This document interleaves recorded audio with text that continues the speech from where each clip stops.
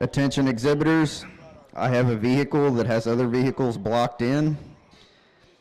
It is a black four-door Chevy, license plate 02621D2, a black four-door Chevy pickup. You are blocking other people in. 02621D2.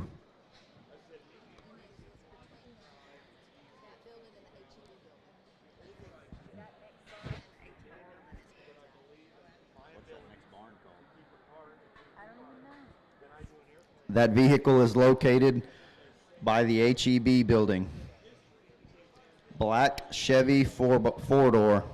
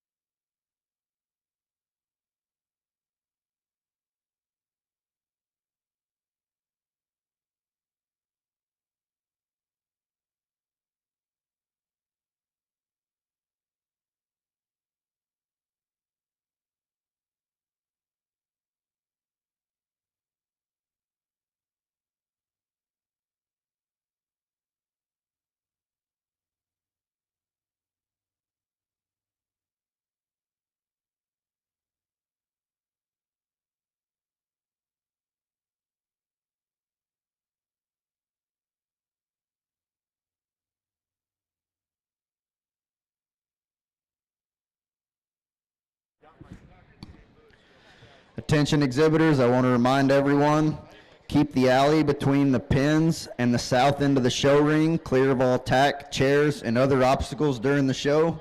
We want to give these exhibitors every chance to get their gilts to the show ring easily. With that being said, please don't be standing in front of the gates leading to the holding pen. And please just make every attempt you can to help any exhibitors to the staging area. Also want to remind everyone to bring their purebred registration papers with them to the ring. Please double check the class listings, make sure you're in the right class. And also, if you would like a photo taken with your gilt, the photo area is located on the north end of the ring.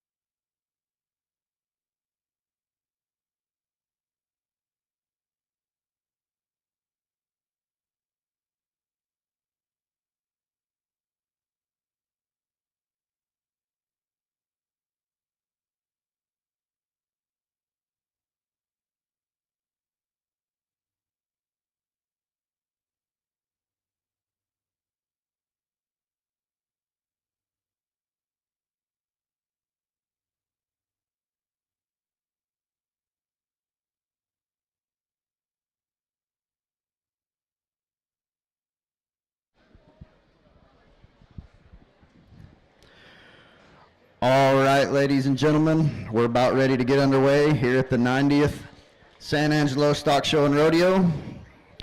I have Miss Kaylee Eubanks from Brookston FFA is going to lead us in the Pledge of Allegiance. Everyone, please remove your hats.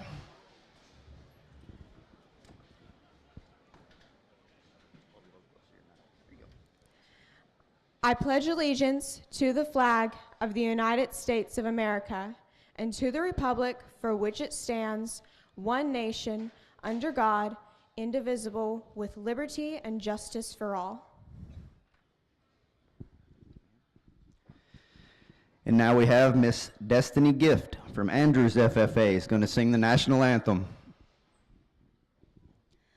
Oh, say, can you see by the dawn's early light what so proudly we held at the twilight's last gleaming, whose broad stripes and bright stars through the perilous fight o'er the ramparts we watched, there so gallantly streaming, and the rocket's red glare, the bombs bursting in air, gave proof through the night that our flag was still there. Oh, say does that star-spangled banner yet wave o'er the land of the free and the home of the brave. Thank you, ladies.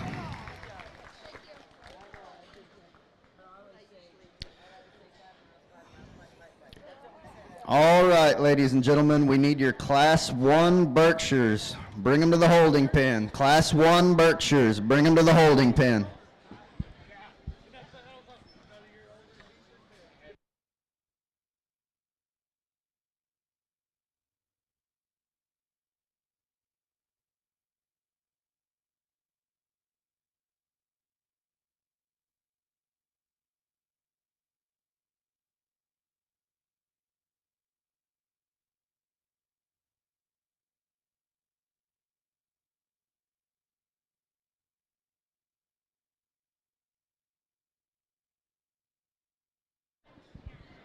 Would like to remind all you exhibitors, please bring your purebred registration papers with you to the show ring.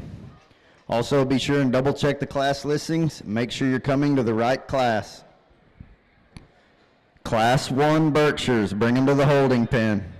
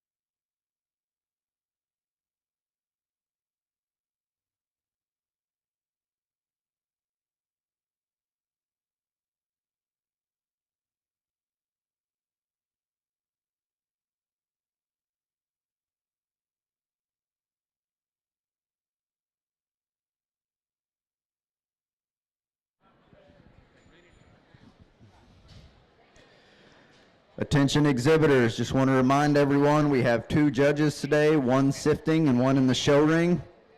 So we will be moving today at a pretty steady pace.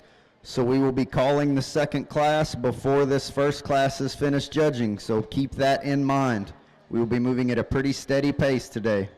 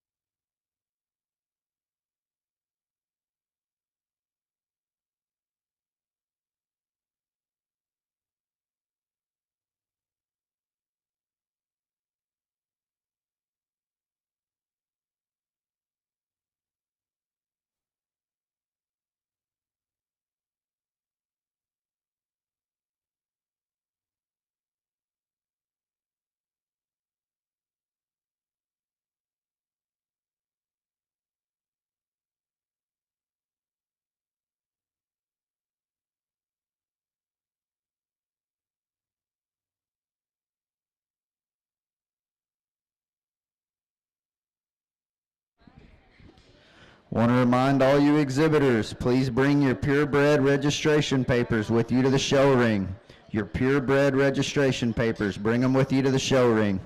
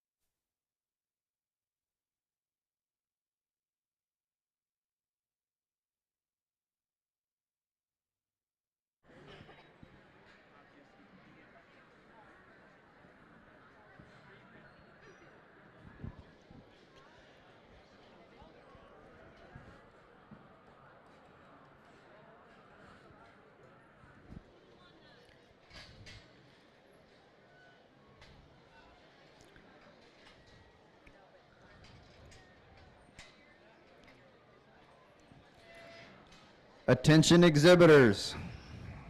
This will be your first call, Class 2 Berkshires. Bring them to the holding pen. First call, Class 2 Berkshires. Bring them to the holding pen.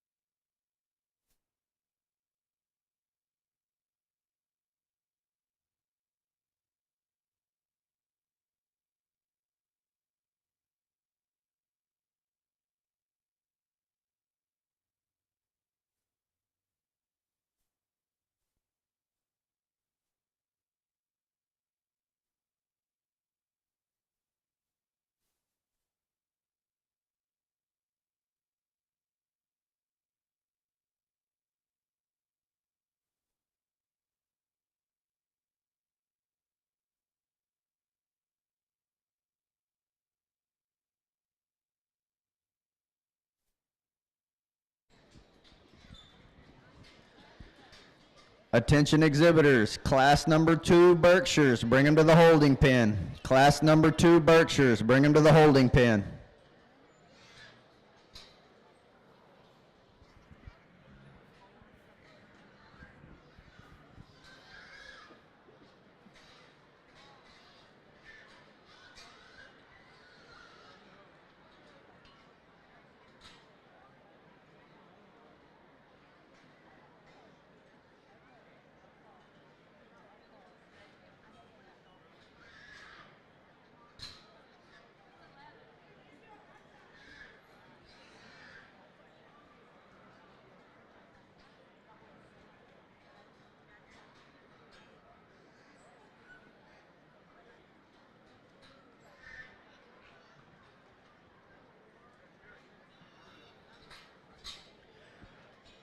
You gilt exhibitors there in the show ring, you can be excused. Ladies and gentlemen, let's give them a nice round of applause.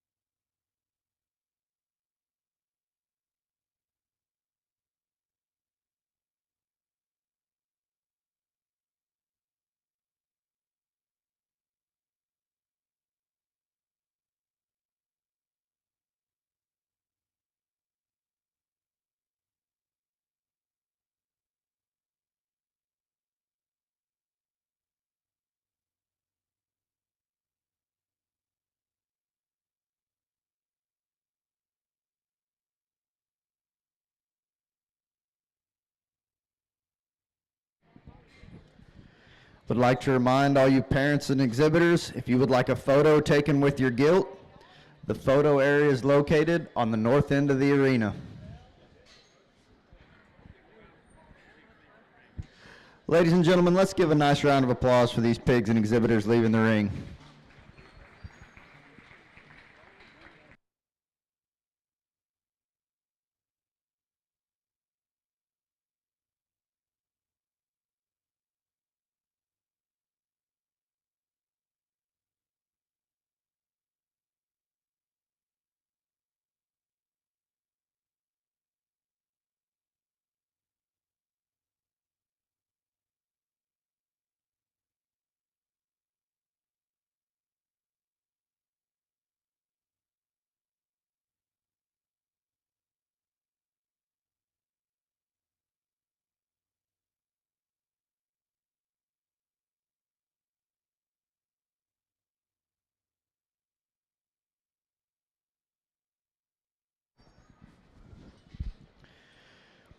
Final call for Class 2 Berkshires. Bring your gilt to the holding pen. We are missing one gilt in this class. Class 2 Berkshires, final call. We are missing one gilt that's in this class. Would like to remind everyone, please double check the class listings and make sure you are coming to the right class.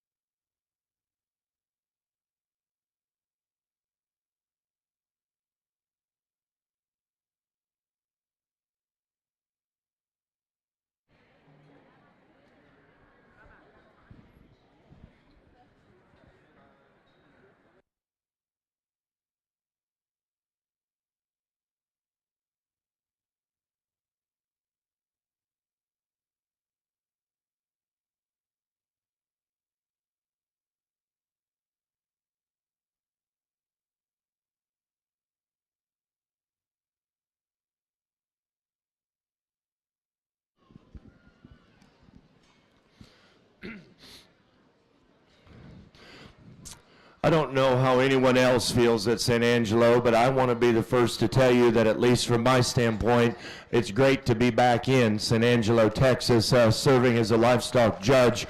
For you folks, this place holds special memories for me, and it's always exciting. The more gray hair I get, and you watch this next gen of judges coming up, and they're dominant, and they're aggressive, and they're progressive, and people often ask, when do you know that you still want to judge a livestock show? I said, it's real easy. When they start with the Pledge of Allegiance and do the national anthem, and you're standing in this hallowed ground that is our sporting surface for the next 2 days, if you still get the goosebumps, it's time to grab a microphone and get rolling. My brother-in-law have great trust in Nathan back there. We've been together since he was 11, traveling the country, studying hogs, and so looking forward to a great event. Here we go. This is a breeding Gilts show, and I'm an animal breeder. I love to study pedigrees, I love to study stock, and I love to put that extended pedigree together that's going to make an ultimate show livestock. I think we've got 3 great examples out here. There's a little difference in age spread, there's a little difference in body, flesh, and mass, and when you grow up from a modest background financially, maybe sometimes you couldn't buy the champion, but man, there was a breeding piece in second or third that we could take home and go from there. I think as we keep the big ring and the situation in mind, there's 2 show-ready Gilts out here. They're big, they're bold, they're powerful. Hind leg sorts them. The young lady starts this class. I think to have that body mass and that function, that rib design, and still get out and go, that's a big birth of a Gilt that never broke loose in terms of agility. She's powerful, she's good. I like her a good deal. From a silhouette, the young man's Gilt in second looks very similar to our class winner. You step in behind this Gilt, and if I'm going to select a Berkshire boar, I'm going to protect that hind leg dropping out of the base of her ham ever so slightly. Then that Gilt can add bone, add feature, add body, and be really, really good. Hey, I want to give some credit where credit's due. This little sexy beast in third, that's a beautiful hip, a beautiful tail head, a beautiful hind leg design. My 13-year-old boy likes raising Berkshires. I'd bid on that one because she's an outlier in terms of her hip and hind leg design. Out here today, could use a little more flesh in her forerib, set her shoulder back in her just a shade. If we do that, that one might have as much radical changing pieces as any of the top 3. This young lady's Gilt, there's 6 weeks of age spread, and I didn't ask everybody the birthdays. This Gilt looks juvenile within this class. She's beautiful headed, fresh back, good hip. I think a pretty solid hind leg. When I step off to the side from this point in her growth curve to the next 6 weeks, is she going to get enough feature and bone? I love the build of that Gilt. Want to intensify her skeleton just a shade. Got a wacky breeding piece coming out here in 5. Burly bone, big arm, big stout hind leg. She's a little rounder on both ends of her pattern. I sure think has breeding value in a big ring setting. I want to let that silhouette and that hip design and hind leg be just a nickel more stable than what it is. Tremendous class. Let's put our hands together. A great way to start our Berkshires.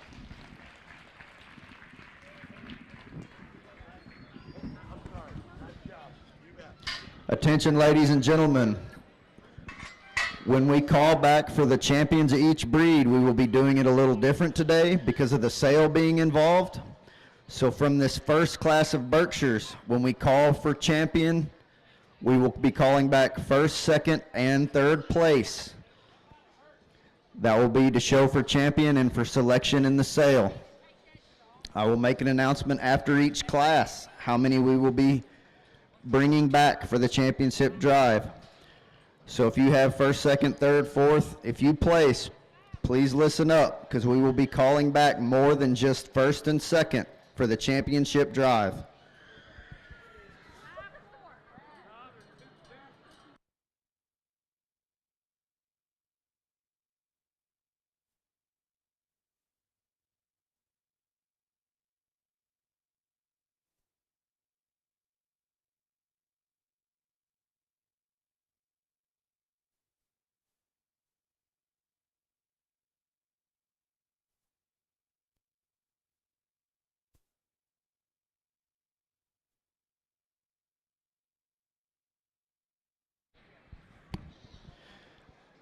This will be your first call, Class 3 Berkshires, bring them to the holding pen. First call, Class 3 Berkshires, bring them to the holding pen.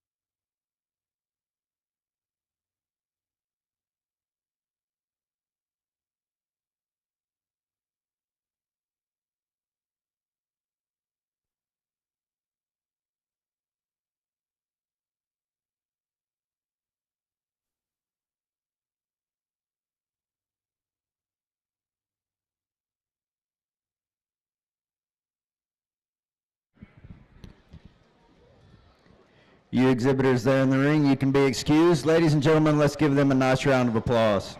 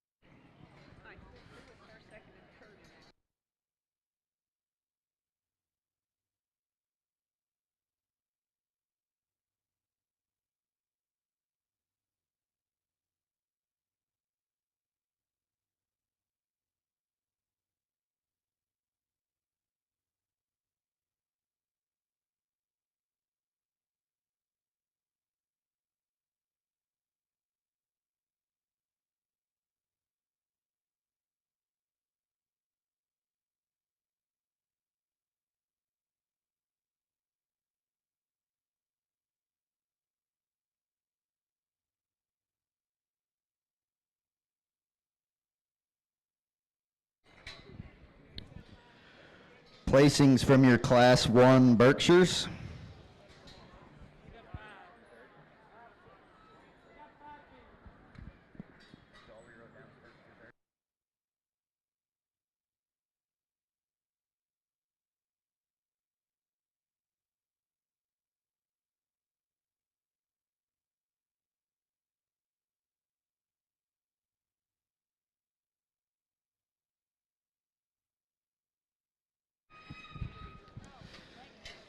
Sorry about that. Placings in your Class 1 Berkshires.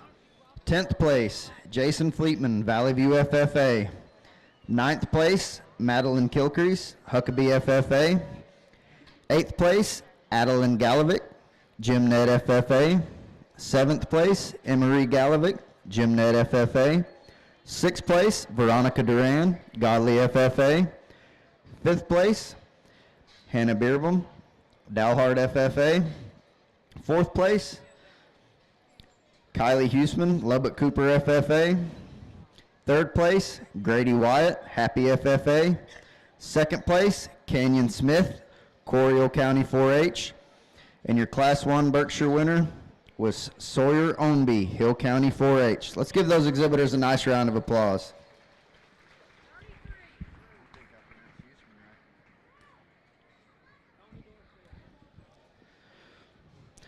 Your judges here today at the Junior Stars Gilts Show. Backing the sifting ring, we have Nathan Weisinger from Fort Madison, Iowa. He has been involved in swine production for a very long time. The name of his farm is Weisinger Farms. He has about 180 head of sows, and it's a show pig and operation. He graduated from Iowa State University. His wife's name's Sarah, and he has 3 children, Ella, Eliza, and Emma. Your judge in the main ring today, Dr. Mark Hogue. He is from Good Hope, Illinois. He's also been in the swine business for a long time. He raises show pigs, show cattle, and sheep and goats. The name of his farm is Hogue Livestock.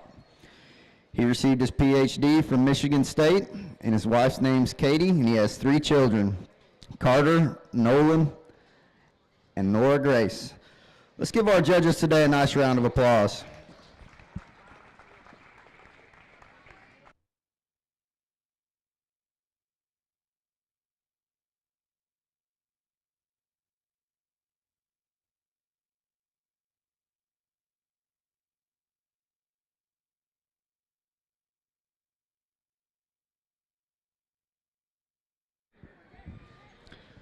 Final call for Class 3 Berks. We are missing 1 gilt in this Class 3 Berks. Final call. Bring them to the holding pen.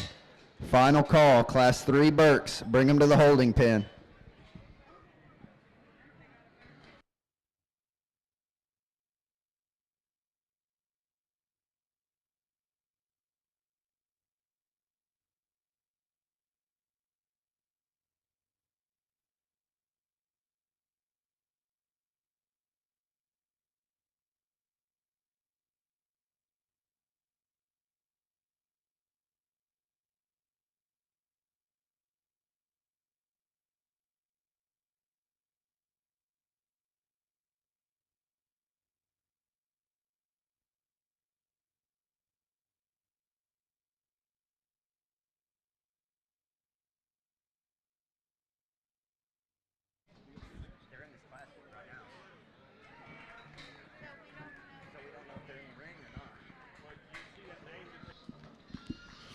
as we go through the 2 days, there's some good hogs out here that are capably driven by the young people. As we continue to try to breed and put together the genetic lineage to make that unicorn creature, in my opinion, hind leg structure will always be the barometer of where we're at. And I think we got a powerful featured one down there. The boy's got, I mean, she's massive and feature and shaggy and everything we love to talk about. I didn't know if her hind leg was comfortable enough for me today. You study the rest of them out here, and there's a couple of good, better built ones.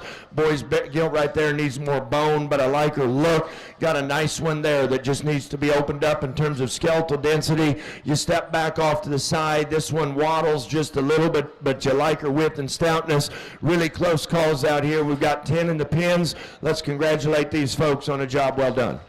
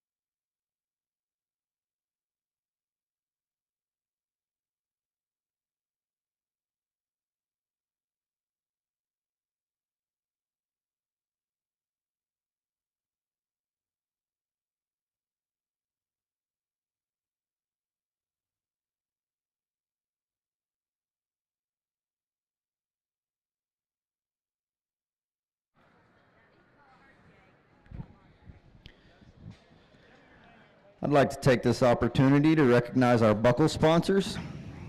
All of your breed champions will be receiving buckles. The champion Burke buckle is donated by Real Hog Farms. The champion Chester buckle, donated by Wysoon Brothers Show Pigs. The champion Duroc buckle is donated by Swertner Show Pigs. Champion Hamp buckle was donated by Dunright Show Pigs.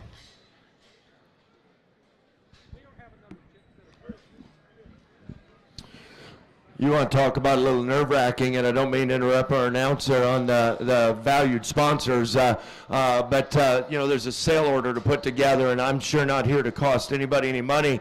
I'm trying to keep our parameters and things in line that we want to seek and we want to stay with. If you let the Gilt out in third, also I shouldn't have put her in a pin and just talk about the three. I'm really trying to keep agility and length of stride and design right. As I watch our top pair Gilts, I think they're attractive fronted hogs, they're long-bodied hogs, they're good underlined hogs in terms of refinement and spacing. I think your class winner, although isn't the levelest hipped Gilt in here, has the most utility to her hind leg and the reach off of her rear foot. Young lady right here in the middle's got your class winner. I think she does a good job. This Gilt wants to maybe have a little bit of a sour attitude. She works with her well. I think that's the best built one that we've got. You know, from her nose to her tail, I think offers the most in terms of generating ability and build. I absolutely love the front two-thirds of this Gilt that's going to be second in the corner. That is a good-headed Berkshire with a big arm and a good front toe. Love her toe quality, love her squareness, and I love her body condition.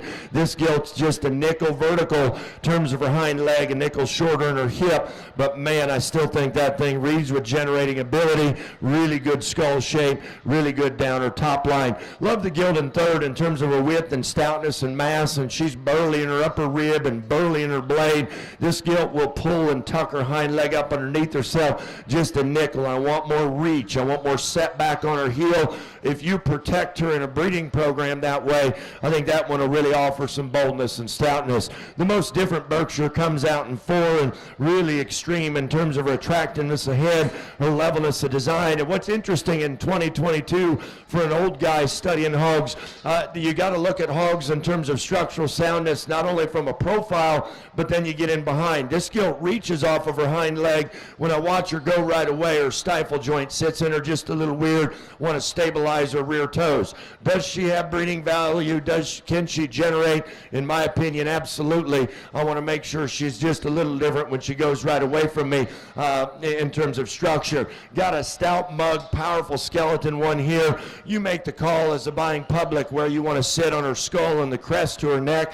From there back, tremendous utility, tremendous width. She'll get to throw on her hind leg just a little. Different style coming out next. Big, pretty extended and big top. I want to make sure that the ground and the foundation matches all that bulk and stoutness up high. There's little clubby bred Berkshire boars out there that'll slam her down and stouten her legs up. That's a big, long spine, good rump Berkshire female. I like a good deal. Here's a nice one, just a little rounder in her pattern. Needs just a little more intensity of skeletal density, but man, she's functional, she's flexible, she can get out and go. Gilt Nate, extra wide, extra stout, extra powerful. Want to just lengthen her hip, lengthen her rump, and let her set down differently behind. Tremendous class of Berkshires. I think them top 4 or 5 are really close on how you want to put them together.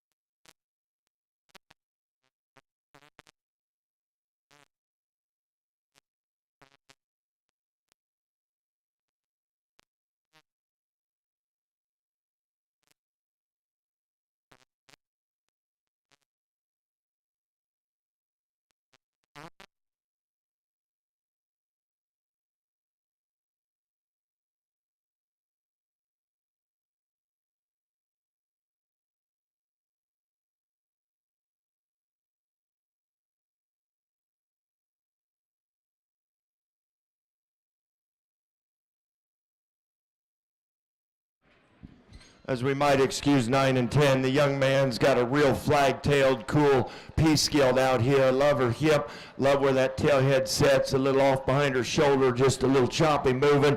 Young lady in the corner's got a big, thick power, 1 and 10, a little round in terms of her pattern. Love the front 2/3. When you're up on this gilt right here, she's good. You step away in a big ring setting, a little tight in her ankle, a little rounder in her rump. Then we got a big-bodied, thick one here, just a little plainer featured, a little softer in her condition. Very, very close calls here. I'm going to have to redrive the top 8 or so in here. Let's put our hands together for the 2 exhibitors here. Didn't quite make the top 10.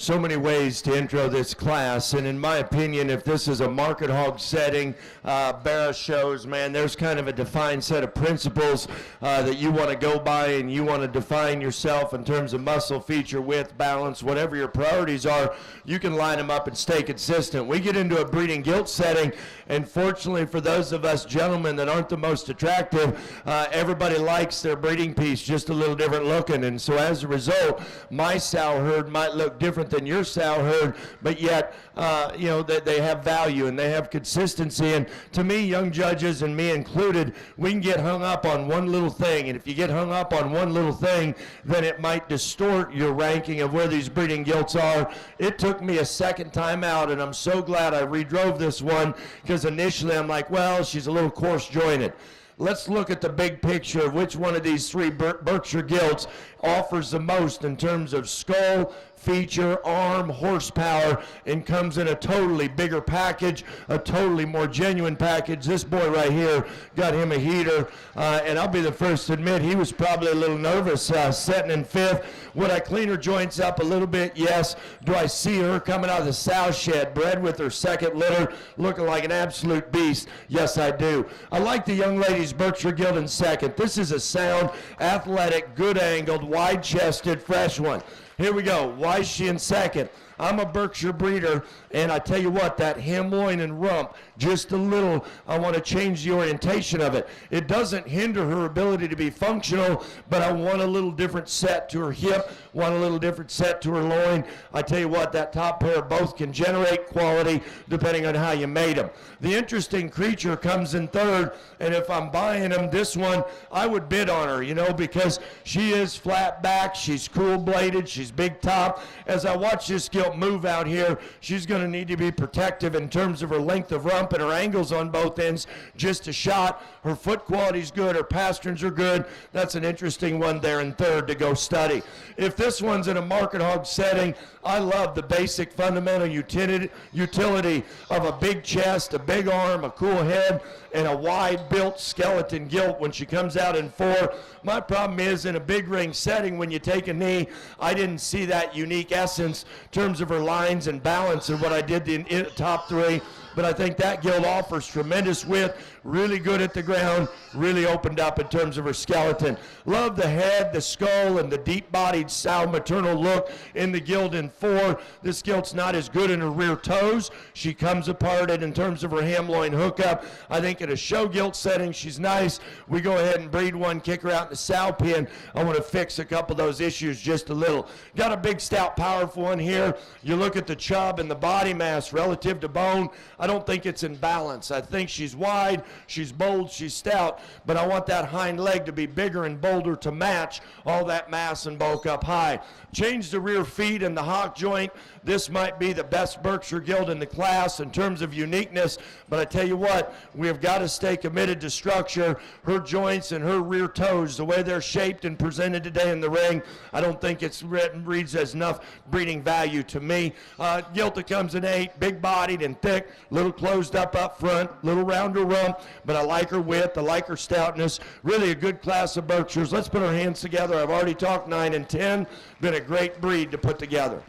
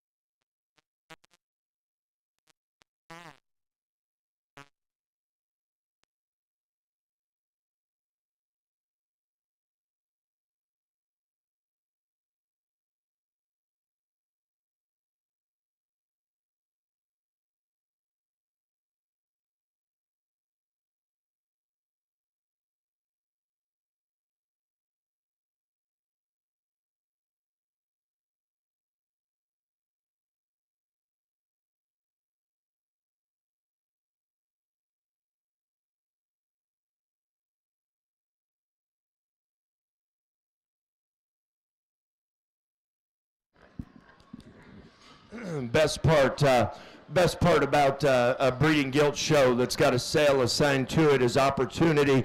And over the next this afternoon and tomorrow, I'll probably talk about it too much, and I sure don't mean to. I think we've got 3 class winners that offer opportunity to make progress for Berkshire breeders that are committed to structure, committed to feature and balance, and yet some interesting value to them. As we make the transition and keep this a show, make sure that our champion lineup looks logical to the average bystander. In my opinion, there's one gilt out here just a little more pin ready, a little more show ready. I don't think I have to make any excuses. She's sound, she's wide, she's bold, she's powerful. Young lady wins the first class, is going to be her champion. Let's give her a nice round of applause. There you have it, ladies and gentlemen, your champion Berkshire, shown and exhibited by Sawyer only, Gilt County 4A.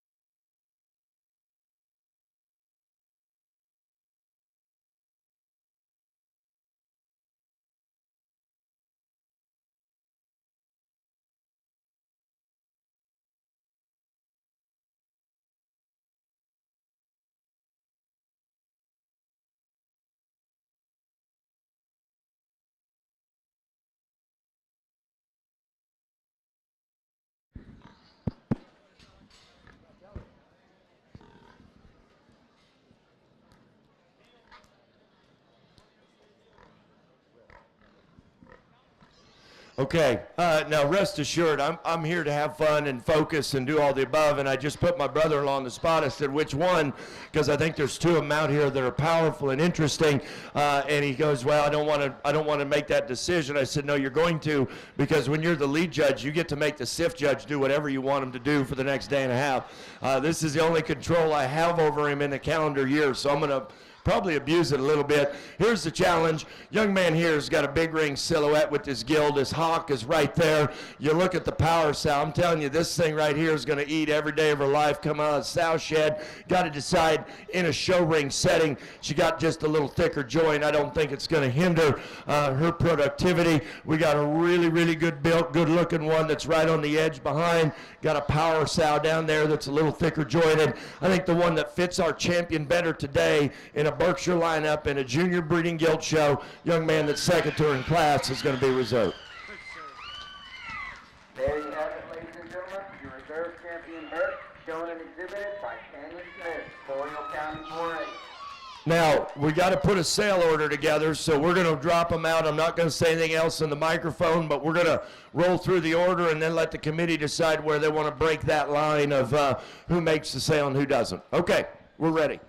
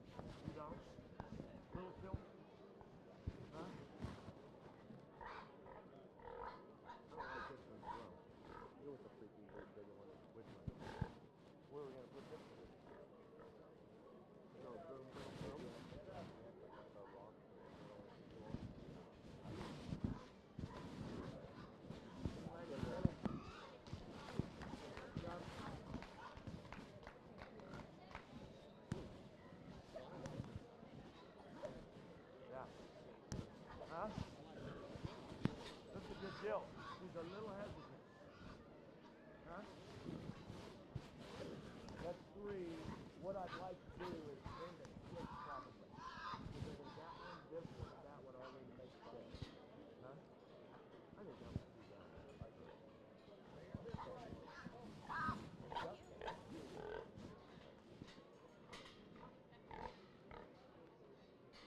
Okay. Is there another one coming? Yep.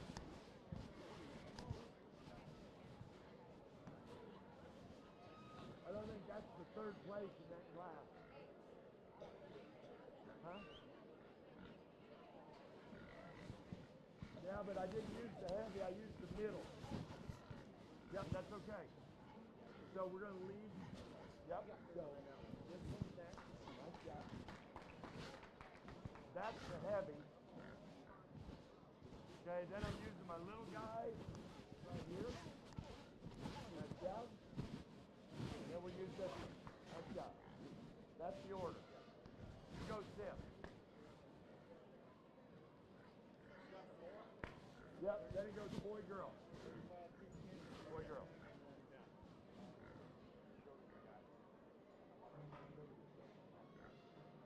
Yeah, you know that. What is that? Okay. Yeah. Yeah. Which one? Yes. 2/4. 1 2/4 or 6.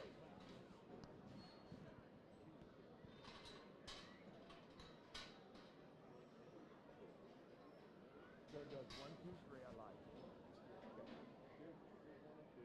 Yep. Yep. What does 4 mean? Okay. Oh, here we go. So we're going this way. Then 4. Yep. But bring 6. Sell 6. Yeah. But who was that? What was she?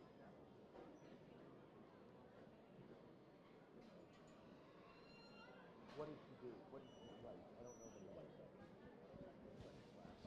She came out in second class. She's in second class. She was 5th. Yep. And so you got She's 5th on sale. You're gonna sell 6 first. I think that's good. That's good. Okay. So if we could have switched 5th to 6, we would have. Then you sell 5.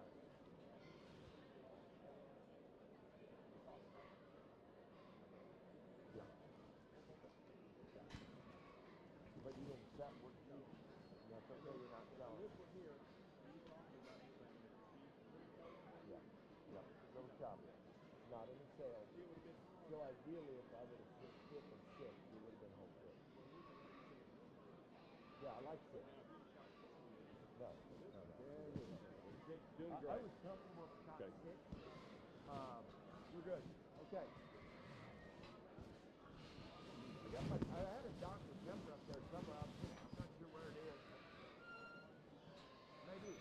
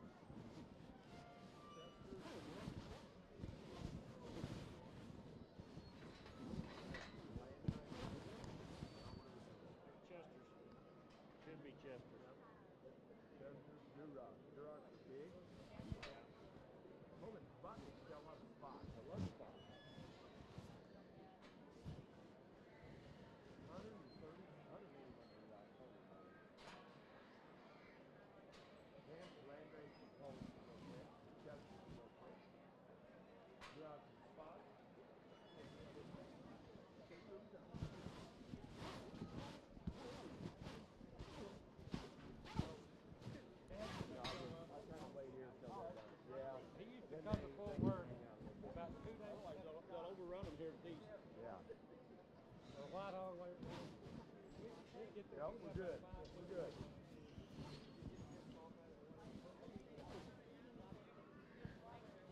You know, the breakfast in the hotel was very good. So I would say it should be good to get through the day. Comfortable pay. I will.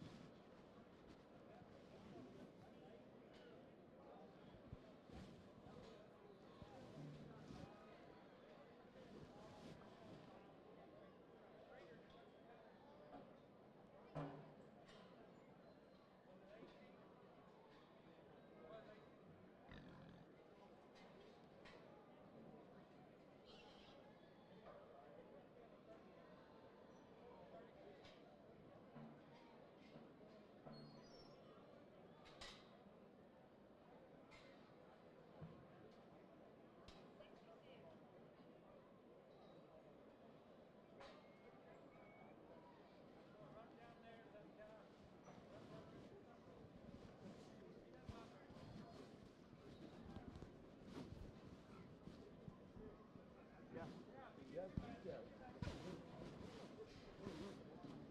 Let's say you're 6 birches. They ought to sell well. That's a nice upper-end birch. Nice. I like it. Good.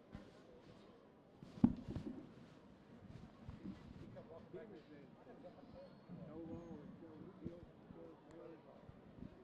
I told you that today, but I don't need to get the dirt. I want to know.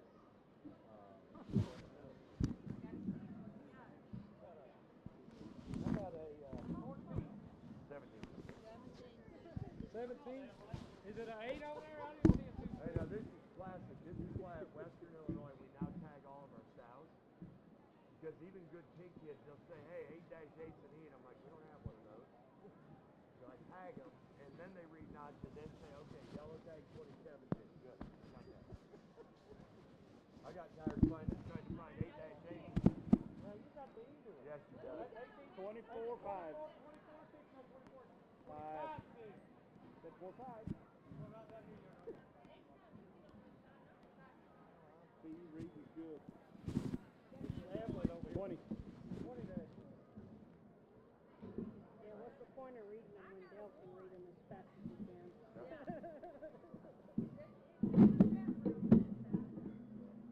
We got enough fingers and toes if we touch them all. Sometimes. I always got harassed. I said, you don't read notches very fast. I said I never had to because he had it added up before. Well, I'm good. I'm good on anything less than about 40. I can do pretty good. When you start lining up the top side of that ear and get to 72 plus this, then it is tough.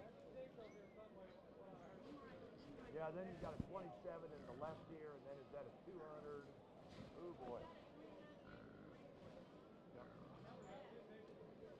We bought years ago. We bought a Berkshire Gilt from Heimer that was Wiggins, and she was a 220 something. I had a 27 in that ear, and trying to explain to my 2 sons where the 200 came from, it blew their mind every day. They would not agree that it was like Attention exhibitors, this will be your first call, Class 2, Chester White, bring him to the holding pen. First call, Class 2, Chester White, bring him to the holding pen. Recognize where it's at. Just know where they line up. Slide fast, that'd be good. It's 4 cross top.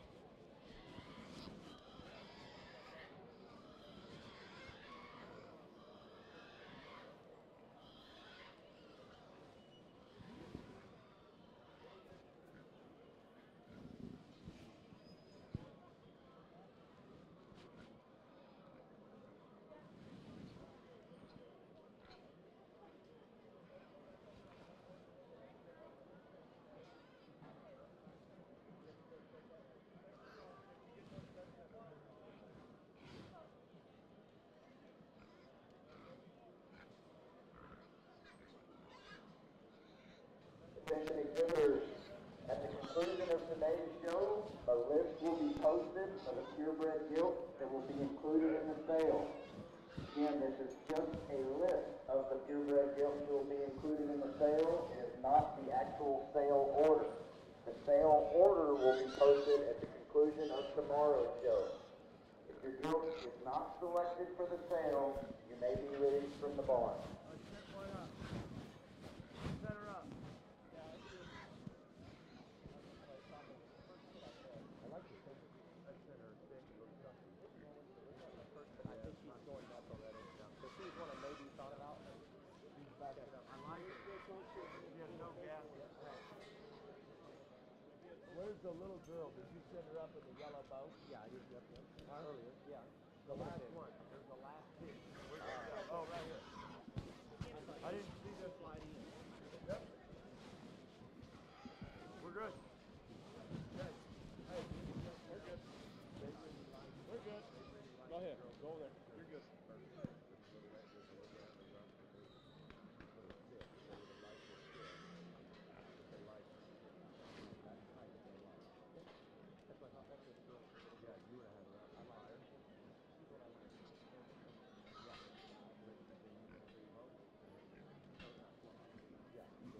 Okay.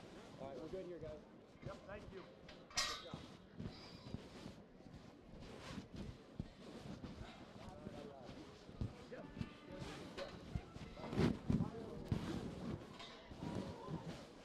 Ladies and gentlemen, let's give these exhibitors exiting the show ring a nice round of applause.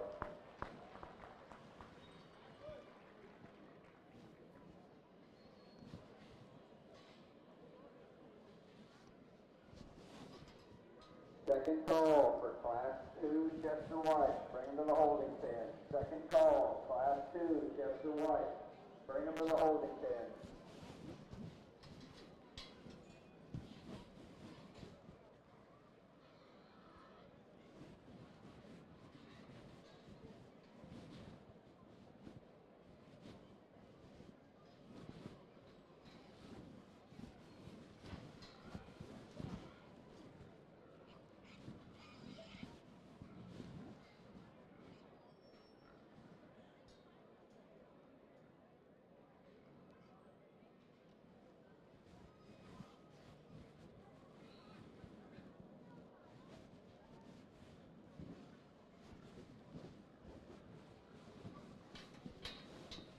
Hey, those blue shirts.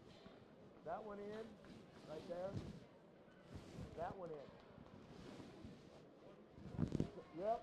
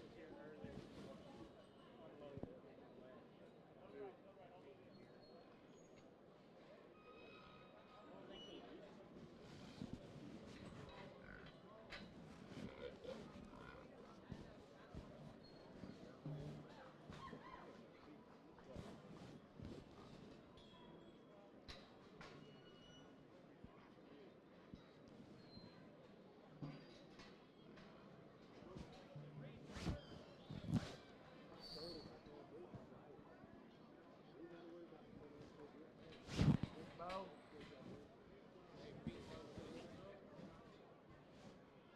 Right-eared gilt.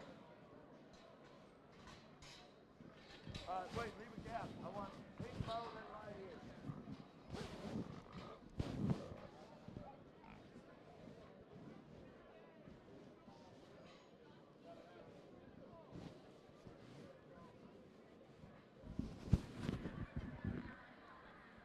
I'm going to rejudge these, but you you want me to place these and talk them as I place them because you have 10 ribbons?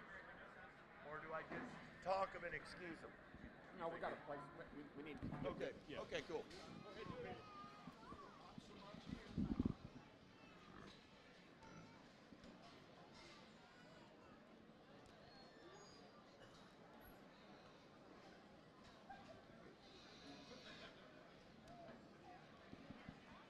Seven, eight,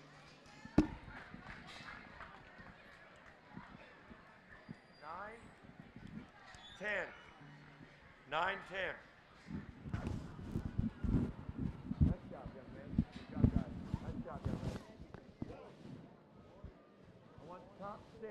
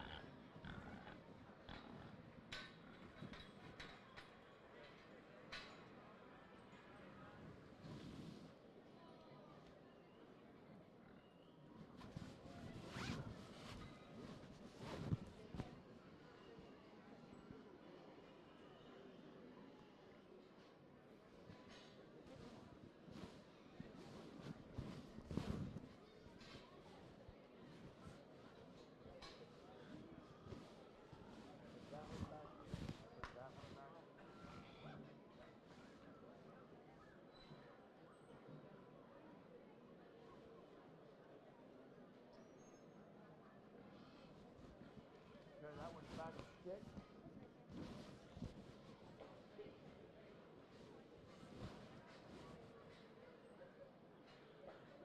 Right at me.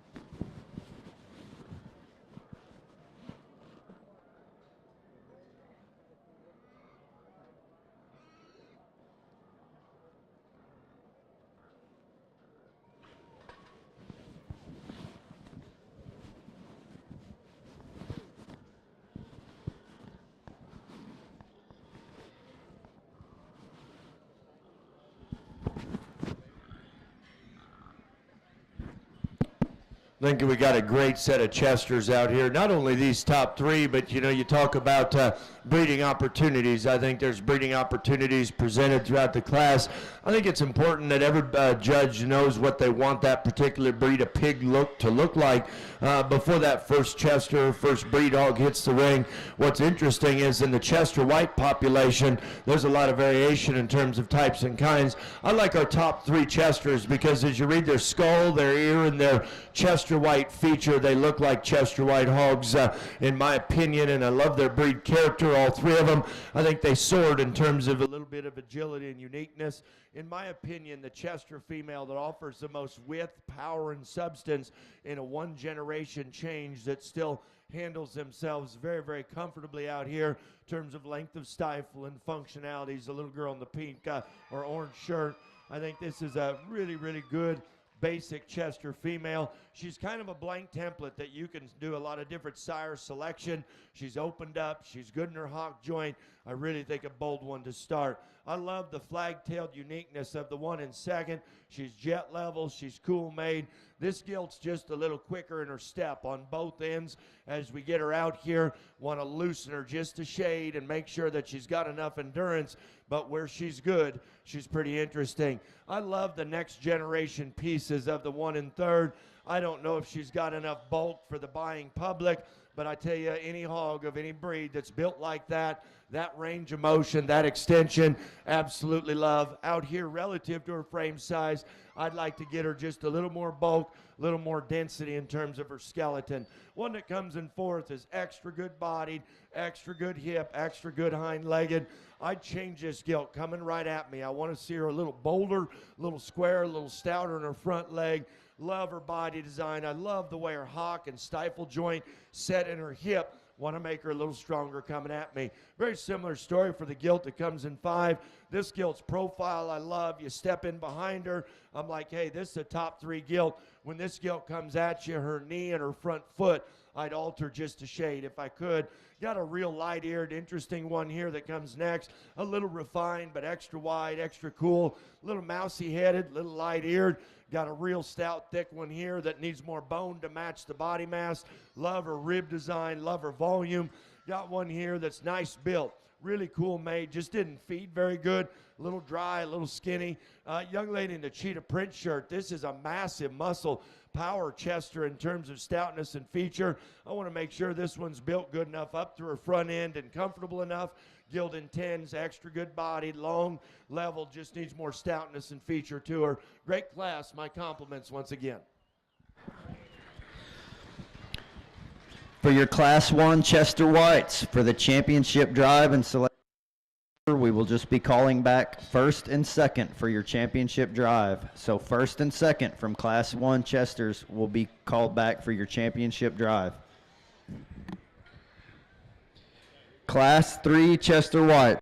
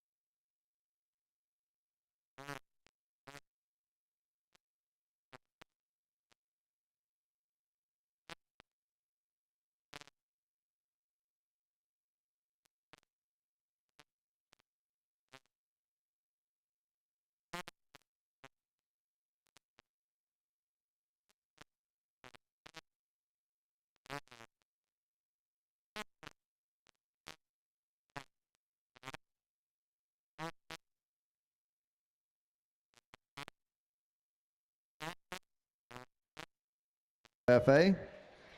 Second place, Trent Helms, Ballinger FFA. And your Class 1 Chester White winner, Landry Fritsch, Dallam Hartley County 4-H. Let's give those exhibitors a nice round of applause.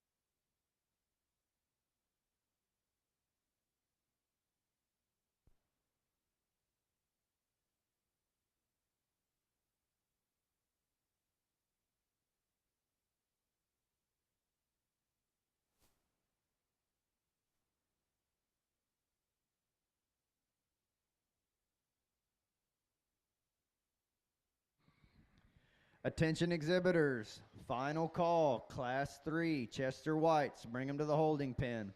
Final call, Class 3, Chester Whites, bring them to the holding pen. If you still have a Chester White that is not shown,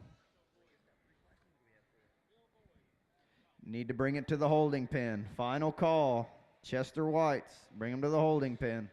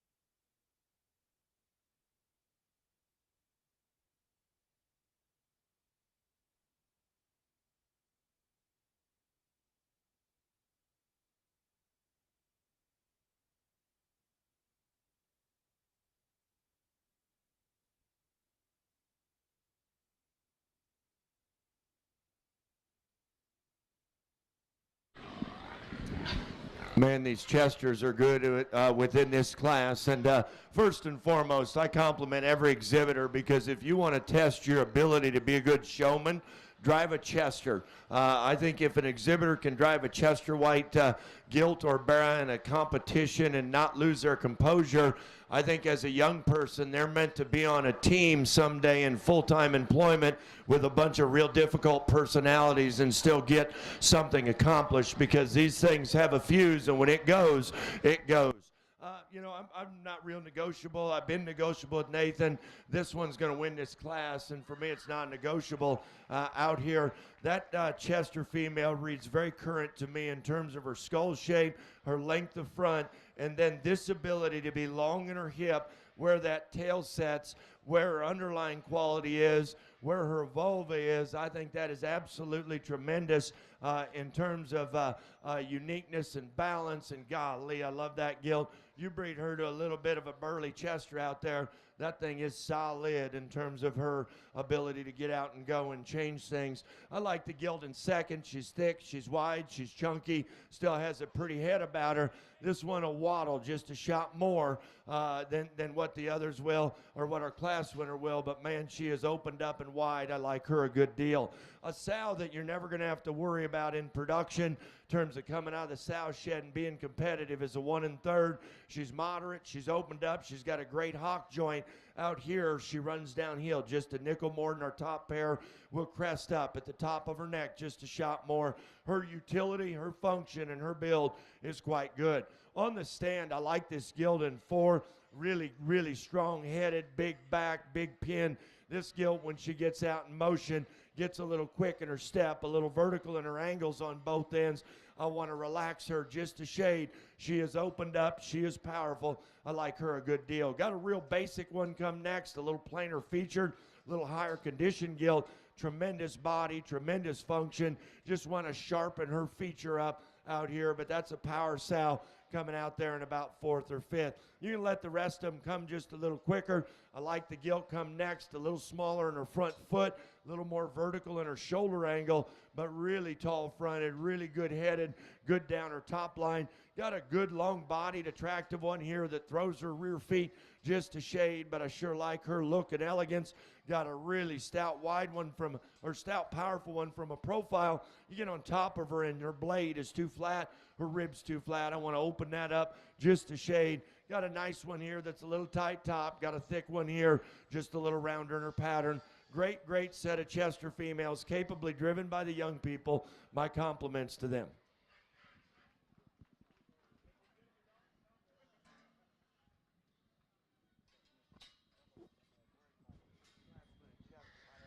Attention exhibitors, so in Class 2 Chester Whites, for the champion drive and selection of sale order, we will be calling back just first and second. Just first and second from the second class of Chester Whites will be called back for the championship drive and selection of the sale order.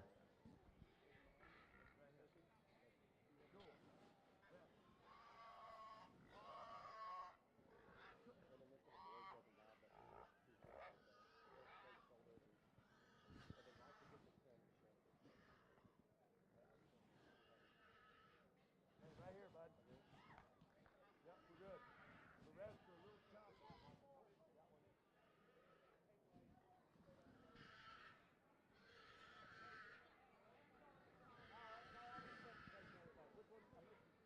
Little guy. Right here. Just right here. Thank you. We're good. The rest are a little choppy. You gilt exhibitors in the show ring, you can be excused. Ladies and gentlemen, let's give them a nice round of applause.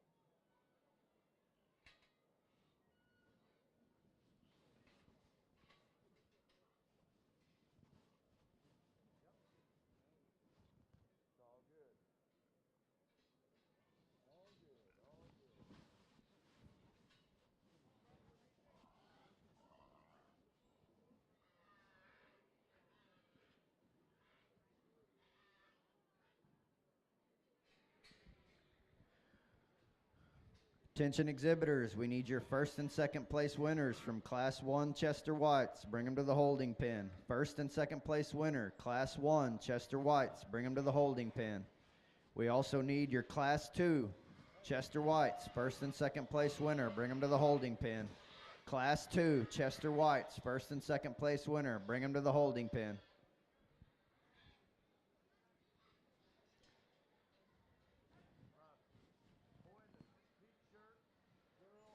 Placings from Class 2, Chester Whites.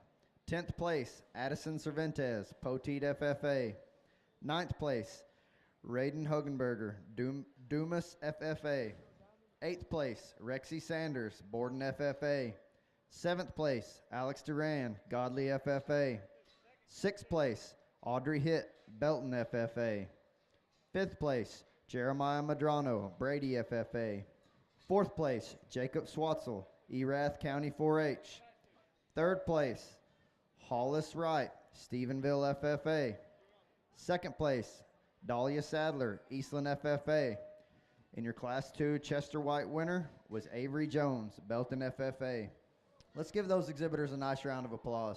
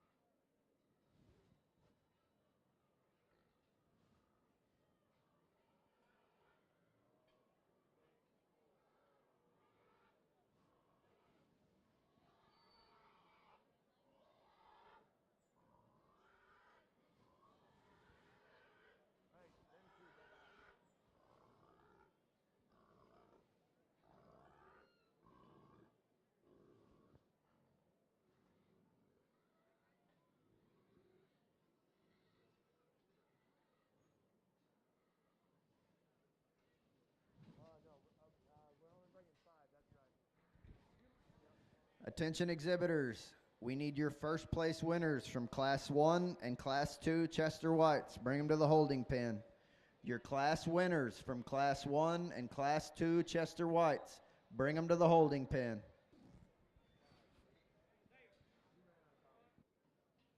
We're about to have a real discussion.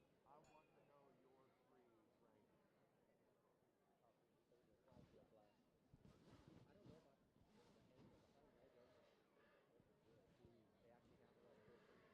to know your three rankings. This one, I don't know if her front shoulder, she just kind of cramps it, or is it just I don't like that about it. See, I just don't. That's the only thing I get nervous.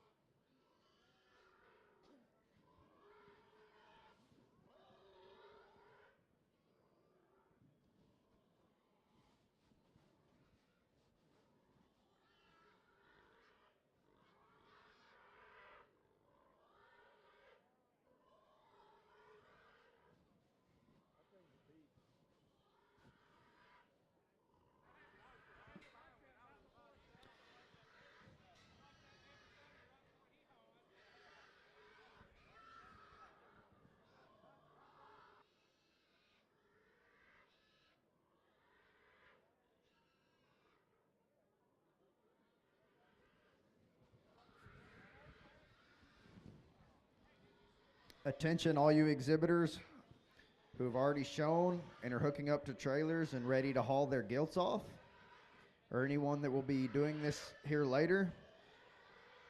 When you will be hooking up your trailers to come reload your gilts, you will need to take the access road on the east end of the trailer lot towards the school. That will put you on Lakeview Heroes Drive, and you will enter the grounds and proceed to the barn as you did when you unloaded your gilts. This will help us keep the heifer and gilt trailers in two different paths.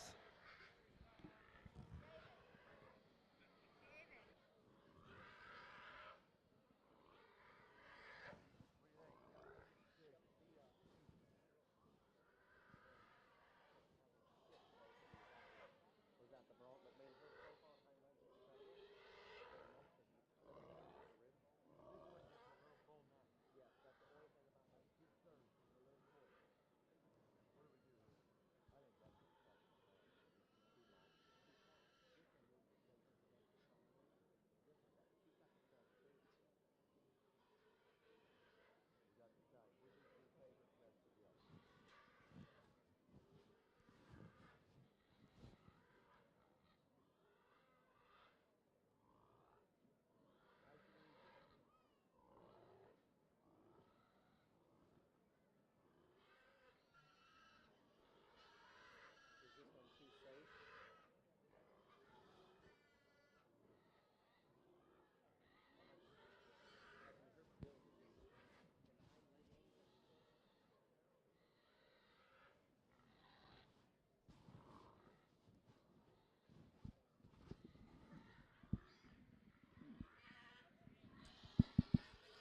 I told Nathan this morning as we were driving here, one thing for certain, you have to make your decisions at a rapid pace, because the longer you stand out here as a judge and don't make a decision, the weirder it gets for the audience in terms of this guy has no idea what he wants to do. I told you in the last class that the class winner was non-negotiable. I'm going to have a real good discussion with our committee that's putting the sale order together. All three of these need to be in the sale. That's non-negotiable, because if you don't need one of these Chester females in your program, you're probably being naive to yourself that your stuff is better than what it actually is, because there's some heat out here. Here's the challenge that I have. If I'm in a junior show gilt setting, okay, junior livestock judges want no problems. What's a problem? A squealy ass Chester in the champion drive. Ain't no way. I mean, every judge loves to wear their necktie and give their big speech. Well, oh my God, we have a metal midget out here in terms of a female, the gilt, not the exhibitor, the gilt, that is not, so that almost got bad, okay? But she's a generator. We got one out here that, I mean, you can't make Chester females better in a junior gilt setting. We can drive this one all day long, and she's never going to squeal. She's never going to do anything. Is there enough uniqueness of horsepower there? Is there enough mental stability here to use? I think that's the challenge. In my opinion, I step back and Nathan is like, is your class winner too safe? There's nothing safe about good built livestock. It's actually very hard to make them this way. Your class winner is a young lady right here. Tremendous, tremendous agility. When you can make appendages on an animal that big and make them that good, that's not safe. That's actually unique. You punch her a little more back shape, that thing's wild. Ma'am, my greatest fear on this one is how heritable is attitude, okay? This one in second is a wacky, wacky creature. Out here, she's a little bit chicken on a hot plate off her front end, but she has zero crest. She has a bold back, a big, big hip, and a stout hind leg. I'm not sure mentally if I'm old enough, I want to deal with the squealing in a champion drive. That thing's wicked. Hey, young lady, you got a generator. This gilt right here, just a nickel more bull neck. After that, she has as much pure generating ability as the rest of them in here. Those three right there, folks, those are good Chesters. I don't care what part of the country you're in. Ma'am, in fourth, you were the first pig pinned. I'm like, hey, good news. We got a good class winner. Only problem is, look at this gilt individually. You love her. 3 horses came in the ring. We got one a little ponified out here. She's a good size gilt. She's a good shape gilt, just not nearly as big and bold and stout. Give her 3 more weeks. She might give them all they want. Beautiful gilt, just not the uniqueness of size. Love her build, love her agility, love her joints. That's a tremendous one there in fourth. This gilt's big and bold up high. I didn't see the bone and feature to match down low. I really like the body design. I like the spine. Got a stout in her foundation, just a shade. Young lady that comes next was one of the final ones we brought over. Big boned and stout. Little awkward off of her hip. Little awkward on her rear too. There's still generating value there in skull, bone, and feature. We can let the final 4 roll. Got a nice one here. Coiled up just a little bit in her top, but I like her shape. I like her muscle. Got a nice one here in terms of body design. Just a little shorter and quicker in her rump. Young lady's gilt needs to be sounder behind, but beautiful length. Big, pretty one. The little guy here's got a real nice one, just not enough weight per day of age and mass to run with those above him. Tremendous class of Chesters. Once again, those top 4 are awesome.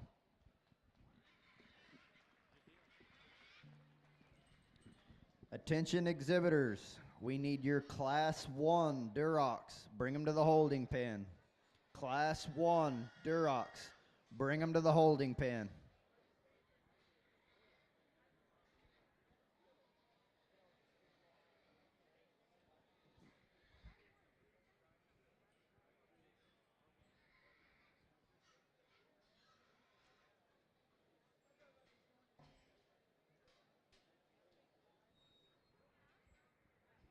All right, ladies and gentlemen, we're ready to show for your champion, Chester White. First place in Class 1, Landry Fritsch, Dallam Hartley County 4-H. Second place in that class was Trent Helms, Ballinger FFA. Your Class 2 winner, Avery Jones, Belton FFA. Second place in that class was Dahlia Sadler from Eastland FFA.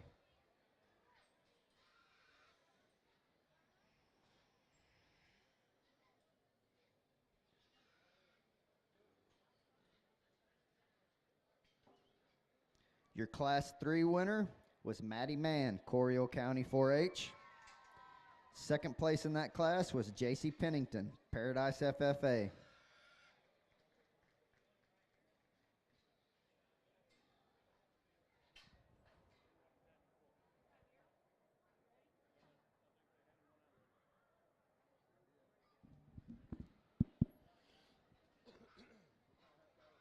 What I've learned over the years, I've been in the education field since I graduated with my PhD from Michigan State, and I don't think educators teach because of the money.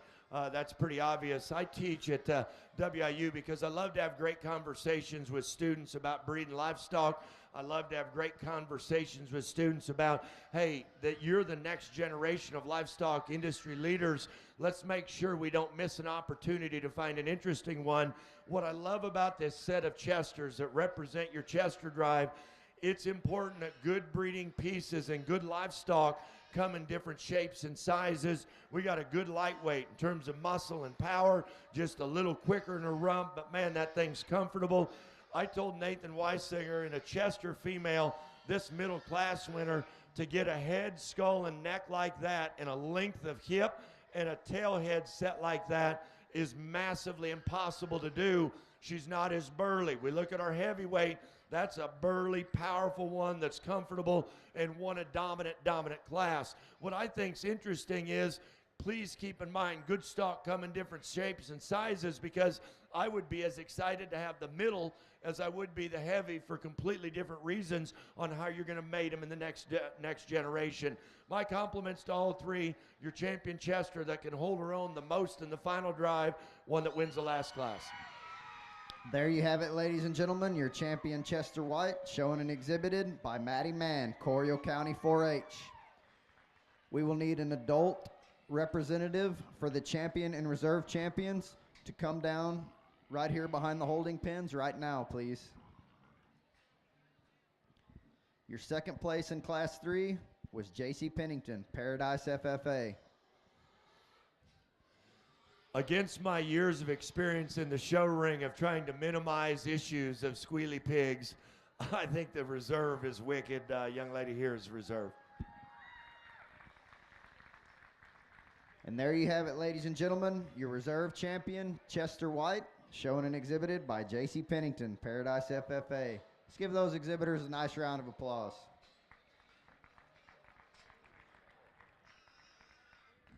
Again, we need an adult representative for this champion and reserve champion. Please come to the holding pins. An adult representative for this champion and reserve champion. Please come to the holding pins.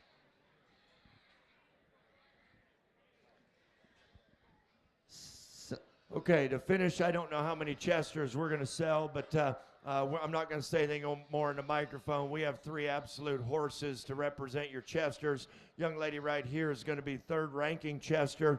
Young lady that wins the second class is going to be your fourth ranking Chester, and we might put one or two more together. We'll see.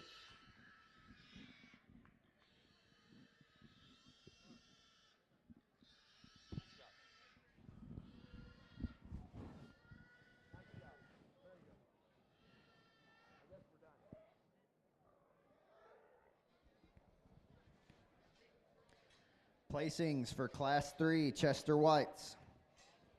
10th place, Tristan Villegas, Breckenridge FFA. 9th place, Kaylee Elliott, Miles FFA. 8th place, Ty Gerngross, Wall FFA. 7th place, Bryson Dean, Atascosa County 4-H. 6th place, Ty Gerngross, Wall FFA. 5th place, Trip Moore, Meadow FFA. 4th place, Kaylee Eubanks, Chisholm FFA.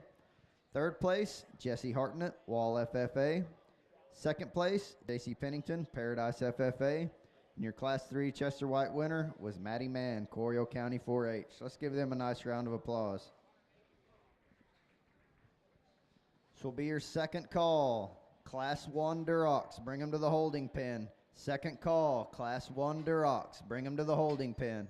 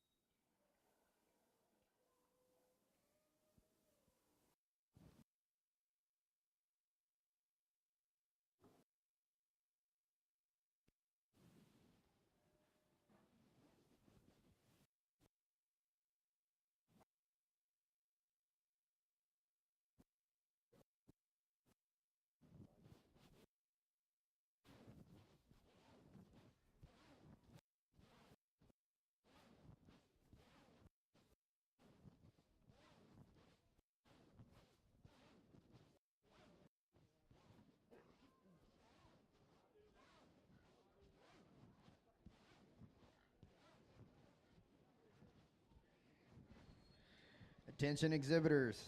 At the conclusion of today's show, a sale list will be posted of the purebred gilts that will be included in the sale. Again, this is just a list of the gilts that will be included in the sale, not the actual sale order. The sale order will be posted at the conclusion of tomorrow's show. So if your gilt is not selected for the sale, you may be released from the barn. So again, at the conclusion of today's show, a list of the purebred gilts that will be included in the sale will be posted.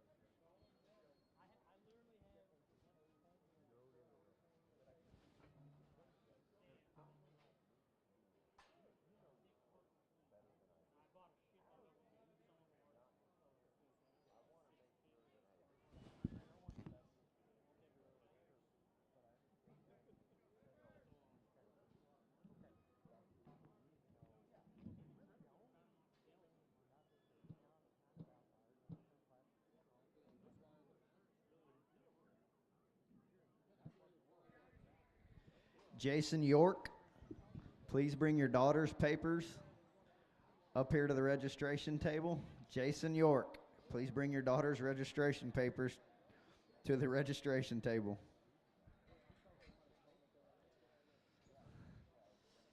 I'd like to remind everybody, please bring your registration papers, your purebred registration papers. Bring them with you to the show ring. Your purebred registration papers. Bring them to the show ring.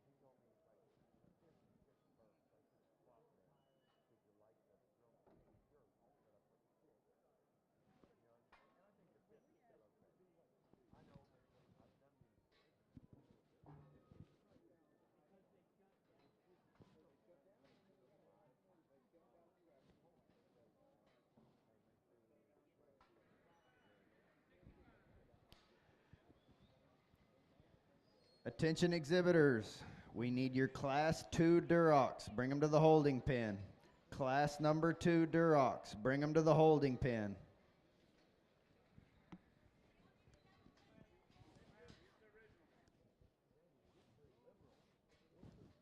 No, they're red. Hey, we're filling up fast. I like this. Yeah, my job's easy with this thing. Huh? This is typically what the bigger breed in the pure. The red and the larger. Pure and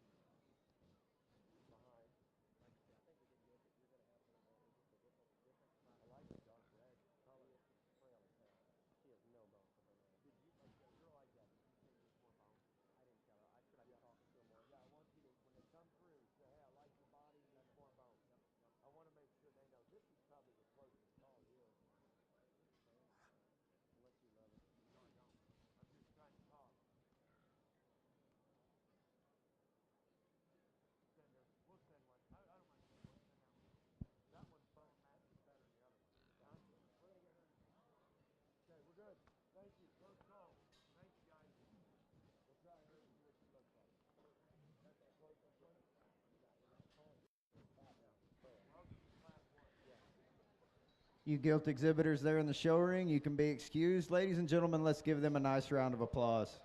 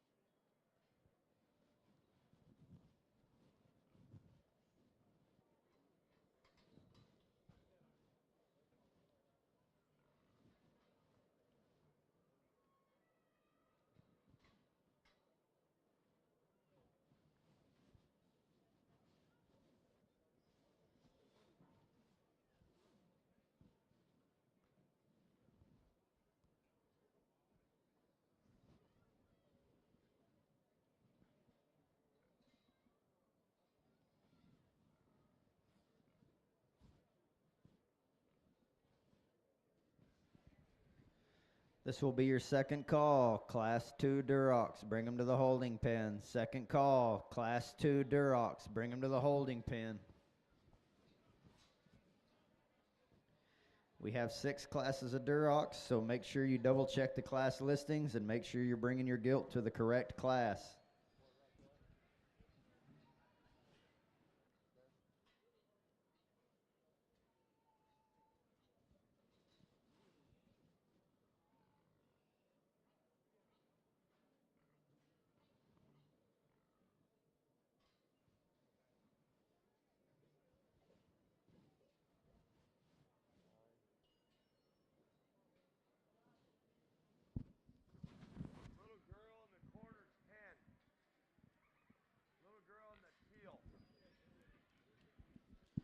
I think got some really close calls. This is a great class of reds and a great way to start. A real thick-hipped, bold one going away. The girl in the black's got comes at me a little peaked in terms of her knee and front foot, just a little light in her ear. We got a couple bigger framed, longer bodied red hogs that breed just a little flat. Got a great bodied one that needs more bone here.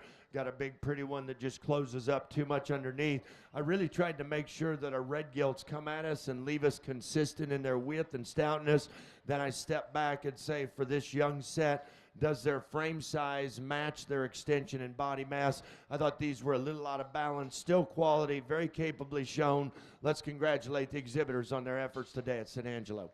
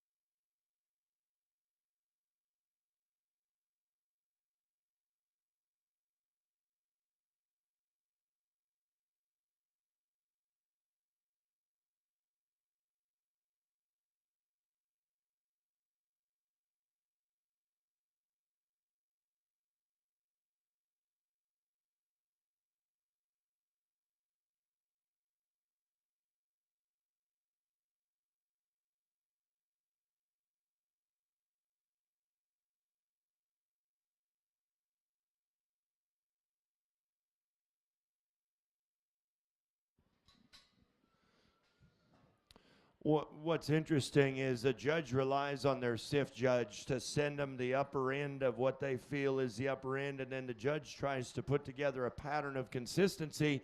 And Nathan said, hey, there's some good stock in there depending on how you want your red hogs built. What I find interesting is they get out here, these top end fit together for me personally very, very well. And we talk a lot about breeding opportunity, and I know these gilts are a little younger and more juvenile, but man, there's some good built red hogs out here. First impressions are important to me. At no point was I probably not going to start with this red gilt that the young lady in the blues got. I think this gilt is consistent in her views coming and going. She's not 8 foot wide, but yet her joints and her appendages set in her skeleton appropriately to where she can drive for a long time, be comfortable, got a great head, got a great ear set, her tail head's right. I think that's a really, really nice one to start. I like the continuation of the gilt in second. This gilt's a green, raw gilt today that runs uphill. Got a really good extended look about her. I think she gets out and goes, and when this young lady gets her gathered, it's pretty impressive out here. She's the kind of younger gilt that I think's good today, but if we were to project her back into the keeper gilt pen, she's going to continue to bolden up, continue to stouten up. I think that's a nice one there in second. Young man in third, this gilt did not want to move for him. She's real hesitant when she hit the ring. She wasn't sure what she's doing. The boy got after her, and I love the skull, love the arm, and the upper rib. You get on top of this gilt, she is tremendously bold right out of her shoulder. Her tail head's right. Her joints are within her skeleton. That boy gets her going. She's really quite nice. Maybe runs downhill just a nickel, but I think that one, if she just gets comfortable in the ring, she only continues to move up in class. I like that one a good deal. This Abera generator coming next. Big blade, big back, big hip.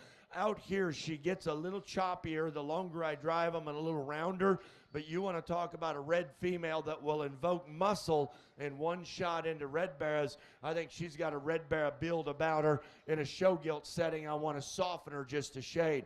Got a power sow coming next, big arm, big cage, got a burly front end on her. A little cresty for me personally, a little forward in her forearm, but I think comfortable, wide, opened up, and basic. Those are all good adjectives to describe a positive gilt there in 5. Young lady comes out, and this gilt is totals and fault-free.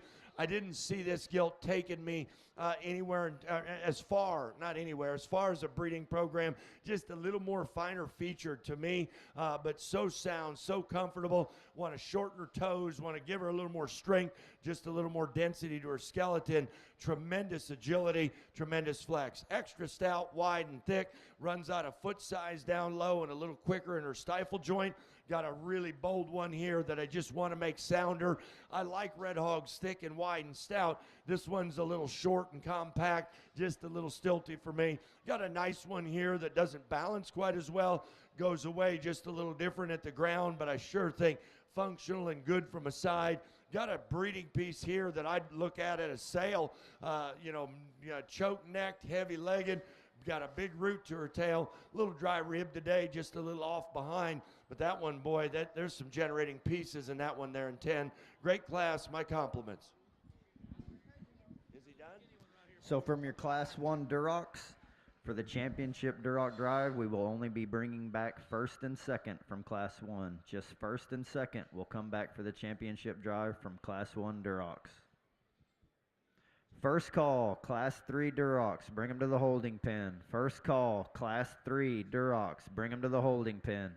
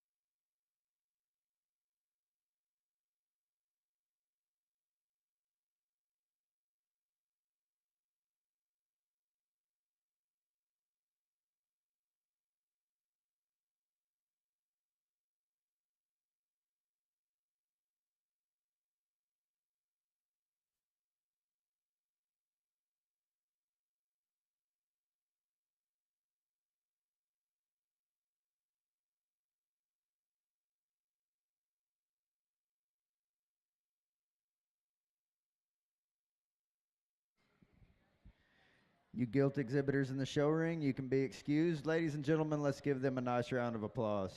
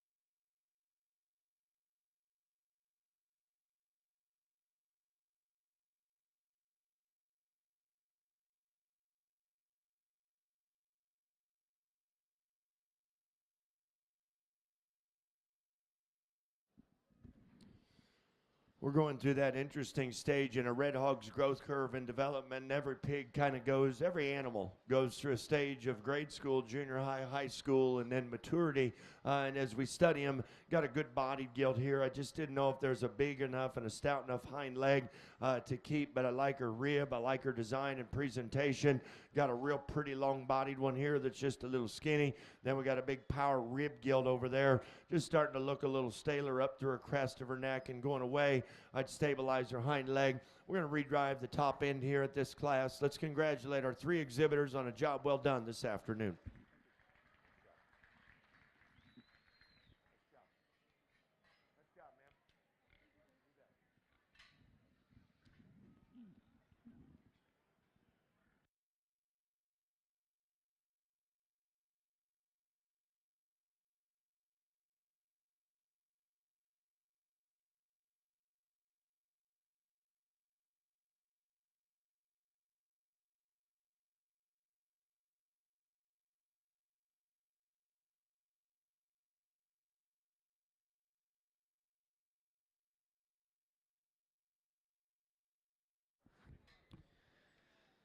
Attention exhibitors, we have a couple of registration papers at the announcer stand that were dropped by someone.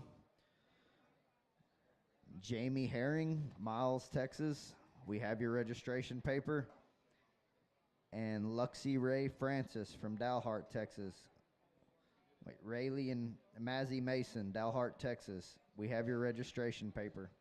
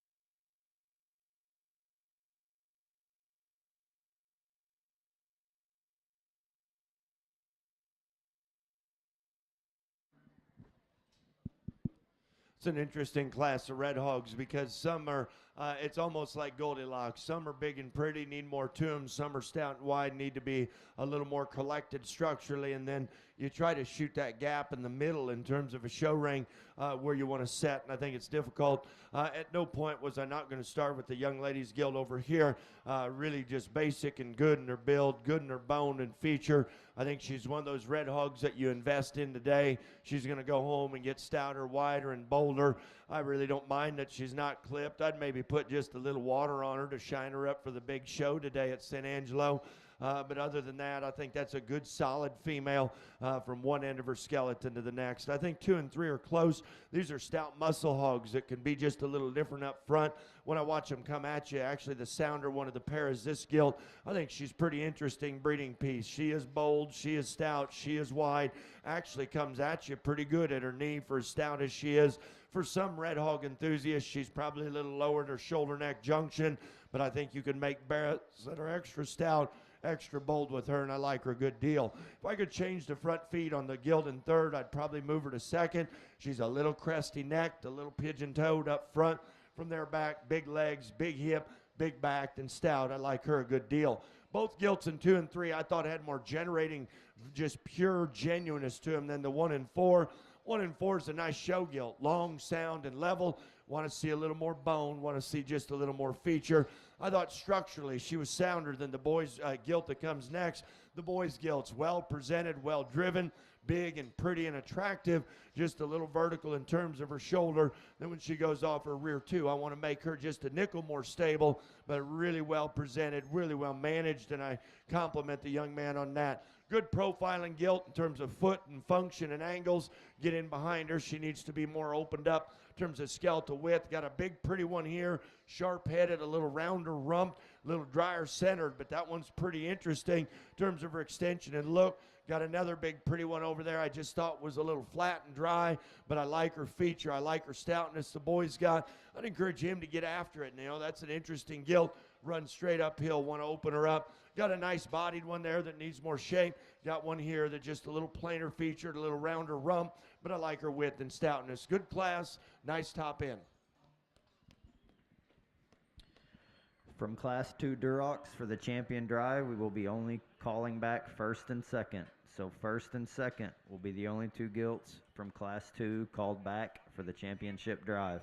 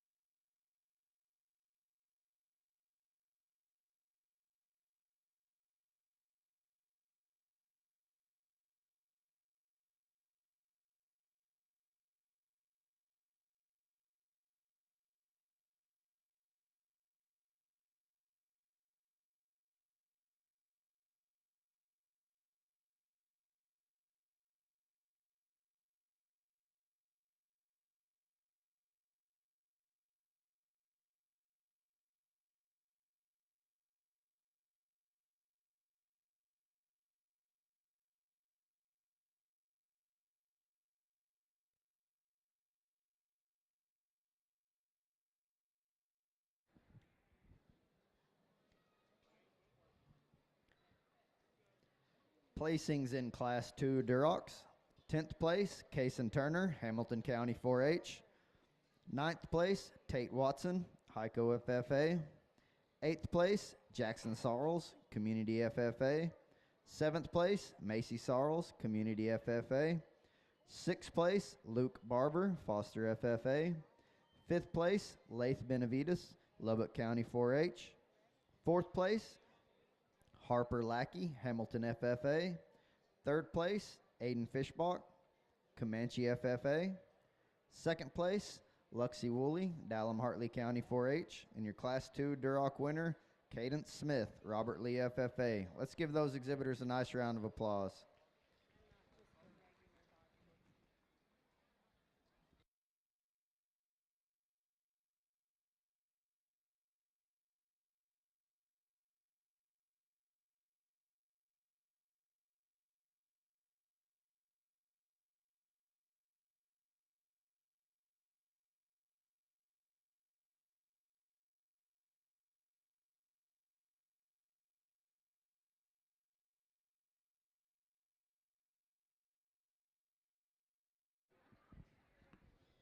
Attention exhibitors. This will be your first call. Class 4 Durocs. Bring them to the holding pen. First call, Class 4 Durocs. Bring them to the holding pen.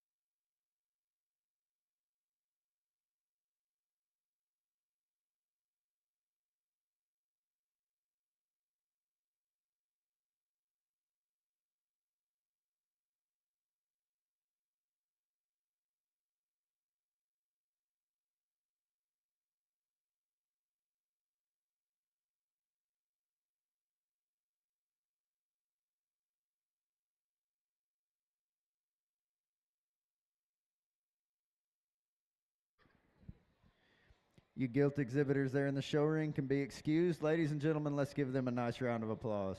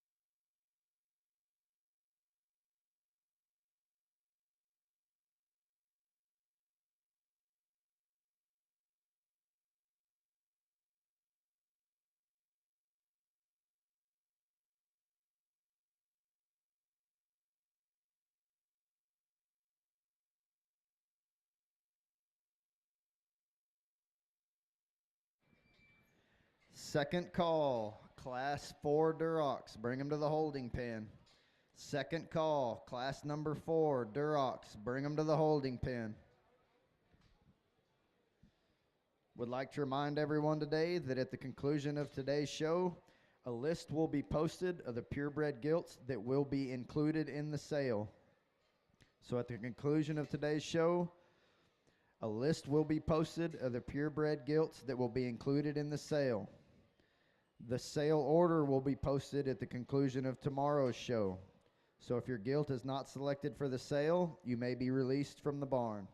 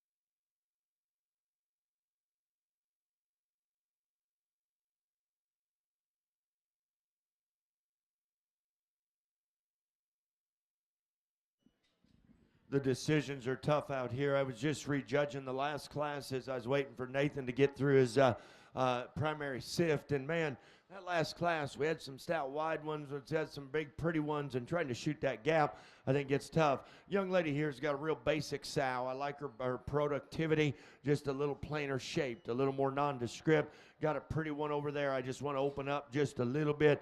Got the front 2/3 of this one I think can make a barra. Just a little round rumped, a little panther legged behind. Got a real nice front ended gilt here that just goes away, and I get too nervous, and the shape to her stifle joint down through her rear foot. I think some very close calls. Got a good profiling one here, just needs to be more stable behind. Got one there just getting a little tight on both ends. Good sows, prospects, good exhibitors. Let's give them a round of applause. We'll resort this top end.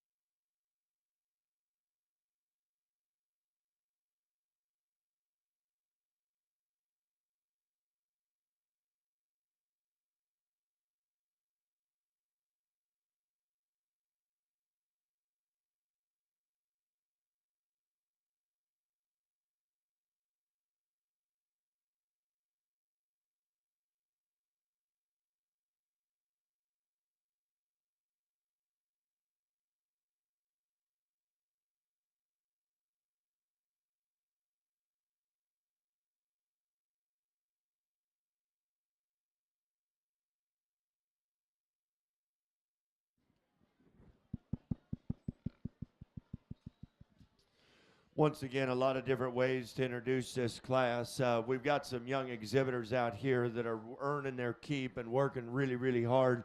I compliment them for it. You know, you sit out here and I don't ask what birth date there are. I don't ask how much age spread there is. Maybe I should. But I tell you what, I get so frustrated with purebred pigs that we're trying to sell right now on the internet. If we ever as producers have to ask ourselves, well, you know, they were born the 1st of December. Do we call them an end of December, 1st of January? I think things get real distorted. So I've really gotten to taking things size-wise. I don't care what size they are. I just care quality's there. And I think we've really got some upper-end creatures I like.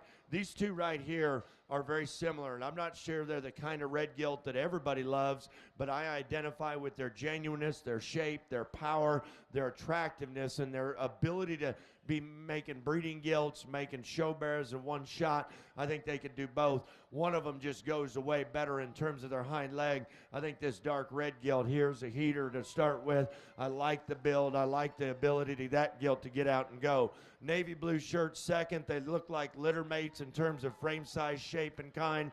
That one's just a little more distorted going away hind leg than we can. If I could change the gilt in third in one little location, then it's game over. I think this one in third has got a power red sow skull, got a power red sow root to her tail, and a big fat hind leg that works good. Coming at me, she just gets a little closed in at her knee.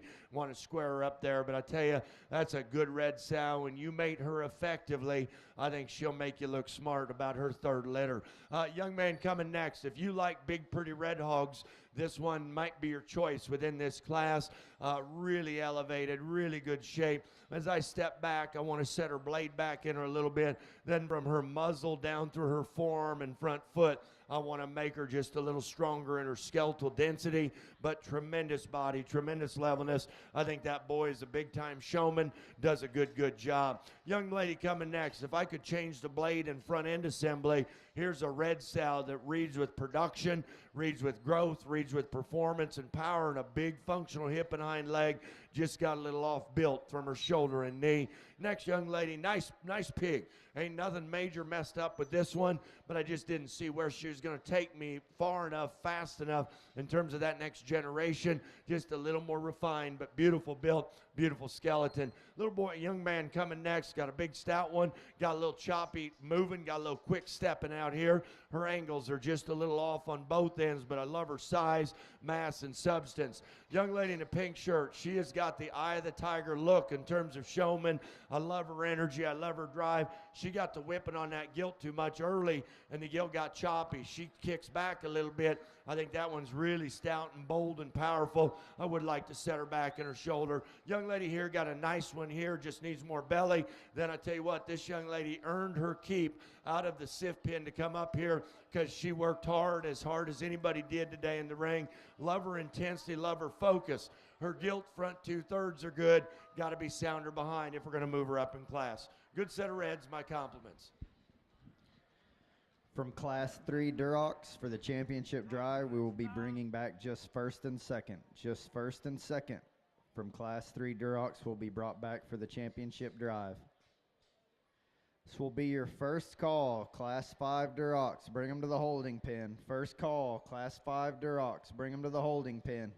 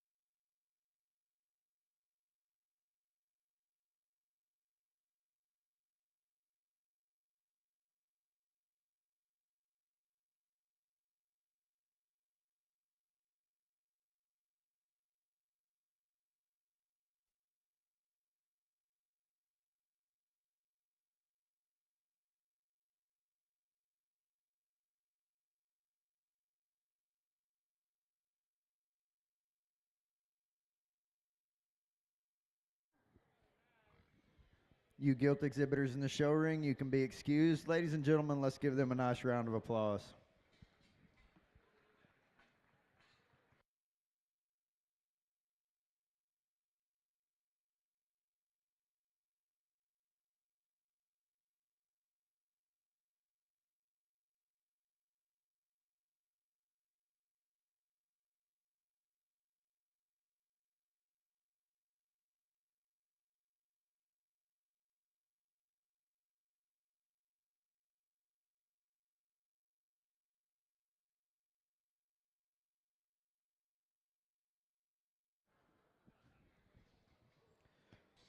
Placings for your Class 3 Durocs. 10th place, Katie Littlejohn, Potter County 4-H. 9th place, Stormy Molden, Taylor County 4-H. 8th place, Ainsley Kelly, Pleasanton FFA. 7th place, Landon Stovall, Tom Green County 4-H. 6th place, Avery Jones, Belton FFA. 5th place, Addison Hikes, Eula FFA. 4th place, Jacob Swatzel, Erath County 4-H. 3rd place, Eli Felkman, Wall FFA. 2nd place, Riley Langford, Parker County 4-H. Your Class 3 Duroc winner, Abriana Kitten, Lubbock Cooper FFA. Let's give those exhibitors a nice round of applause.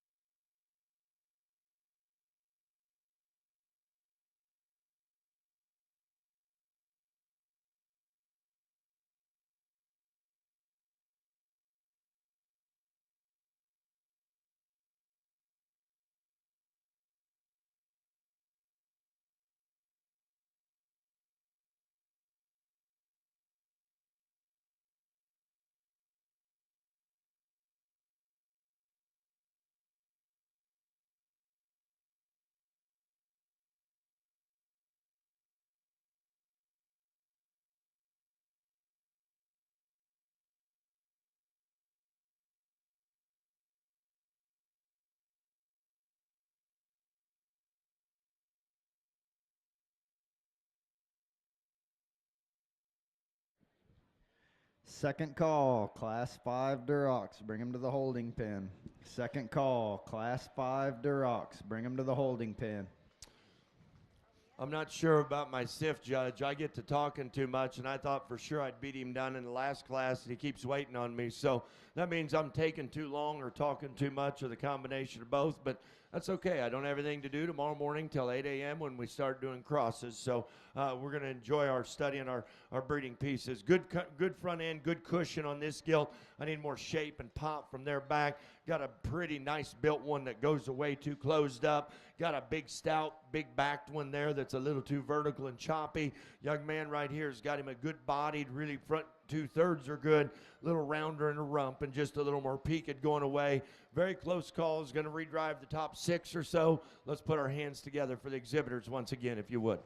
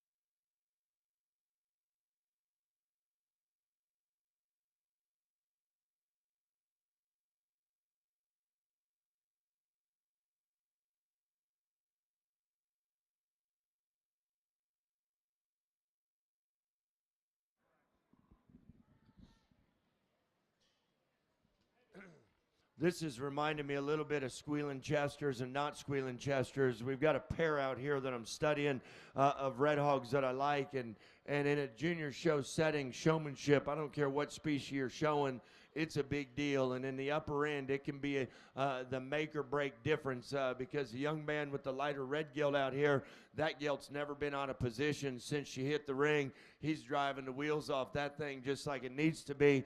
Then I come down here, and this gilt's fighting this boy a little bit. And I tell you what, this gilt is really interesting in her length of neck, her skull, her arm, and I'm like, man, I think that thing's pretty good. So what do? I step back and I study, and I got to pick the hogs that I like and I believe in. If you start from their skull, they're similar in stoutness, but in my opinion, your class-winning gilt is leaner and more descript and just cleaner in her body cover, and then most importantly, has the most comfortable reach on both ends of their skeleton. And if I could make her a nickel stronger behind her shoulder, it's distantly class winner, but I think that's what makes it close. The red hog that hits me the hardest is the little guy down here in the corner. That's the best one, in my opinion. Now, I'm gonna give that young man some good words of advice. This is a big ring setting. This is not a dirt track. This is NASCAR. It's time to get rolling and get him out here. This boy's ready for the NASCAR track in terms of showmanship. Big-bodied, flat back, powerful red breeding skull. Just a little quick in her step, a little soft over her body wall. Got a long-bodied, extended one here. Good blade shape, almost 2 ribs too long. I like her hip and hind leg design, but it doesn't fit together quite as tighty as what our top pair do. Gilt that comes next, this is a moderate, stout, burly one. This gilt's too short and quick in her rump, and as a result, with a short runt comes a correlated short, quick step off of her rear too. Young lady does a maximum job of driving and presenting this gilt. I just need to make that thing sounder behind. Got a nice one here in terms of length and levelness. Run out of hind leg bone, clean her swelling in her joints up just a nickel, but big pin scent, flat back. Want to open her up just a shade. Got one here that needs to be based wider on both ends, but really pretty, really attractive. Also a high quality gilt. Good bodied one that's a little rounder in her pattern, but I sure like her rib and design.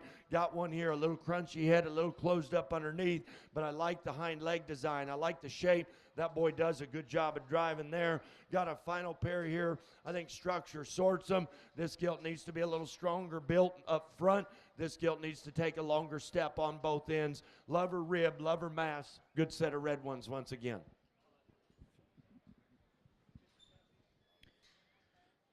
From Class 4 Durocs, for the championship drive, we will be bringing back just first and second. Just first and second will be brought back from Class 4 Durocs for the championship drive.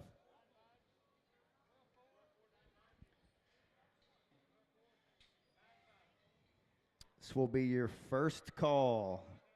Class 6 Durocs, bring them to the holding pen. First call, Class 6 Durocs, bring them to the holding pen.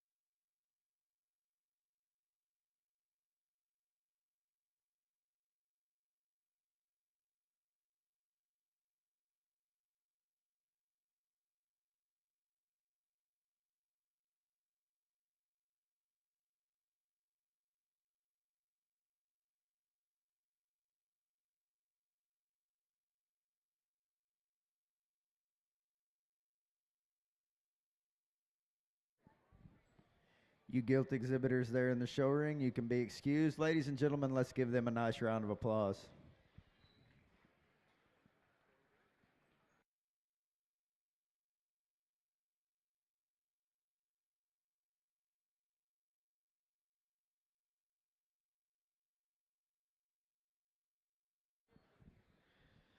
Placings in your Class 4 Durocs. 10th place, Adeline Kreitz, Tarrant County 4-H. 9th place, Caden Barker, Erath County 4-H. 8th place, Trenton Park, Burnett FFA. 7th place, Riley Elston, Erath County 4-H. 6th place, Cannon Barker, Erath County 4-H. 5th place, Abriana Kitten, Lubbock Cooper FFA. 4th place, Savannah Shonels, Follett FFA. 3rd place, Maddie Mann, Coryell County 4-H. 2nd place, Trip Moore, Meadow FFA. And your Class 4 Duroc winner, David Stokes, Stephenville FFA. Let's give those exhibitors a nice round of applause.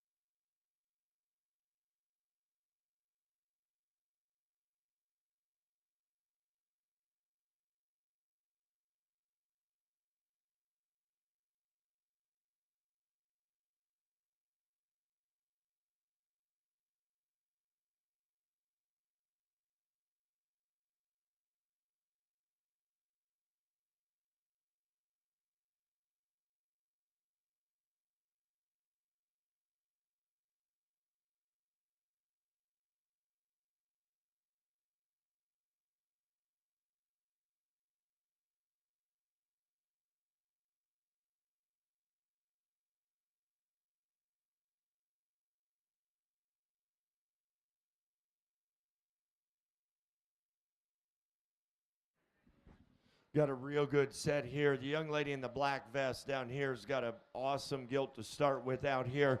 I love this gilt skull. I like her arm. I like her strength through her front foot. I think she reads breeding value and generator where she needs to, and then you step back and get that essence of quality and female characteristics. I think she has both, and that's the name of the game. I think she handles herself well. That's a good one to start. The little boy in glasses, want to strengthen this gilt just at her base up front a little, but I think this gilt's a nice one for second in terms of having muscle shape, being jet level, being attractive. I think a good footed gilt. Want to stouten her hind leg just a shade, but I think her design, her balance, and her frame size is more appropriate for me personally than the gilt in third. The gilt in third is big, extended, and long-bodied, and I love her extra growth and size relative to her frame size and extension. I want to put a little bigger, stouter hind leg on her, just stouten her bone up just a shade. She reads like a red sow. You breed her to a moderate stout boar, I think you're in a running position. I thought 2 and 3 were both good gilts, just completely different in terms of their frame size. I don't know that the little guy here that comes in fourth, but he gave me a smirk. And I've got a 13-year-old boy at home that when I see that smile, I get real nervous because something's broke in the house and he doesn't want to tell his mom. So anyway, young man, I love it. I connect with smiles like that. It's natural and it's comfortable. Little guy's got a power hog in terms of arm and bone and feature. She's a little cresty at her neck, then she's a little bob-tailed, and I think that throws her balance off just a little, but lots of utility, lots of red sow value in that one. Got a real nice one here. Good shape, good down her top line. She'll come at me with a little frailer feature in her front foot, go a little wider in her stifle joint than I want her to, but I love her muscle, love her top shape, really good. Got a big stout one here that's a little cresty necked, a little flat-footed up front. Big top, big stout hip, pretty good one there. The final four, we can let them roll out. This is stout skulled, big armed. I mean, this gilt is close to being a big timer. Her hip and rump isn't right. Want to change that just a little. Got a couple of big, pretty ones right here. Just need no more opened up. And then our final gilt down here, second to end in 10. Good muscle shape, just a little refined. Got a dark red one here that's big bodied and wide. Just a nickel plain down her top, a little mousy headed out here. Good set of reds once again.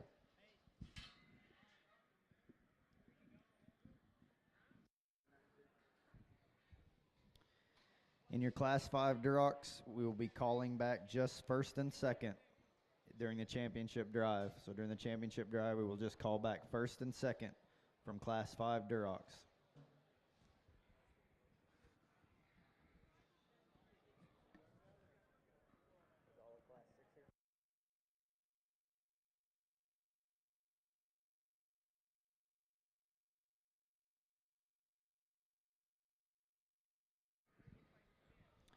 Excuse me, we will be calling back first, second, and third from Class 5 for the championship drive.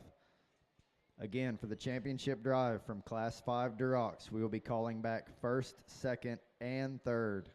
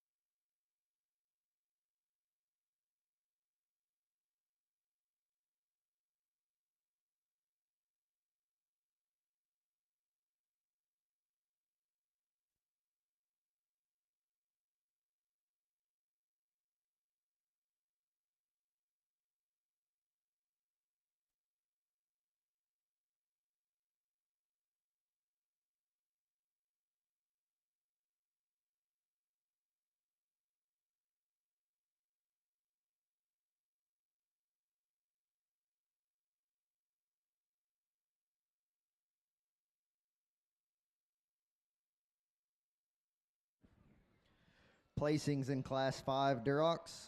10th place, Levi Clark, Nueces County 4-H. 9th place, Starlin Schnitker, SNS Consolidated FFA. 8th place, Jesse Mitchell, Cedar Park FFA. 7th place, Cambry Kitchens, Dallam Hartley County 4-H. 6th place, Josiah Menchaca, Post FFA. 5th place, Abigail Bible, Santa Ana FFA. 4th place, Carter Dunovan, Floyd County 4-H. 3rd place, Jadelyn Gray, Callahan County 4-H. 2nd place, Jay Patterson, Hale Center FFA. 1st place, Ray Natasha Sanchez, Floyd Ada FFA. Let's give those exhibitors a nice round of applause.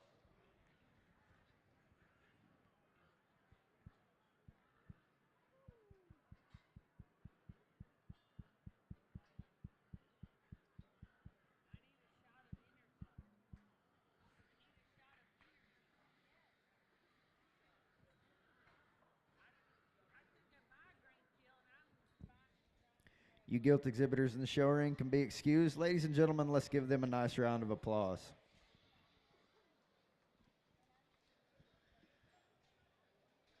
All right, exhibitors, we need your first and place winner from Class 1 Durocs, your first and second place winner from Class 2 Durocs, your first and second place winner from Class 3 Durocs, your first and second place winner from Class 4 Durocs, and your first, second, and third place winners from Class 5 Durocs. Bring them to the holding pen.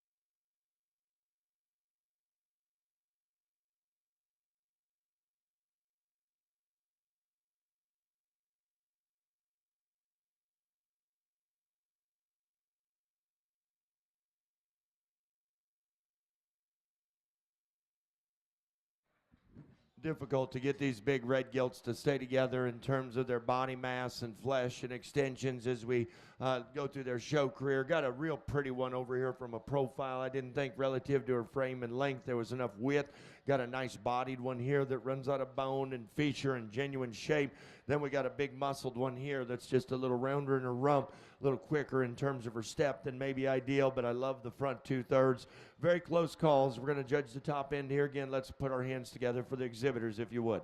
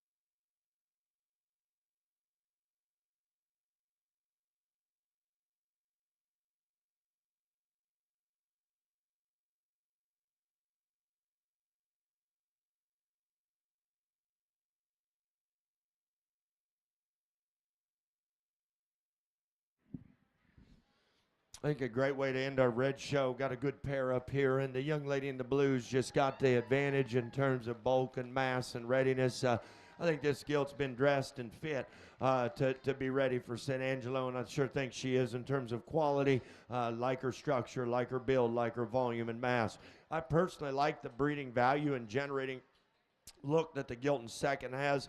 Really a good headed gilt. Good shape gilt. She's clean in her body design. She's good in her feet and legs. Just a basic kind of gilt that I tell you, take home, put back in the sow pen, and you're going to be pretty excited in a month or two what she looks like. The long tail gilt coming in third. I like the basic build and utility, the strength to her pastern, the bone and curvature to her form and blade is tremendous. I'd open her up just a shade coming at me and then going away. She's just a little rounder in her rump, but I sure think it doesn't hinder her ability to get out and go. That's just a basic solid red female there in third. Young lady that comes next with a good shaped, really attractive one. And I tell you, this gilt's a little long-toed and a little frail bone, but when this gilt gets to cover in the ring, I love her design, love her balance, and there's nothing major messed up with her. So you take you a boar that's out there in terms of feature and stoutness. I think you can move, make some good red pigs. Got a big stout burly one here whose head and crest kind of left her maturity, in my opinion, from a show gilt standpoint, a little more off in terms of her rump. Like her feature, like her stoutness, want to just freshen her up a shade. Got a real interesting one coming next in the front 2/3, extra wide and stout. Just got a little too awkward for me in her hip shape and the way she uses her hind leg. Not saying there's breeding value there. I just worried about that hip and hind leg design a little too much for me. Big pretty one that closes up a little bit going away, tucks her hind leg up underneath herself. The final three that come out, they're attractive, they're long-bodied, they're good shaped gilts. They just aren't unique enough in terms of their extra look and feature and balance from a profile. Let's congratulate our Duroc exhibitors here in Class 6, if you would. This will be your first call. Class 1 Hampshires, bring them to the holding pen. First call, Class 1 Hampshires, bring them to the holding pen.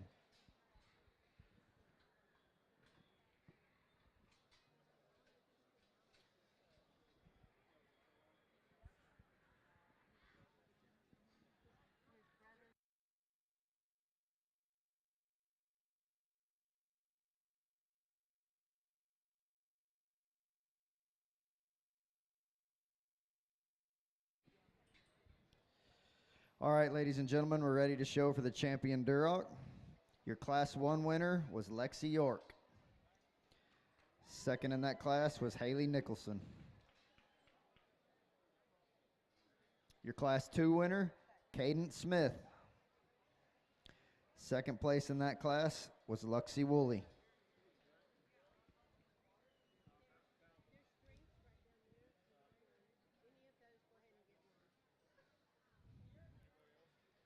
Your Class 3 winner, Abriana Kitten. Second place in that class was Riley Lankford.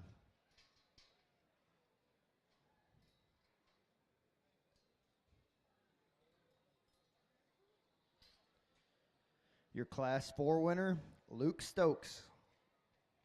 Second place in that class was Trip Moore.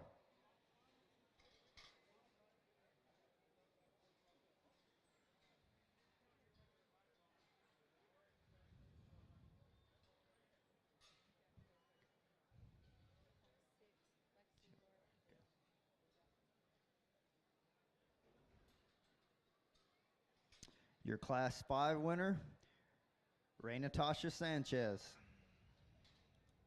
Second place in that class was Jay Patterson.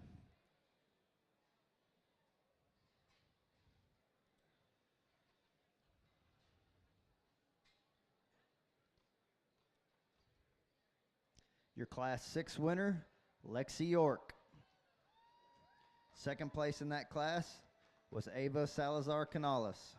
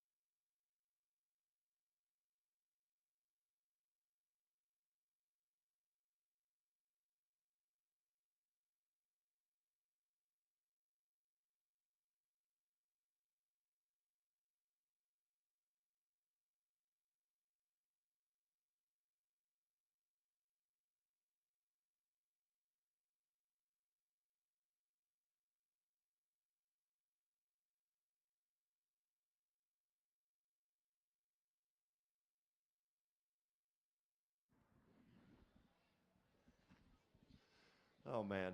I often say, if you think it's easy, get you a phone call and say yes, because it's very, very difficult. This is what I must say, and my wife would tell you that I'm relatively high maintenance. If you don't know me very well and you don't think I'm high maintenance, I am high maintenance. And what makes me high maintenance is that when I do a good job, I like to pat myself on the back. I like to take my clothes to the dry cleaner. I like to go out to eat.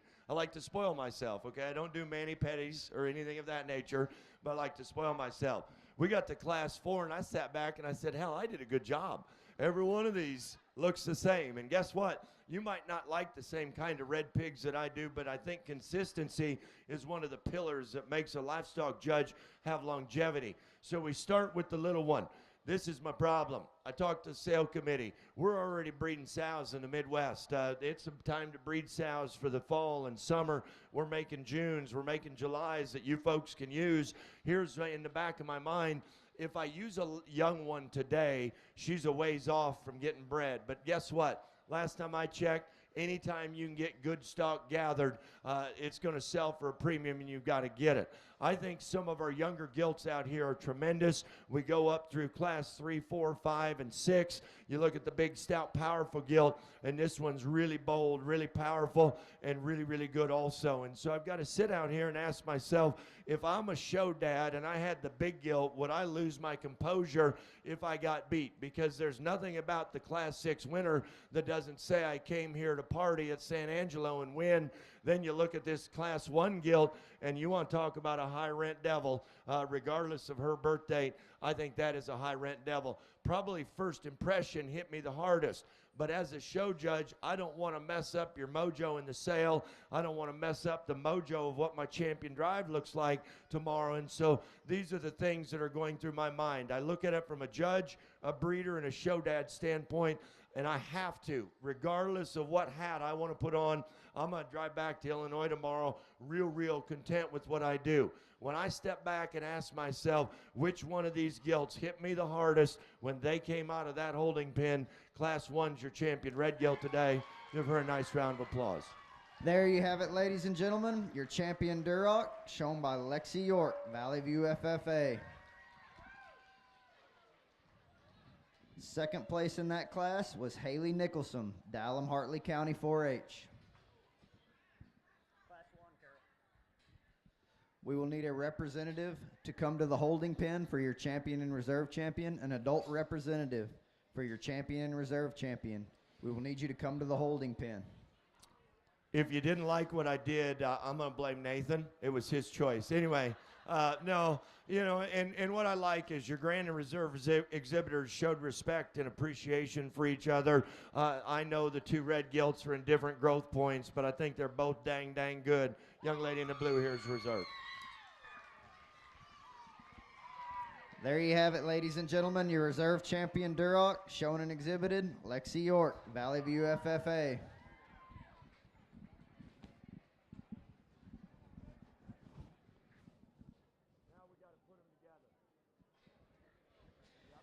We need an adult representative for Lexi to please come to the holding pens. An adult representative for Lexi, please come to the holding pens immediately.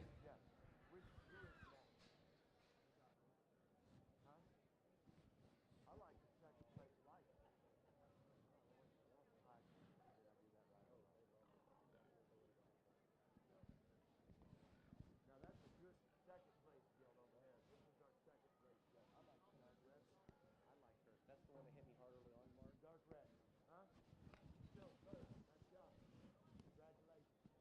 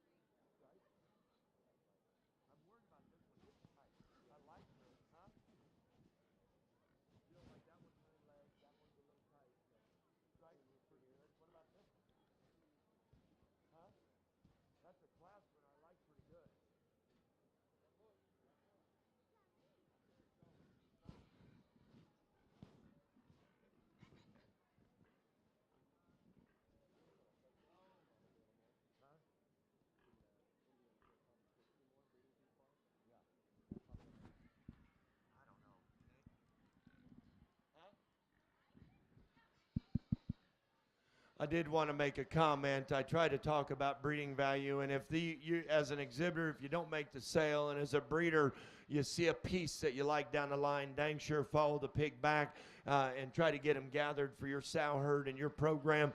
We got some great options out here, do a lot of different things. Hogs got to come out, got to hold together, got to really stay together and continue to be impressive.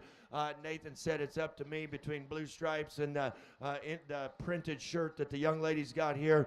Probably the one that hit me a little harder first impression in terms of feature and look. Young lady right here in the striped print shirt's going to be your 4th or 5th overall. Good set of reds. Let's put our hands together. Find the students in the barn if you want to buy them.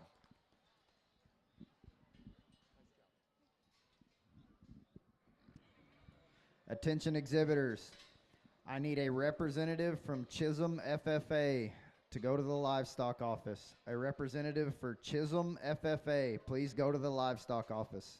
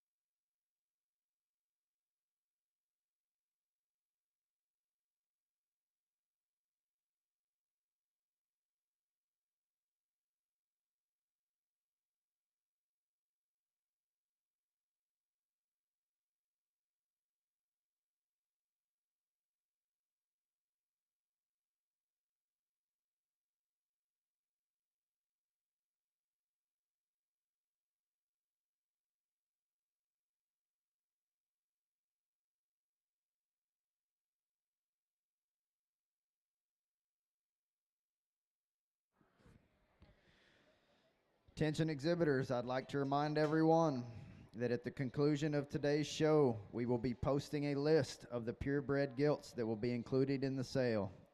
I say again, at the conclusion of today's show, we will be posting a list of the purebred gilts that will be included in the sale.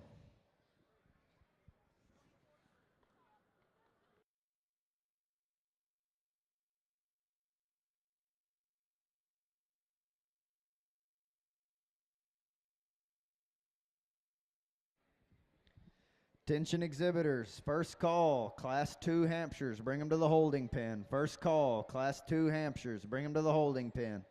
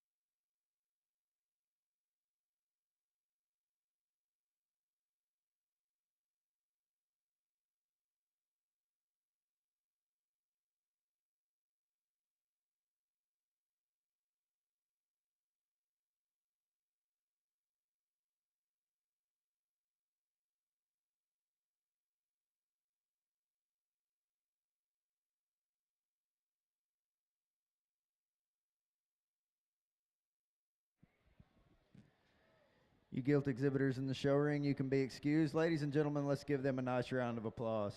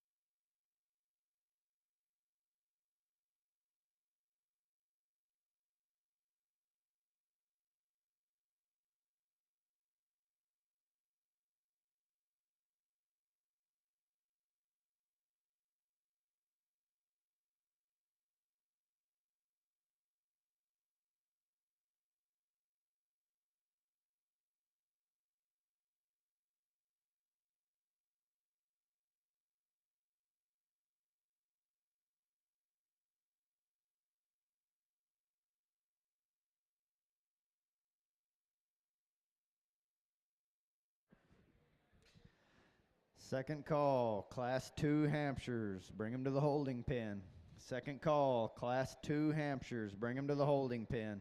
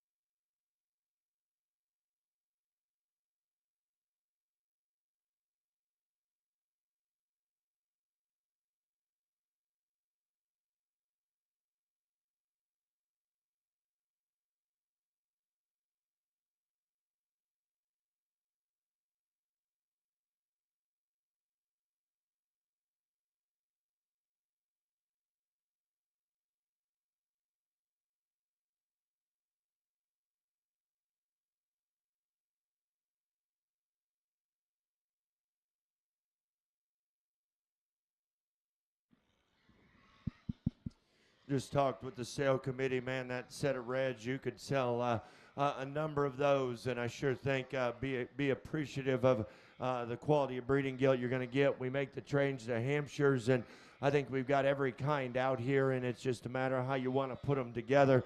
I mean, it's really, really subjective. I think the Hampshire gilt with the most continuation is the little guy here in the teal blue. That's a Hampshire gilt with quality in her head, spine, and collectedness. I think she balances good. I think she's still got some growth left in her and growth curve. Not the biggest bellied one today, but I think attractive and balanced. I think for second, we're going to use the thin belted one over here. She's moderate, stout, and wide. If you measure the size of her head and the length of her cannon bone, rest assured you're not going to have to make fairing crates any longer or bigger than what they currently are, because she's not very big. I don't think she's ever going to be very big. But what I love about her is her hip and hind leg and body shape. That is a beautiful tail head set, and a Hampshire female. Got a lot of value there to breed around. Gilton third, I like on the stand. She tends to bust up a little bit up front, a little choppy behind, but I like her shape. I like her muscularity. Young lady in the headband is going to be fourth, a thick, wide one, just a little crunchier headed, a little rounder built than what some are, but really good. The young man come next in the vest in five. This gilt gets her hawk outside herself a little bit. I thought she was a Hampshire gilt with some ribs, some length, some comfort, just a little plainer neck, a little wider walking behind. Love the body design in that one. Little girl's got a nice build Hampshire gilt, just needs to be wider, but I sure think a correct one from a profile. Got some design and look. Got a big pretty one that's just a little too short stepping on both ends. Want to make that one sounder. Got a real hairy one that's a little skinny bodied. Love the shape and muscle. Our final three that we've got are nice Hampshire gilts in terms of structure. All of them need a shot more bone, shot more width and stoutness. Good set once again.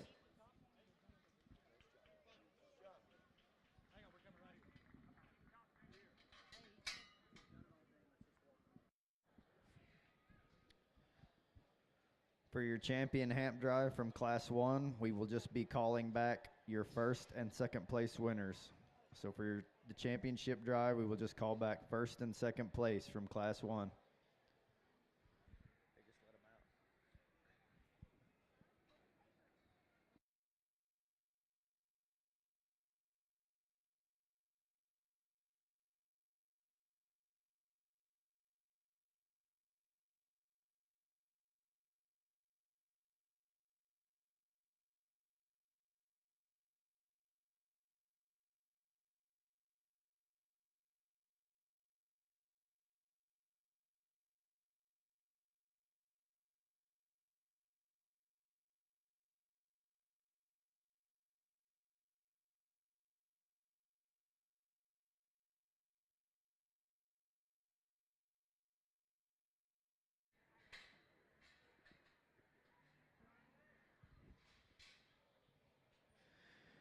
You gilt exhibitors there in the show ring, you can be excused. Ladies and gentlemen, let's give them a nice round of applause.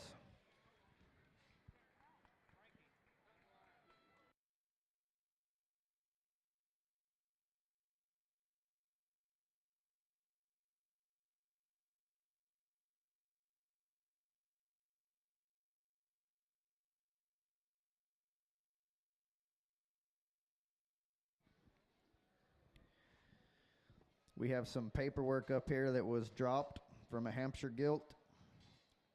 Addie Morris from Eden. We have your paperwork up here. Addie Morris from Eden. We have your certificate of registry paperwork up here. Please come get it.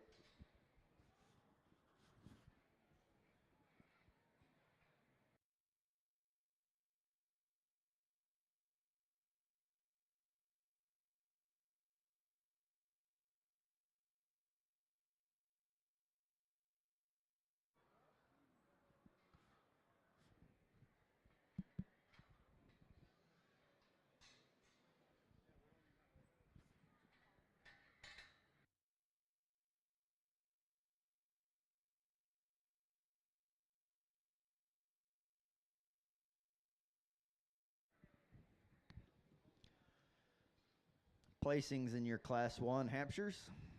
10th place, Addie Morris, Concho County 4-H, excuse me. 9th place, Josiah Barkley, Bartlett FFA. 8th place, Taylor Tidwell, Moore County 4-H. 7th place, Austin Jenkins, Blanket FFA. 6th place, Avery Tidwell, Moore County 4-H. 5th place, Trip Trimble, Dallam Hartley County 4-H. 4th place, Lily Slimp, Palo Pinto County 4-H. 3rd place, Joe Hollingsworth, Tarrant County 4-H. 2nd place, Kinsley Fritch, Dallam Hartley County 4-H. And your Class 1 Hampshire winner, Dakota Garner, Tom Green County 4-H. Let's give those exhibitors a nice round of applause.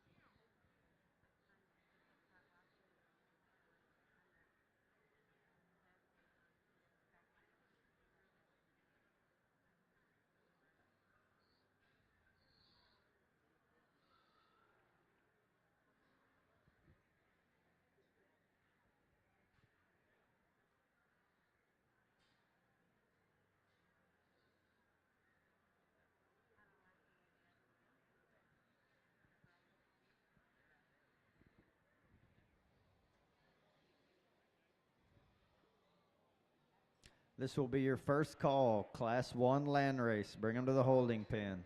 Class 1 land race. Bring them to the holding pen. I tell you, there's a lot going through my mind right now, and what's first and foremost is the value that I learned last summer, the value of a pedigreed Hampshire female at a national show and sale. is pretty staggering of what they're worth. And I study these 4 and I try to figure out where they fit in a breeding program, and I think they all have value, just a matter of how you want to put them together and blend them together. There's Hampshire Gilts out here with muscle, then there's Hampshire Gilts out here with build, and how you put them together gets very, very difficult in my opinion.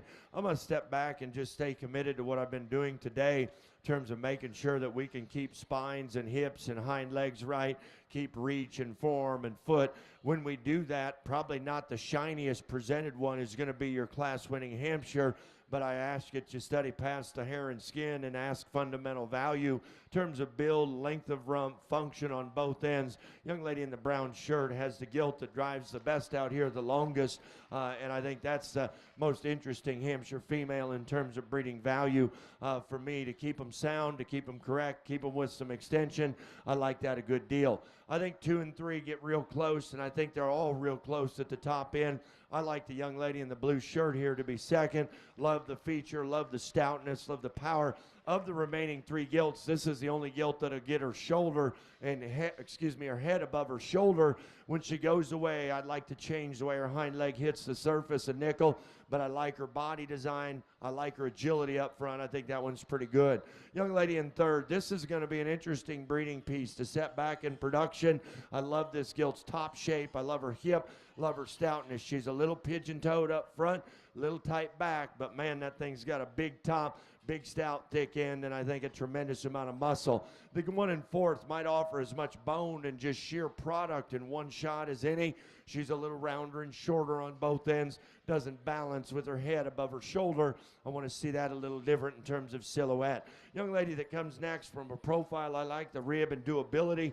This gilt needs more muscle, needs just a bigger, stouter hind leg, but I like her rib and body design. The next gilt out, really pretty and attractive, just needs more feature to her skull, needs more rib. Similar story here. I let structure sort them. They're both real sharp, choke-throated ones that got to have more rib, got to have more productivity. The final couple, we'll let them out. Nice kinds of hogs that we've got. Boys gilts, big-bodied and stout, needs more shape. Got one here that needs to be sounder behind with lots of muscle. Good set of hamps. Well, I look forward to here for our champion drive. Nice job. Nice job.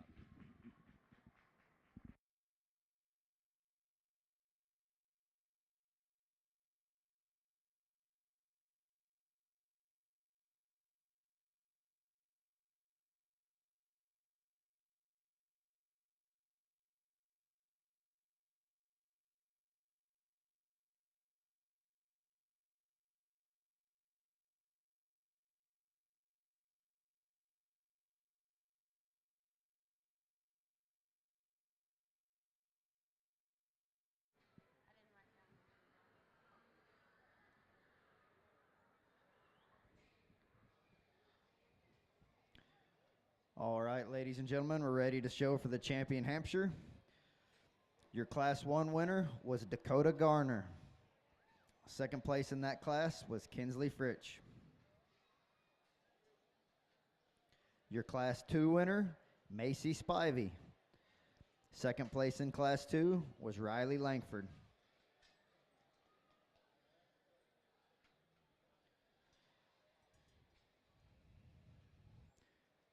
Again, once we name the champion and reserve champion Hampshire, we will need an adult representative to come to the holding pens for the exhibitors immediately afterwards. Nine of them, we'll just bring them here. I just told my brother-in-law to go start sorting land race, and then I told him to stay so I can change my mind on occasion. That's okay. You know, I told him, he gets in, he goes, man, I said, this sale thing, I don't want to mess anybody up. What do you think here? Got a good little one right here. Got a bright future. Got one that I think in a pedigreed Hampshire setting has the build that we need to commit to as an industry. The older Gilts champion. Let's give her a nice round of applause. There you have it, ladies and gentlemen, your champion Hampshire, shown and exhibited by Macy Spivey. Second place in that class was Riley Langford.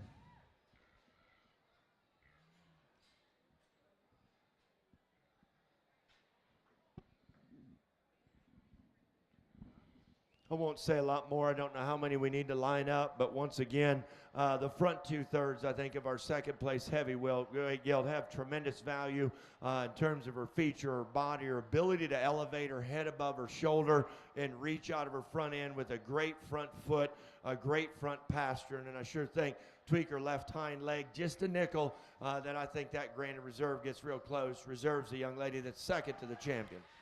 There you have it, ladies and gentlemen. Your reserve champion Hampshire, shown and exhibited by Riley Langford.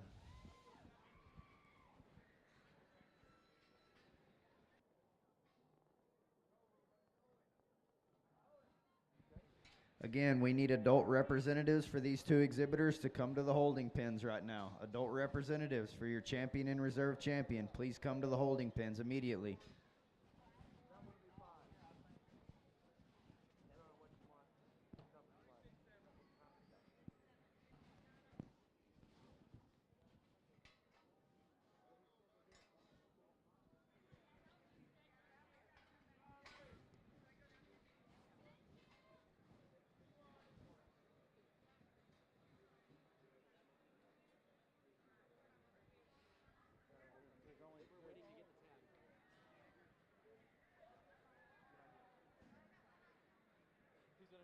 He's gonna make you do all the work, in other words.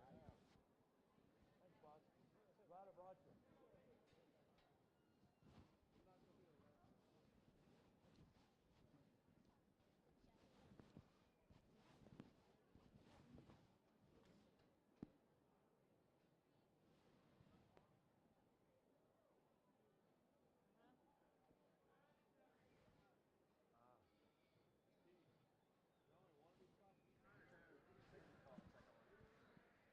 Landrace Spot, York.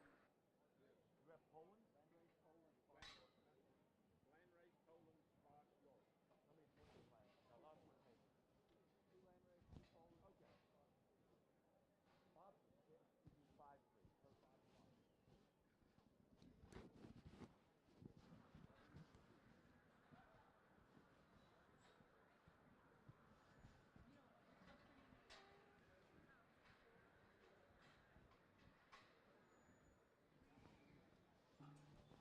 This will be your first call for Class 2 land race. Bring them to the holding pen. First call for Class 2 land race. Bring them to the holding pen.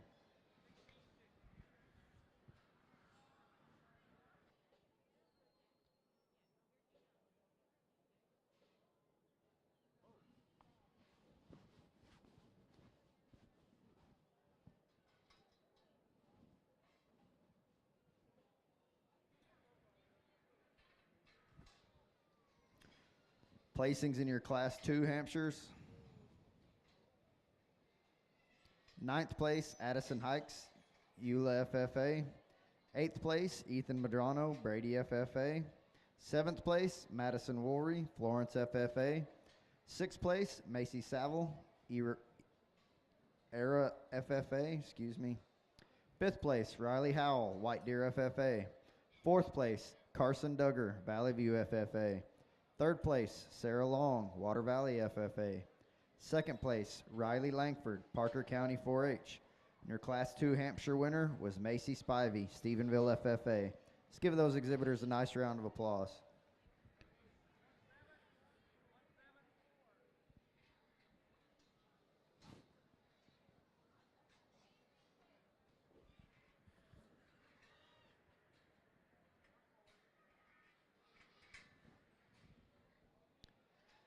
Second call for Class 2 land race. Bring them to the holding pen.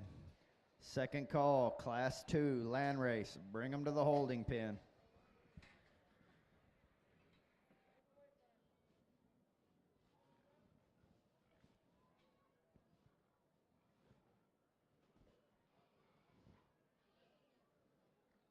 Hey, slow down real easy.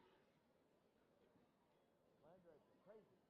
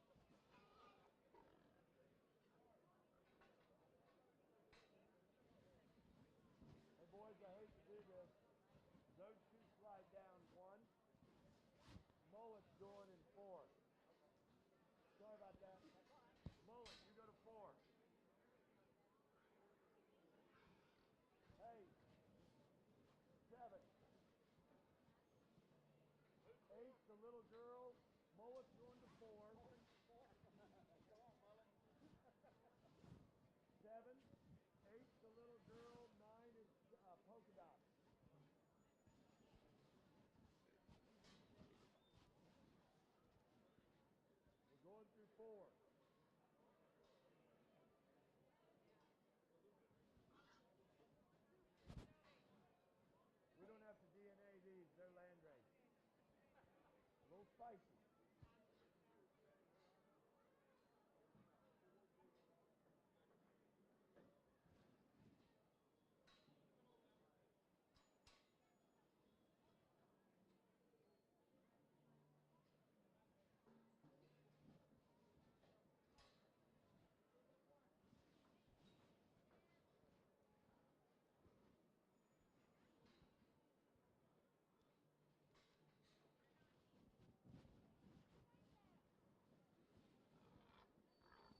Nice and easy.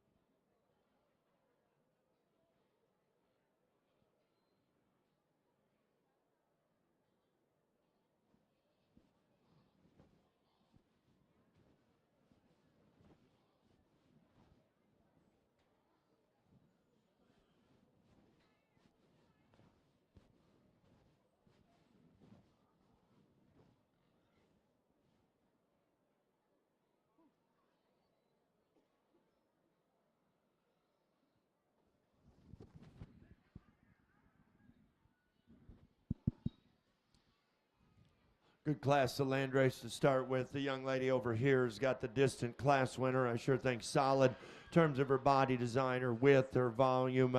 Everything fits really good. I like her docility.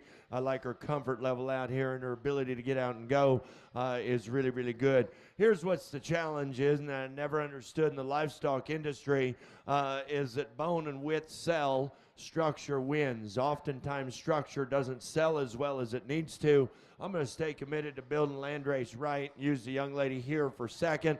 Really like the body, the shape, really, really attractive. I'll be the first to admit we probably need to protect her in terms of feature and bone when we make that mating decision, but I still think she's the better build option. The tricked out one comes in third. Heavy bone, big arm, big back. I want to clean that one's joints up, make her more stable when she goes away. She gets to swiveling a little too much for me out here. Got a good bodied one I thought was close. I redrove. I changed the way this gilt sets down on her ankle and pulls her hock in. Like her shape, like her stoutness, a good deal. Extra wide, extra powerful gilt that needs to be different in how she moves behind, down through her stifle joint, but I like her width and volume. I'd clean the underline up just a little. This one's got a belly deal going on, but I tell you, this is a flag-tailed, long, level, loose-structured one that kind of runs all over. She tends to be a little bit of a rope walker when she goes away. Want to drop that hind leg a little more correct out of the base of her ham. Big, stout, thick one that just a little bulldoggy on both ends, a little wide. And the final pair got a nice built one, needs more muscle. Then we got another one down here that's pretty sound. Just got to have more feature, more bone and substance. Good class of landrace. My compliments. Good job, young lady. You got a nice hamster,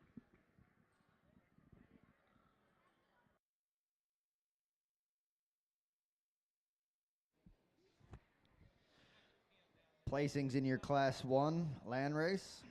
9th place, Piper Miller, Howard County 4-H. 8th place, Avery Tidwell, Moore County 4-H. 7th place, Cassidy Slavinsky, Tilden FFA.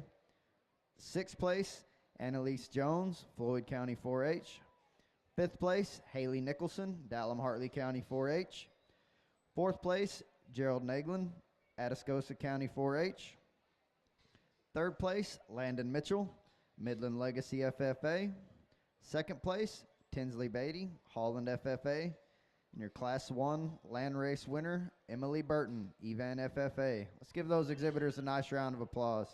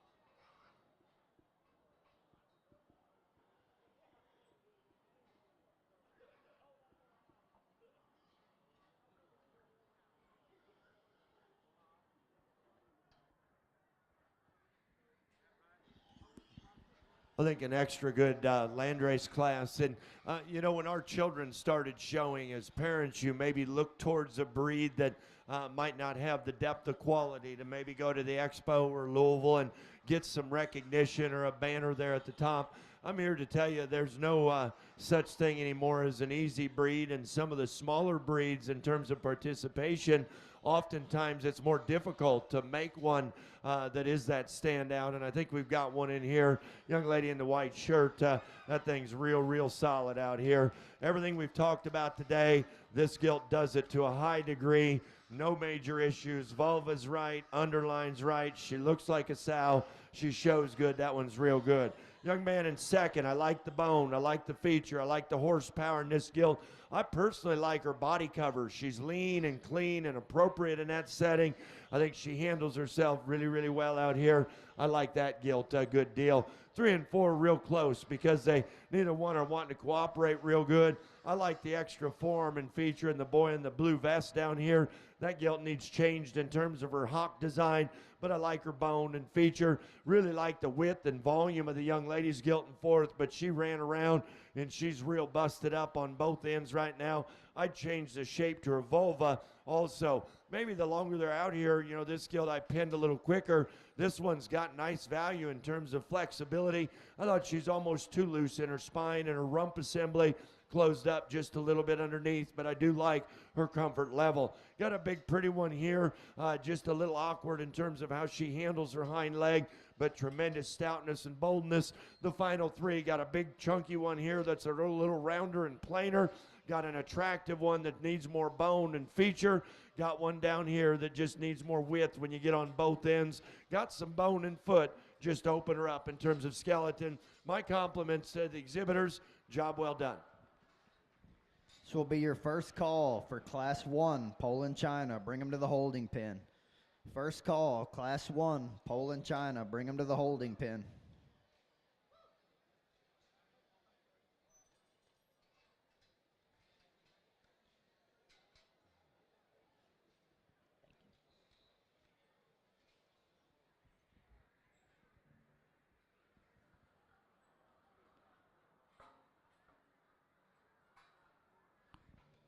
We're now ready to show for champion land race.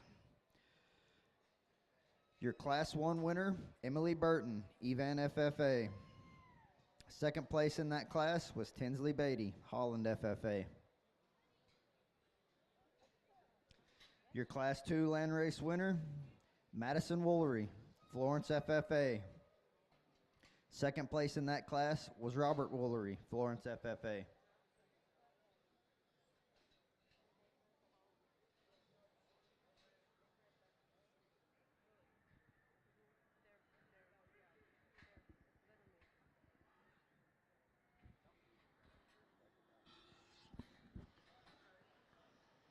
Always find it interesting when your assistants want to offer advice when things are easy.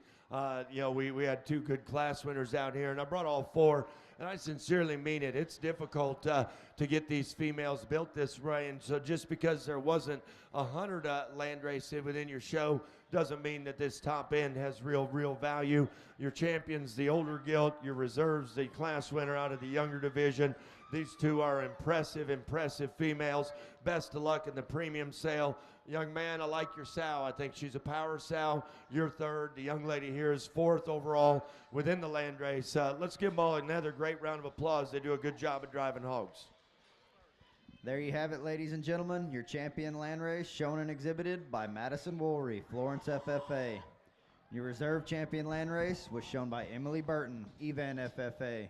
Can I please get an adult representative for these 2 exhibitors over here to the holding pens immediately? An adult representative for both of these exhibitors to the holding pens immediately.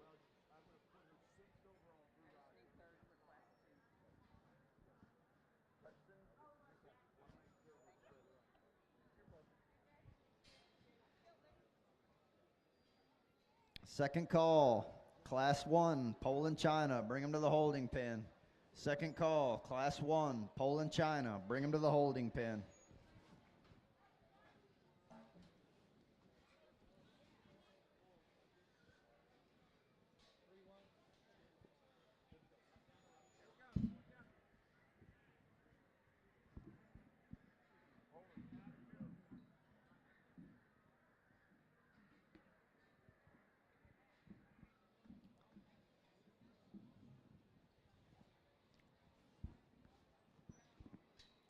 Placings in your Class 2 land race. 9th place, Taylor Tidwell, Moore County 4-H. 8th place, Carly Watson, Cook County 4-H. 7th place, Bryson Darrell, Gray County 4-H. 6th place, Bailey Shaw, Frost FFA. 5th place, Carter Holton, Cisco FFA. 4th place, Audrey Ivy, Eastland FFA. 3rd place, Hudson Music, Stephenville FFA. 2nd place, Robert Woolery, Florence FFA. And your Class 2 land race winner, Madison Woolery, Florence FFA. Let's give those exhibitors a nice round of applause. Let half right hamsters, make half let hamsters, then 3/4, and then pure, like they did in Simmental. They could hamster hogs to get so damn good that you wouldn't even imagine to know what to do with it. But when you lock, knuckleheaded? when you lock that pedigree, when you lock them down, and you're pure 100% pure, there's nowhere to go to find the next step. You know, there's so few of them. There's nowhere to find them. Well, and here, you come here and nobody wants to raise it. Well, Here's what we'll sell those too, but nobody's going to buy them. Attention exhibitors. If your purebred registration paperwork was picked up in the ring and you do not make the sale, you can pick up your paperwork after the sale list is posted at the end of the day from the livestock office. All gilts that make the sale, the show will keep the paperwork. So if your paperwork was picked up in the show ring and you do not make the sale at the end of the day, your paperwork can be picked up in the livestock office.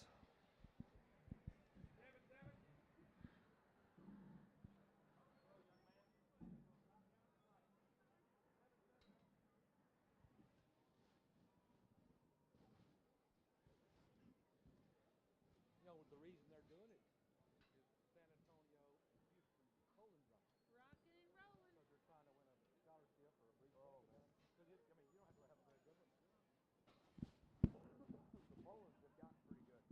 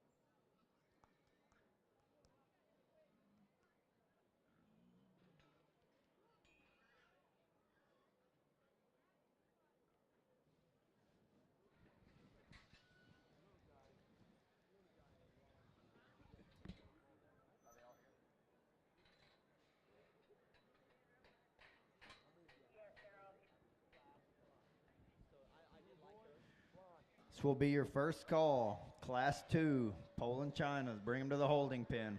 First call, Class 2, Poland, China. Bring them to the holding pen.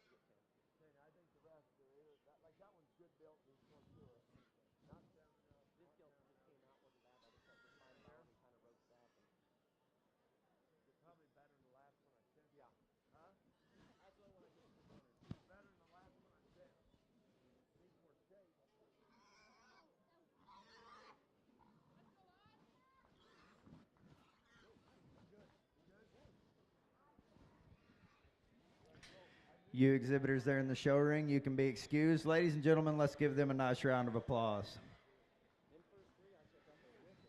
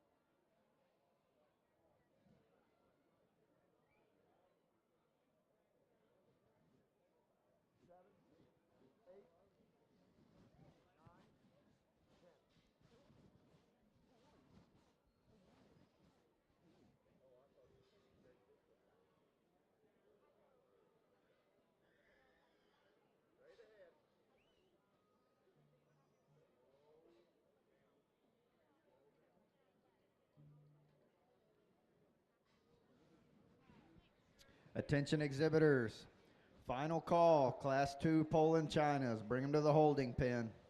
Final call, Class number 2 Poland China. Bring them to the holding pen.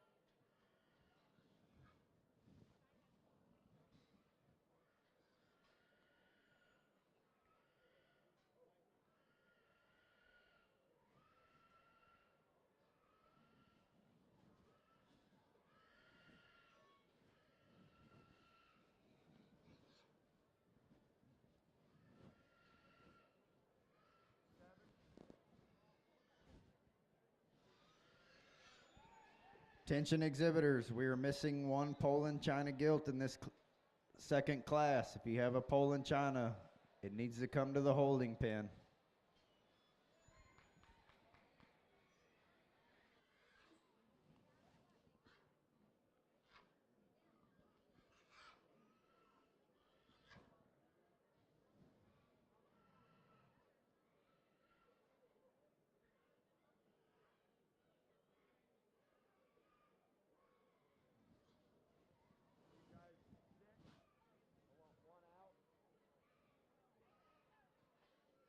Little guy, right here is a six. He's got, oh, sorry, there's two little guys. Sorry, the young man right here. Good job driving. Everybody we just take our time. Everybody take your time.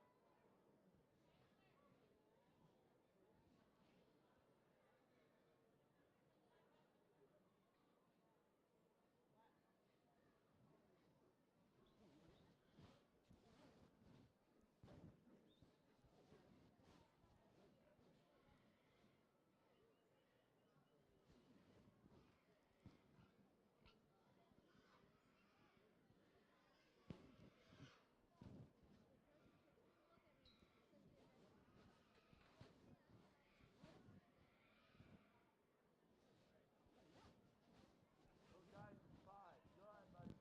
Stay slow.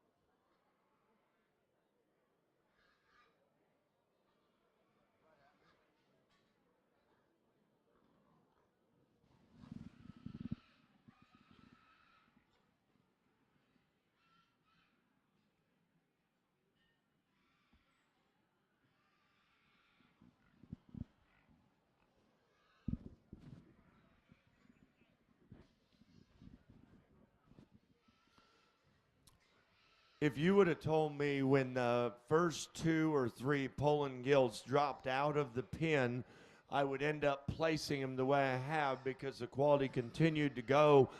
We're 7 deep in this class, even 8. The little guy in the blonde, 9's an interesting breeding piece. I'm telling you, these Polands, Nathan, when I went over there, he goes, hey, you're about to see some serious heat. Well, you got to keep in mind he's very predictable. His daughters love to show Poland gilts, and so I knew he'd be all Twitter-pated when we got to the Polands. I didn't know he's telling the truth that, hey, there's 7, 8 of them in here that are really good. Here's the challenge. How much bulk and mass and puff do you want on your Poland show gilt? I think determines what a guy does out here. Are the decisions close? Yes, they are. But then I really get to studying what I believe in. Then it becomes more logical for me. Young lady in the blue stripes, that's a good one there. That is a good Poland female. Everything fits, everything matches, everything's good, everything's right shape, fits together awesome. She's not fat, she's not lean, she's not skinny. She's just right, and I like that a good deal. Who's most like her? I love this gilt right here that's going to be second. Tremendous form, tremendous blade. That is one raw generator Poland female. Out here in a big ring setting, she's maybe just a little more off in her rump than what our class winner is, but that is a big form, a big foot, and a genuine skeleton in a Poland female. Young lady in third got a little more rib and body to her gilt. I think this gilt runs downhill a little more. She comes up underneath herself and closes up at her knee just a shot more than them top 2 do, but she's big-bodied, wide, and powerful. Here's the thick and chunky. We got a massive, wide, bold, puffy, really, really thick Poland gilt coming out next. She almost has a little much for me out here. She'll be just a little rounder in her rump and just a little more refined at the ground relative to her body mass. Could she be third? Could she be yes? Could she be second? Yeah, you can negotiate a lot of different things. For me, is I'm big on balance. There's so much bulk to her. I want a little bit of her foundation to match. Tremendous female. Look in, buy with confidence. You're going to make better Poland females. The next young man coming out, I encourage him to get to driving this gilt. She's a different style, but still dang nice. Love the length, love the look. Look at the curvature to her forearm and front foot. It's ideal. Level down her top line, great underline. When you get in behind her, she's just not quite as opened up as some of them others above her. That's a really picky deal. Here's a wide, massive muscle gilt. Little rounder rump, a little quicker moving out here, but this boy does a great job with a thick, wide, powerful Poland there in third. The next one coming out, I like a big, long, pretty gilt.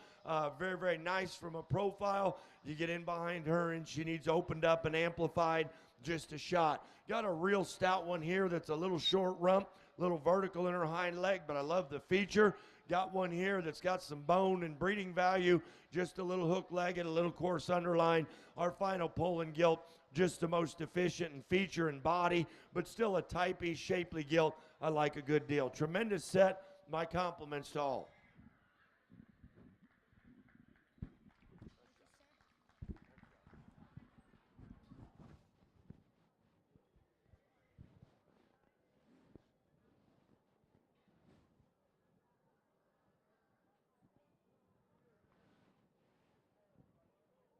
I know, where am I going to, if I start pinning.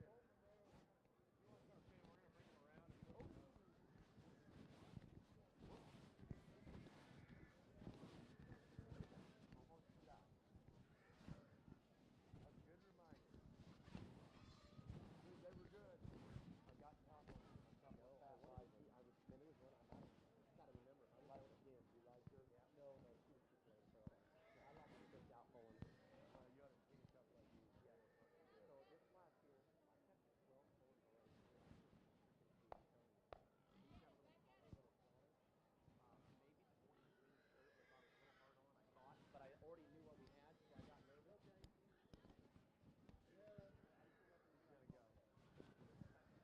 I think he is distantly the best one in here. I think presentation-wise, it's him and everybody else. So let's take it. Everybody else, I think I'm good on. That one's about to go down. I take that one real slow. It's about to lock up.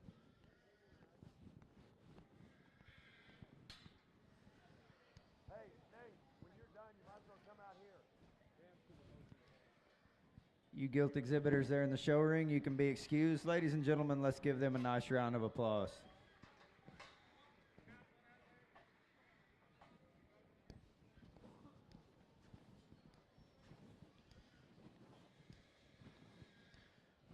Placings in your Class 1, Poland, China.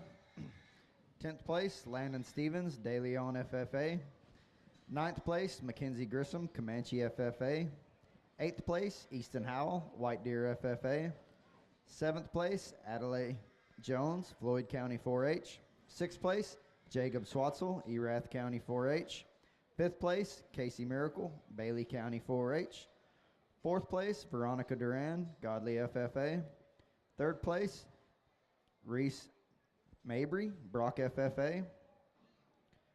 2nd place, Macy Spivey, Stephenville FFA. And your Class 1 Poland China winner, Haley Nicholson, Dallam Hartley County 4-H.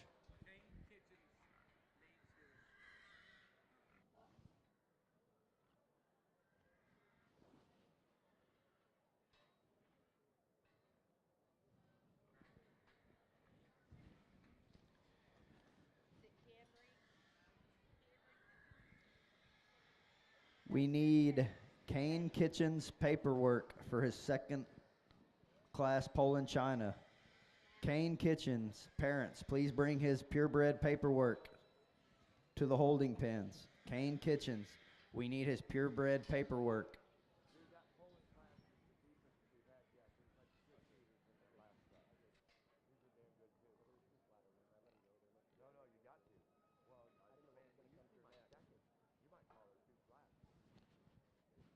class winning in the last class is badass.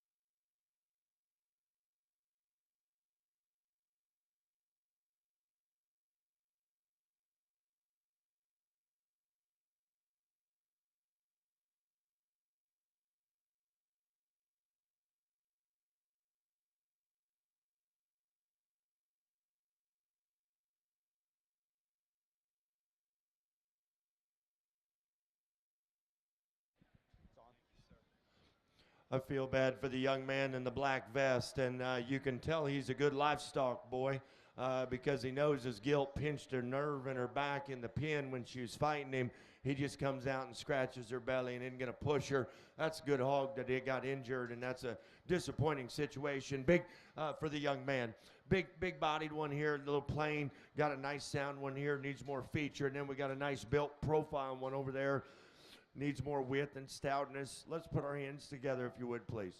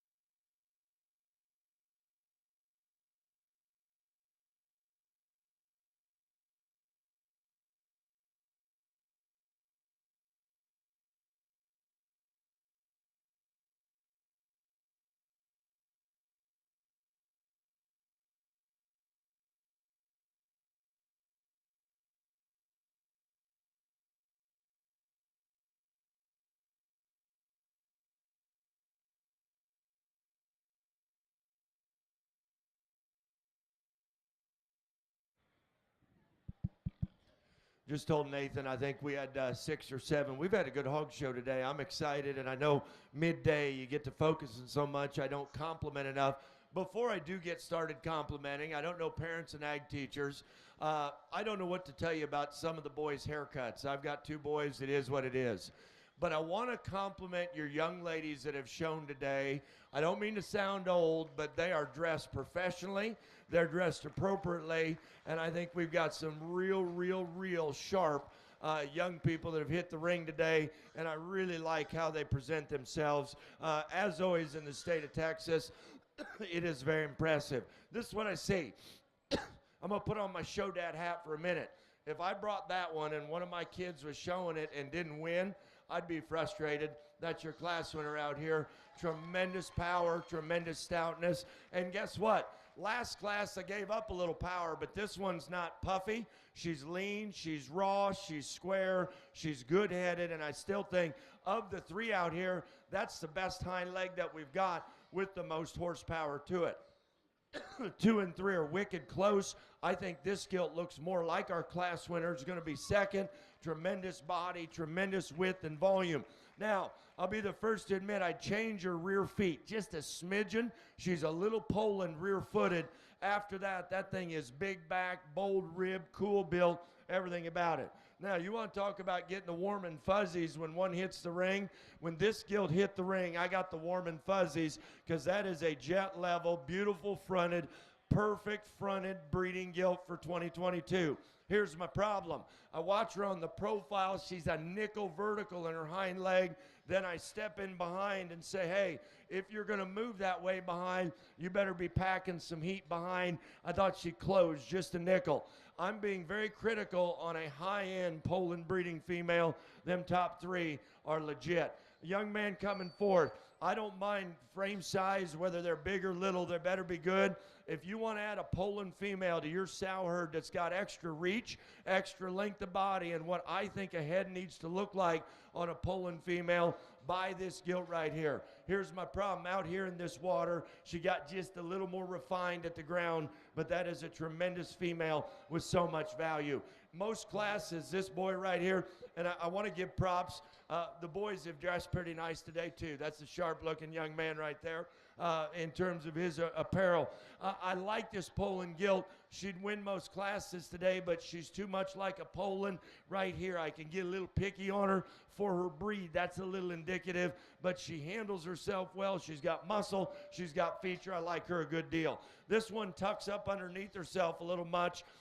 Front 2/3 are wildly powerful, bold and stout. Just got a little bit of a ducker back there behind. Got a real bold top one. The young lady shows here. Ran out of bone, just a little rigid in her blade and the crest of her neck. Tremendous width and stoutness. Big, pretty gilt here. I love breeding gilts like this. Today, she doesn't have enough flesh and mass to her, but I love her build. Got one here that's just a little off up front, but the young man's got her dialed in. Looks tremendous. Want to make her a little sounder. Our final one's thick and chunky, a little light-eared, a little compact. Still a good hog. Let's put our hands together. That's a good set of Polands to talk.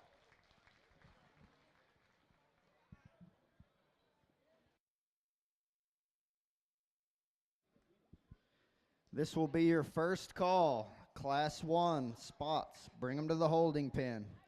First call, Class 1 spots. Bring them to the holding pen. We're now ready to show for champion Poland China. Your winner in Class 1, Haley Nicholson, Dallam Hartley County 4-H. Second place in that class was Macy Spivey, Stephenville FFA.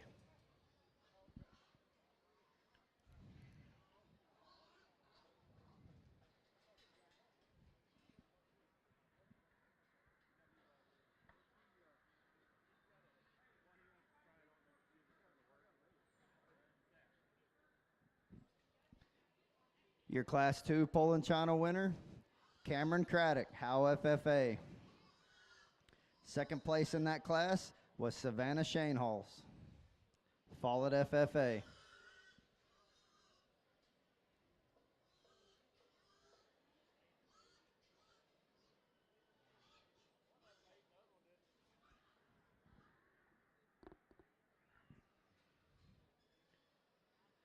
Again, once we name champion and reserve champion, we will need an adult representative to come to the holding pens with these exhibitors. Again, when we name the champion and reserve champion, an adult representative for those exhibitors will need to come to the holding pen.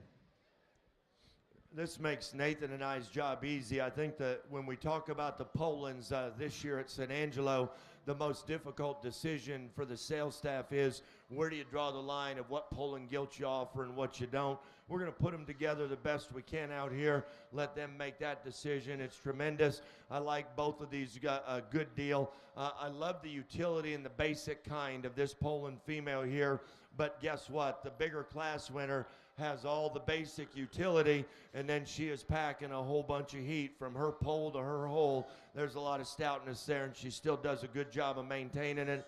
Heavyweight, or the older one's your champion, young lady in the pink shirt. Give her a nice round of applause. There you have it, ladies and gentlemen. Champion Poland China, shown and exhibited by Cameron Craddock. Second place in Class 2, Savannah Shanehalls.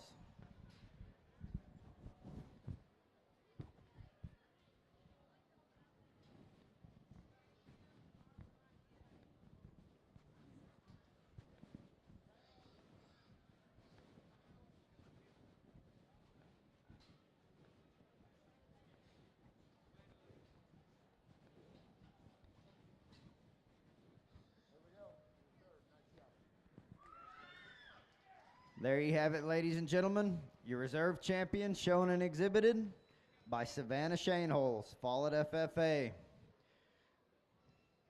We need an adult representative for both of these two exhibitors to come to the holding pens. An adult representative for these two exhibitors, please come to the holding pen.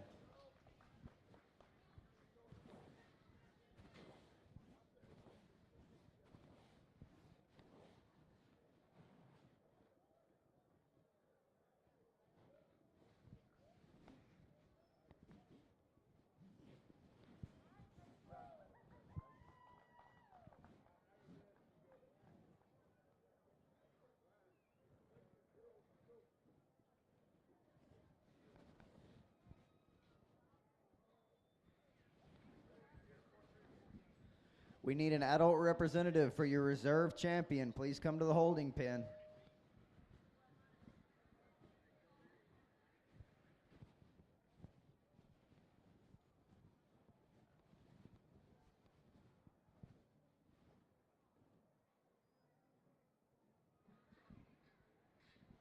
Placings from your Class 2 Poland China. 10th place, Matthew Luna, Floyd Ada FFA. 9th place, Kane Kitchens, Dallam Hartley County 4-H. 8th place, Delana Mayfield, Andrews FFA.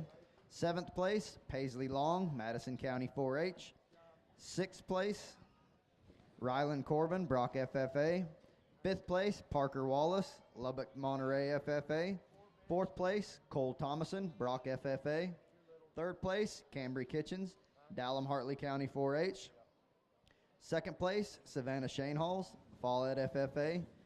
And your Class 2 Poland China winner was Cameron Craddock, Howe FFA. Let's give those exhibitors a nice round of applause. Second call for your Class 1 spots. Bring them to the holding pen. Second call, Class 1 spots. Bring them to the holding pen.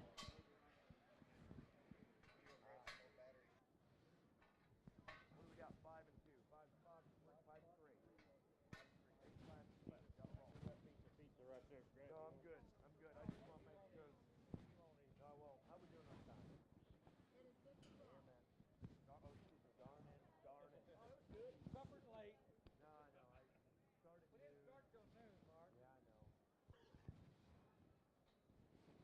You rolling with good? Hey, 500. Yeah. Biggest we've had. It's good. Because they knew you'd come. No, I don't know about that. You know, one year I love, this is what I love about San Angelo.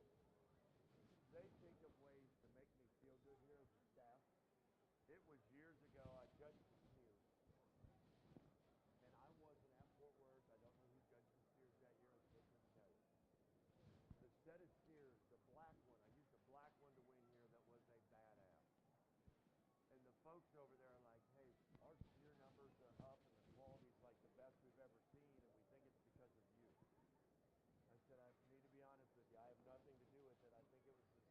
poor judge that left a lot of good ones on the rail.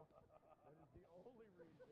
And I mean, it was an incredible steer show. I mean, this black one came in the ring, and I thought to myself, how in the did he miss that? I'm glad he missed it in Fort Worth because I got to use the sand at San Angelo. But the beat crew was like, it's because of you. Nope. I really don't have any benefit. But well, that's what we're going to go with. No, totally. I was going to roll with it, but no, not really.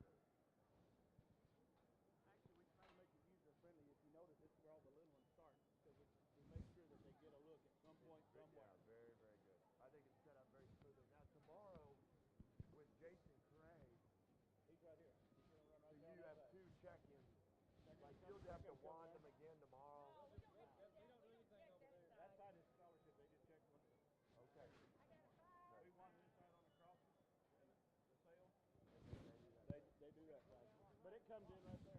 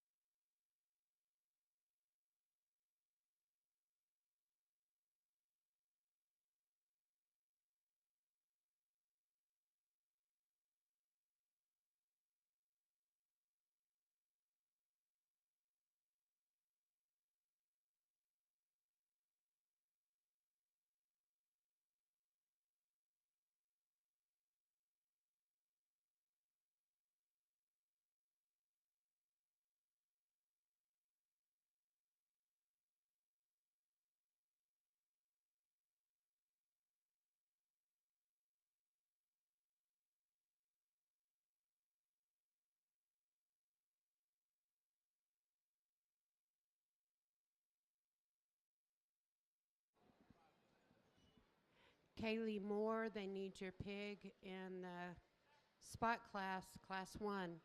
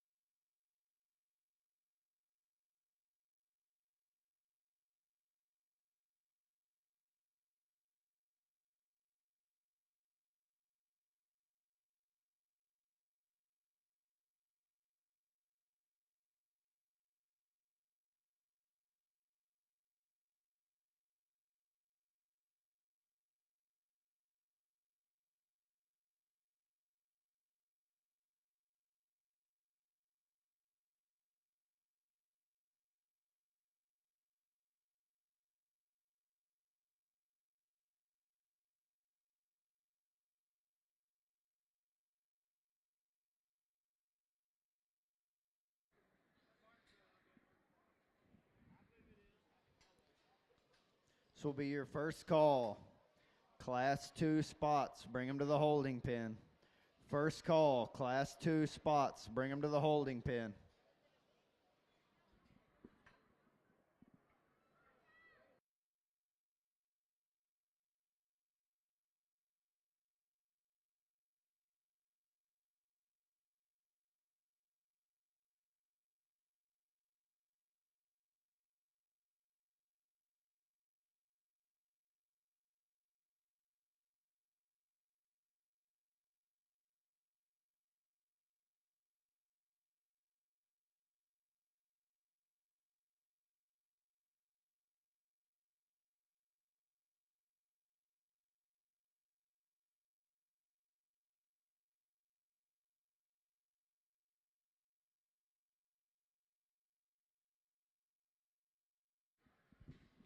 You guilt exhibitors in the ring, you can be excused. Ladies and gentlemen, let's give them a nice round of applause.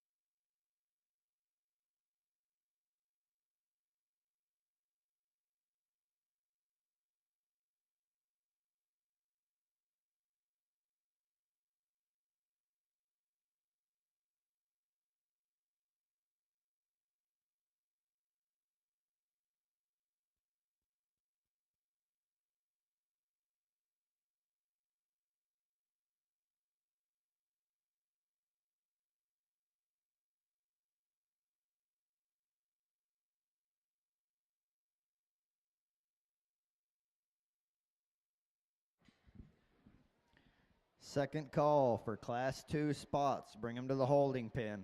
Second call, Class 2 spots, bring them to the holding pen.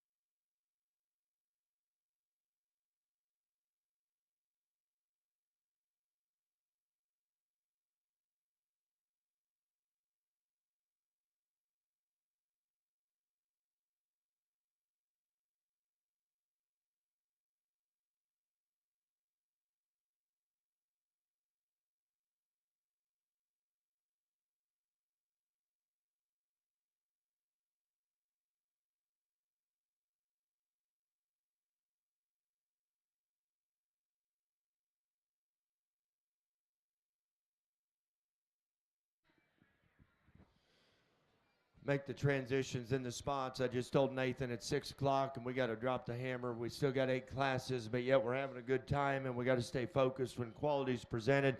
Little guy here's got a real close call. I like the beautiful front 2/3 of that gilt. Thought she closed up just too much behind, and like to stabilize her a little bit. I brought a gilt over that's bold bodied or bold boned and stout featured, little dry flanked and just a little flat front footed. Got a nice one over here in terms of rib design, just a little more restricted on her ankle and hock. Close calls. Let's congratulate the 3 young men. We're going to redrive this class.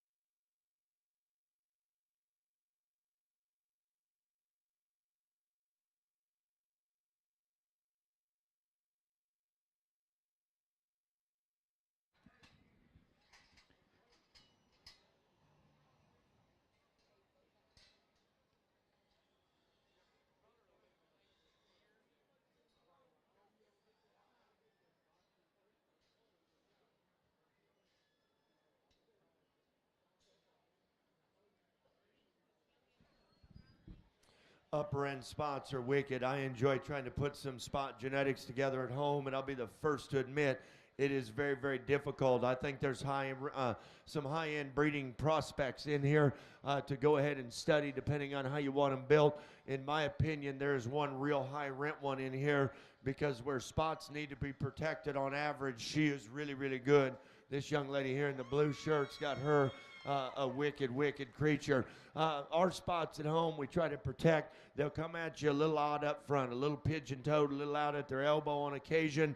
That gilt is flawless there. She's big arm, flat back, good shape. That one's really, really good. This gilt right here in second, I love the design, the hip, the hind leg in this gilt. I love her feature. She's a little too much spot built up through her elbow, down through her front foot. If we get that squared away, that thing's really, really good. Here's what I don't know in our spots at home. We either got them burly and wide or we got them pretty, need a little more feature. I love this gilt in third. I think if you buy her today, she's only going to continue to get better. I didn't know if there's enough feature and density there, but I really like that gilt's kind. I like her design, like her length of front end, her length of body. She looks like a female that's correct. Just want to intensify her skeleton just a shade. Got a stout wide one that I really like a good deal. I'd fix her underline just a shade in terms of her belly wall, fix the crest to her neck just a notch, but big feet, big bones, and stout and powerful. Really a good quality individual there. I like in fourth quite well. This gilt and the next gilt I think are close. They resemble the gilt in third quite a bit. They're attractive, they're long, they're level. That gilt needs a bigger hind leg and loosen her spine just a little. This gilt's got a little more feature, but I thought of those smaller and more attractive gilts, I thought she was just a little more rigid in her skeleton. Want to relax that shoulder design just a little, but I think that gilt's got a great breeding value look to her. Big-bodied, high-performing gilts, a little plain through her neck, a little crusty, but man, she's big-bodied and stout. Got a heavy boned one here. Just got to have a different set of running gear behind. Our final couple, we got a spot gilt that wore out a little bit on us. Then we got one down here that's good design, good balance, just needs a bigger forearm, needs a bigger, stouter foot. Great class, my compliments.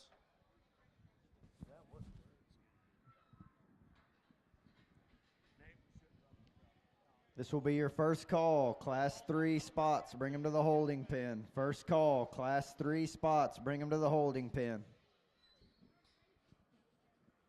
How many we keep out of that class?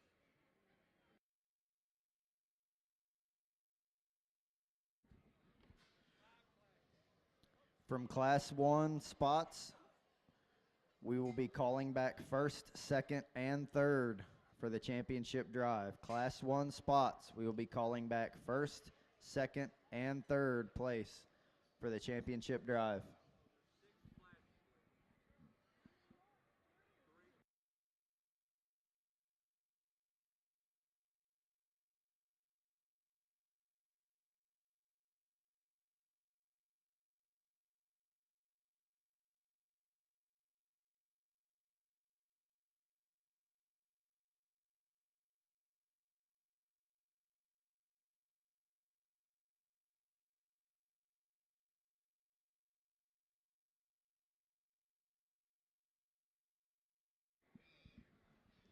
You exhibitors there in the ring can be excused. Ladies and gentlemen, let's give them a nice round of applause.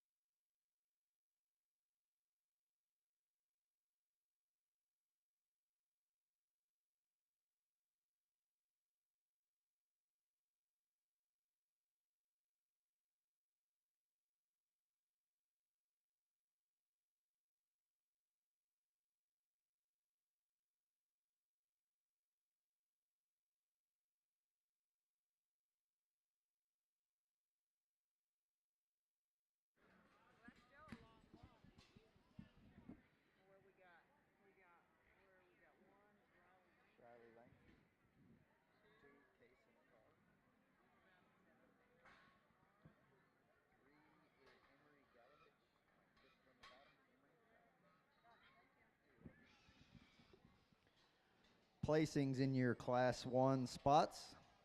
10th place, Allison Lehman. 9th place, Jacob Anzalduo, Archer County 4-H. 8th place, Chloe Stewart, Cisco FFA. 7th place, James Vaught, Iredale FFA. 6th place, Adeline Galovich, GymNet FFA. 5th place, Rianne Maxwell, Godly FFA. 4th place, Mason Gilmore, Archer City FFA. 3rd place, Emery Galovich, GymNet FFA. 2nd place, Kaysen Card, Ellis County 4-H. And your Class 1 spot winner was Riley Langford, Parker County 4-H. Let's give those exhibitors a nice round of applause. This will be your second call for Class 3 spots. Bring them to the holding pen. Second call, Class 3 spots. Bring them to the holding pen.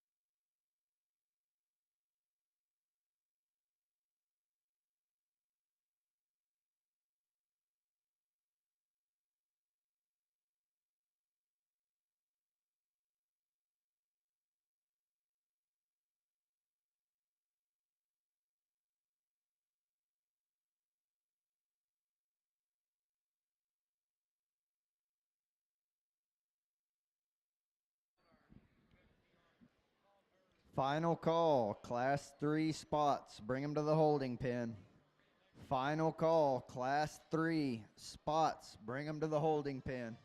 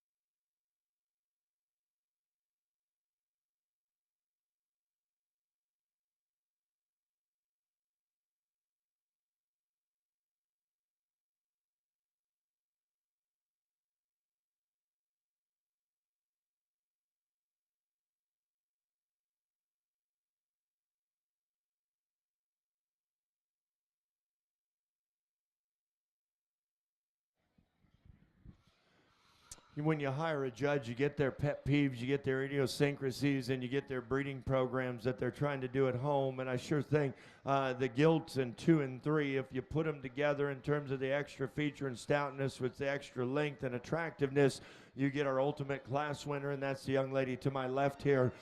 This Gilt exemplifies high-end breeding stock in terms of design, in terms of look. I like the shape to her form. I think that's the best hip. That's the best hen-legged spotted female.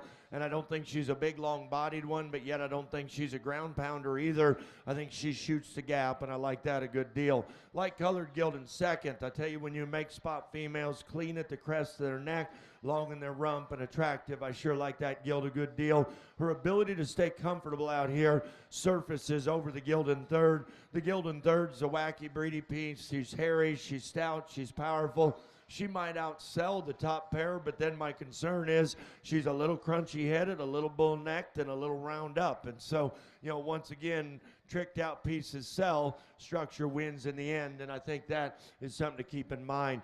They got a great long-bodied, big frame Gilt here. She doesn't do 100% in terms of her ankle behind. Then I'd change the way that Gilt's assembled at the top of her shoulder, going through her crest. She tilts forward a little bit, but I love the length of body, good hock joint set in her. I like where her tail sets on her framework quite well. The next pair, I tell you what, guys, these are powerful spot females in bone and hair and feature.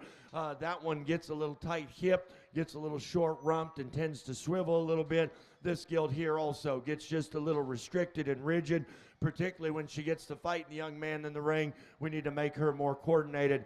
Got one here that's a little hook-legged, but I like the length of front. I like the levelness of design. Square her up at her knee, change the set to her hind leg and ankle. I think that's a good kind of Gilt. The final three we've got coming, a big-bodied, nice Gilt there that's a little closed up at her knee. This Gilt tends to get out at her hock and then come close at the ground and rope walk just a little behind. I'd alter that. Got a big, pretty one that run out of body and rib, but she's got extension and frame size. Our final Gilt's a basic built, good basic kind of sow, just a little plainer featured than what we've got out here to study. Great class. My compliments once again. Our final Gilt that I brought over from the SIF pin, just a little refined in her rear leg, a little tight in terms of her ankle. Front 2/3 are quite good. Shut that behind me, would you please? Sorry.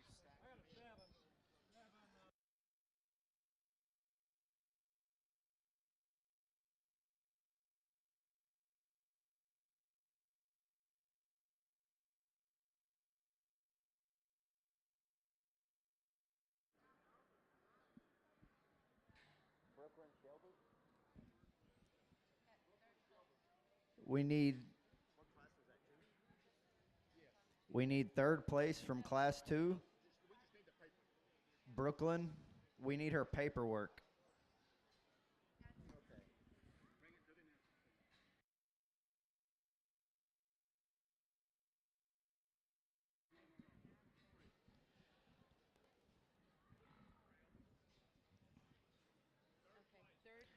Brooklyn Shelburne, Swisher County 4-H. We need your paperwork. Your registration paperwork at the announcer's stand. Brooklyn Shelburne, Swisher County 4-H, third place. We need your registration paperwork in the announcer's stand.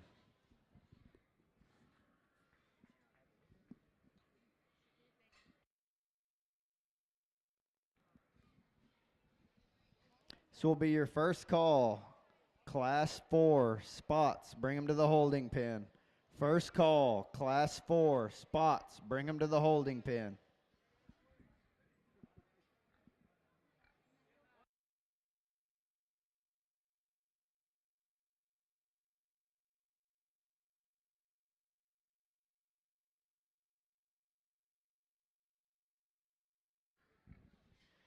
You Gilt exhibitors in the show ring, you can be excused. Ladies and gentlemen, let's give them a nice round of applause.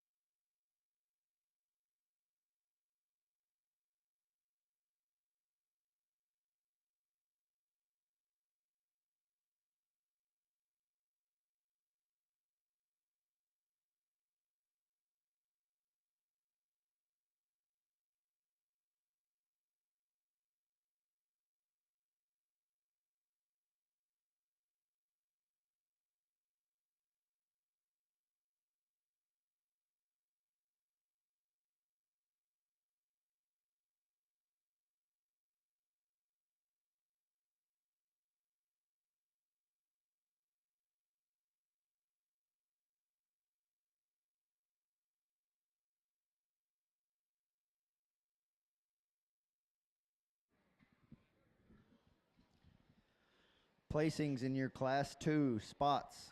10th place, Paisley Chandler, Iredale FFA. 9th place, Emma Jones, Moore County 4-H. 8th place, Landry Fritch, Dallam Hartley County 4-H. 7th place, Emily Burton, Evan FFA. 6th place, Weston Chandler, Iredale FFA.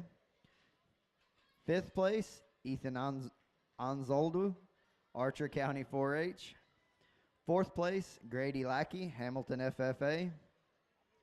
3rd place, Brooklyn Shelburne, Swisher County 4-H. 2nd place, Alexandria Huseman, Lubbock Cooper FFA. And your Class 2 spot winner was Bailey Hernandez, Cisco FFA. Let's give those exhibitors a nice round of applause.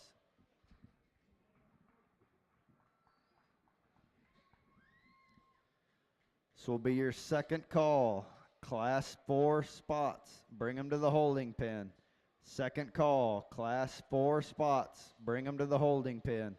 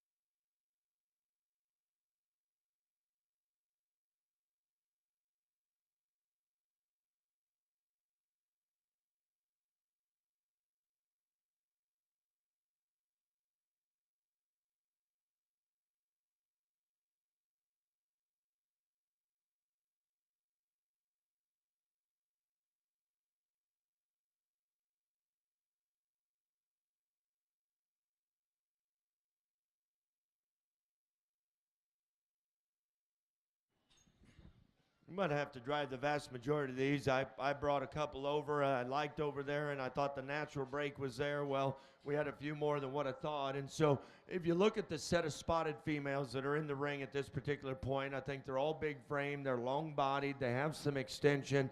I like that about them. The challenge that I get is study the bone and mass relative to their frame size and extension. They're a little refined.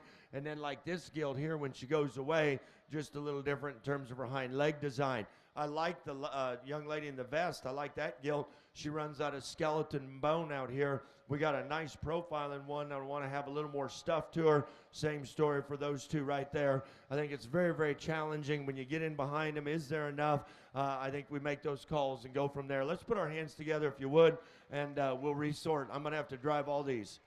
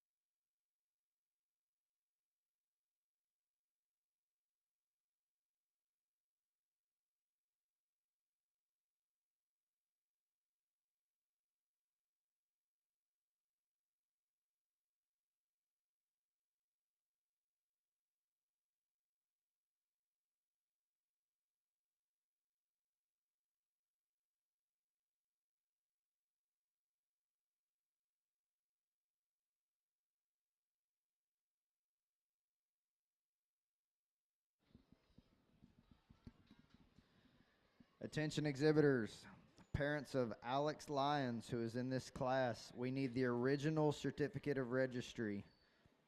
Parents of Alex Lyons, Stinnett, Texas, we need the original certificate of registry for the gilt.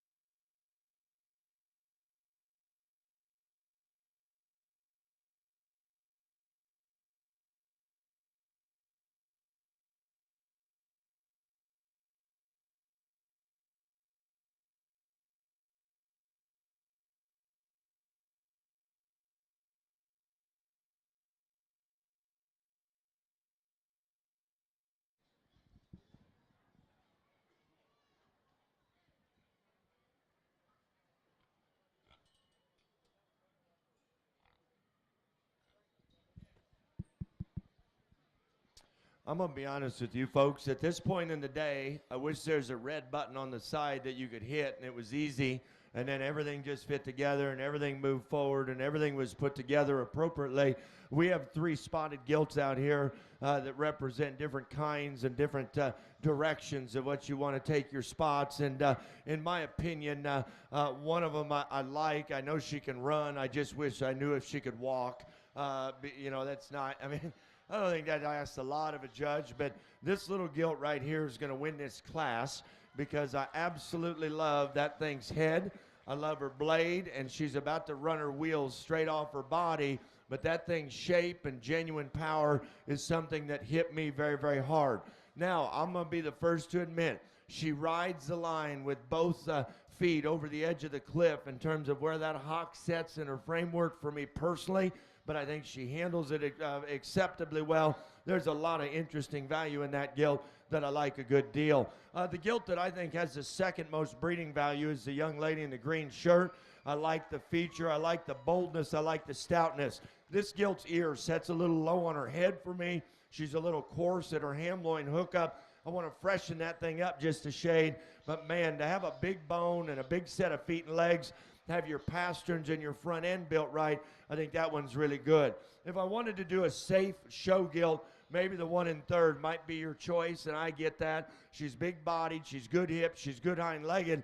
My problem is when I get her on the profile, she closes up underneath just a nickel, but then the shape to her head, the crest to her neck, it's just a little plain featured for me in a spot. I found more interesting breeding value, more memorable breeding value for me personally, and in the top pair. The little guy that's fourth, if we could put a little more muscle on this gilt, this is probably the best built gilt of the top 4. Love her design, love her tailhead, love her length of hip. I think that's a good fundamental female that I'd gather up at a type conference in a hurry today in a show ring just a little flat needs more to her. This gilt comes out at her elbow too much for me. Her tail sets a little quick and tight into her hip, and then she got a little bitty skinny tail. That freaks me out a little bit from a sow standpoint, but you want to talk about a good hind leg, a big back, a stout set of feet and legs. That gilt's good. She had a couple issues that I guess I pick on maybe more than some others. I'd encourage this young lady to get this gilt broke to drive,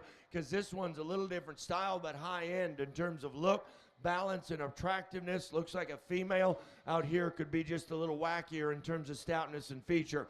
The next pair come out, little tight ankle, little more restricted, but they're big-bodied power spots with a lot of boldness to them. Our final three, we got one that's a little long-toed up front, that's got a lot of width and stoutness. We got a pair here. I love the build of this one until I got to watch her come right at me at her knee. She needs squared up there. That gilt runs out of horsepower behind. Tremendous set, very difficult to put together at the upper end there. For your Class 3 spots, we will be calling back first, second, and third for your championship drive. First, second, and third will be called back from Class 3, your spots. This will be your first call, Class 5 spots, bring them to the holding pen. First call, Class 5 spots, bring them to the holding pen.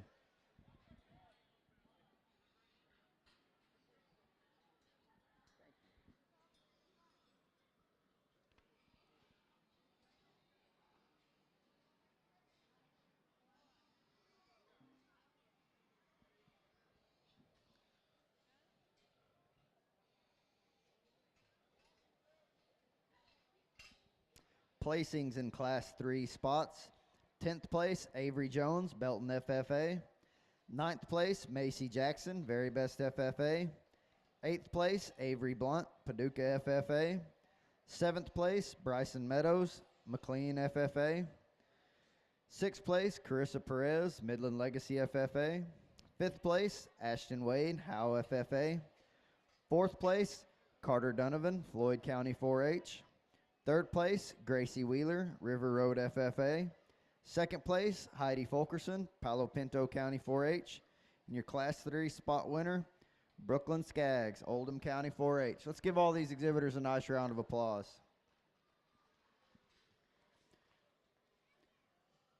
You exhibitors there in the show ring, you can be excused. Ladies and gentlemen, let's give them a nice round of applause.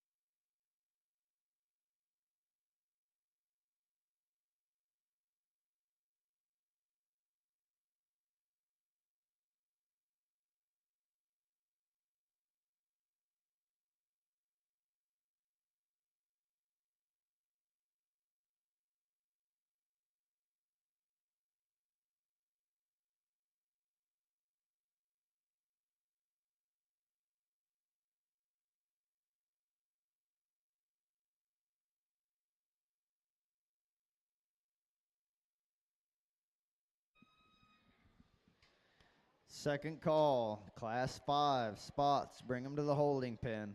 Second call, Class 5 spots, bring them to the holding pen.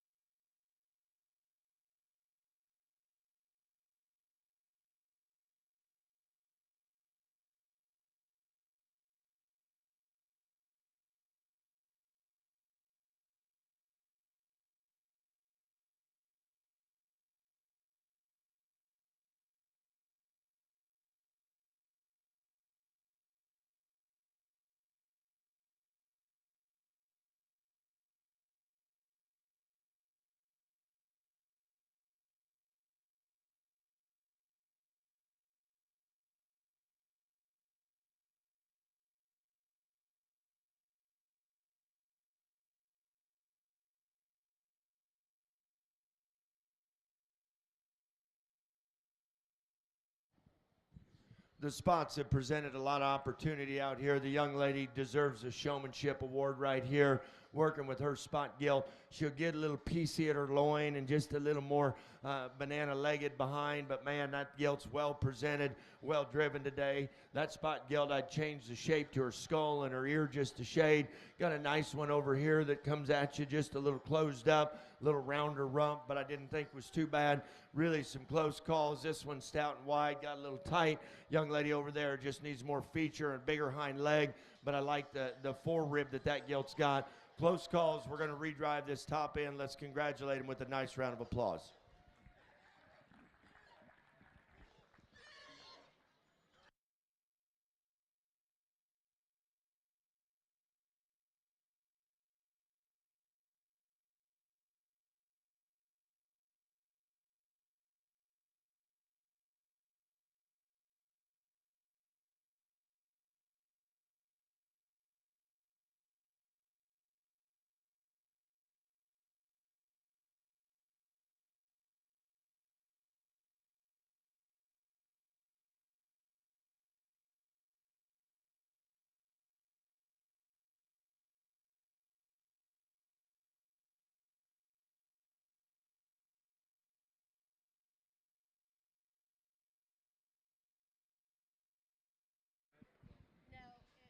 Final call, class 5 spots. Bring them to the holding pen.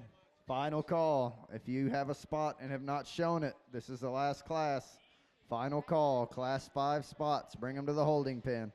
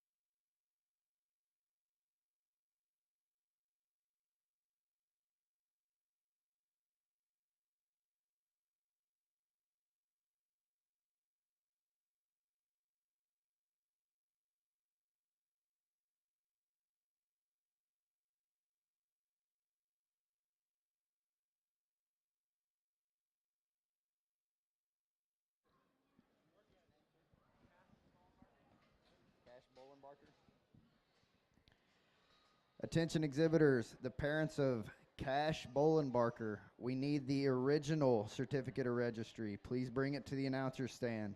Cash Bolenbarker, parents of Cash Bolenbarker, we need the original certificate of registry. Bring the original to the announcer stand.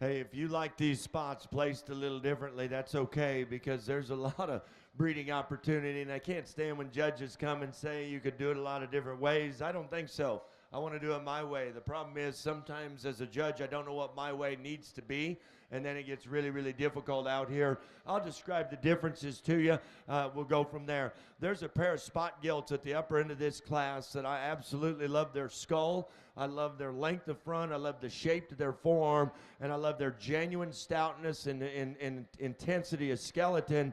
In my opinion, one of them's a little more correct in their elbow, one of them's a little longer in their hip, and I think that sorts them. I think a spot that's good today that could be wicked in a month when you buy her is the young lady here that's going to start this class. I really, really like a lot of things about this gilt. Tremendous design, tremendous look. And, you know, to me, I want to tweak her just a little on her left hind. Once we do that, I think that thing's really interesting to me to study. Young man in second, this gilt will be a little more preacher fronted, just a nickel shorter rump right here. But I love this gilt's feature, love her genuineness. I think that thing can make spot barras in one shot. I think it can make junior spot gilts that play at a big level. The best presented gilt, maybe the best driven gilt of the initial three, comes with this boy right here. Beautiful head, monster back, monster upper rib, monster hip. You have done everything you can do to this gilt management-wise to have her as good as you can. Challenge is all that bulk and mass up high doesn't match her foot size and her rear ankle. That needs altered, in my opinion, to be that next step generator relative to what we have up high. This gilt, I know basic sometimes doesn't sell, but I love this gilt in fourth. Big blade, big arm, flat back. She's a nickel plain, a nickel forgettable out here in terms of her wow factor. But man, if you appreciate functionality, bid and bid often, I think that one's got a lot of value too. If I could change the upper rib of this gilt in fifth, I think this thing's got some fat legs, some big toes, and some big belly and a jet level hip. Out here, she's a scotch plainer throated, want to roll her upper rib just a shade. That thing's worth money in terms of her skeletal density. Got two big wide ones coming next. This one's a little coarse and burly, but I love her width. This one's a little easy loin, but tremendous width, tremendous stoutness, a little flat-footed. Young man's gilt comes out big and pretty. Needs to be opened up in her chest, but that thing's hip and hind legs good. Front two-thirds of the young lady in the red vest, wicked good. Little round rump, little panther-legged behind. Our final gilt didn't want to drive for the young lady, and when she doesn't drive, she gets a little piecey in her top line, but I think the basic structure in her is quite good too. I took too long, but that's a good class, tough to put together.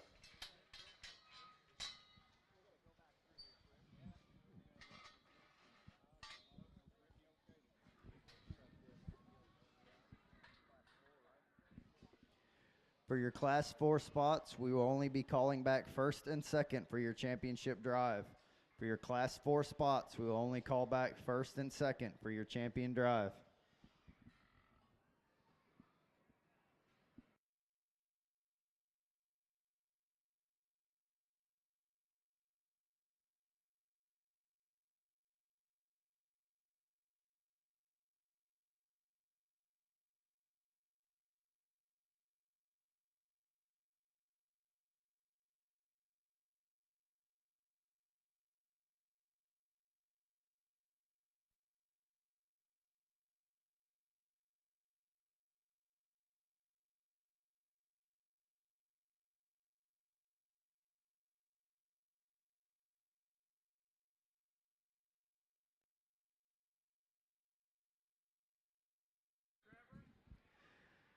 You exhibitors there in the show ring, you can be excused. Ladies and gentlemen, let's give them a nice round of applause.